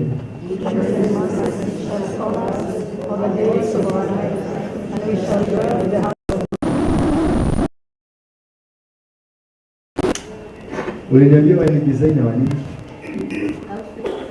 Kama hawa wote hiyo praise and worship team, lakini nani mchaji hapo hiyo kwa tunafikiria the only right people wakiwa nilitujua pesa ile wakati nilisema hapa nitawanunulia nguo. Kuna mama KS alituma pesa akasema hiyo mkubwa msitoe, mimi nitatoa na baraka. So walipime kitenge kama hivi angalia whatever tutumie mtaona kitu mzuri kitu decent, sio lazima exactly lakini kitu decent. Na sawa today before you leave, na wanaume mtachoose outfit yenu, na sio lazima ni wote, kwa sababu kuna wengine wale sio you are going to search some of you. Sisi Mungu awabariki, awafungulie njia. Wale wa class nitakupatia muda kidogo nipumzike mpaka saa 10 nitarudi. Mtu asikuje kunitafuta. Tutafuta saa hii. Tutamesi pia. Kwa maana ndio kwa maana. What do I need to say? God bless you.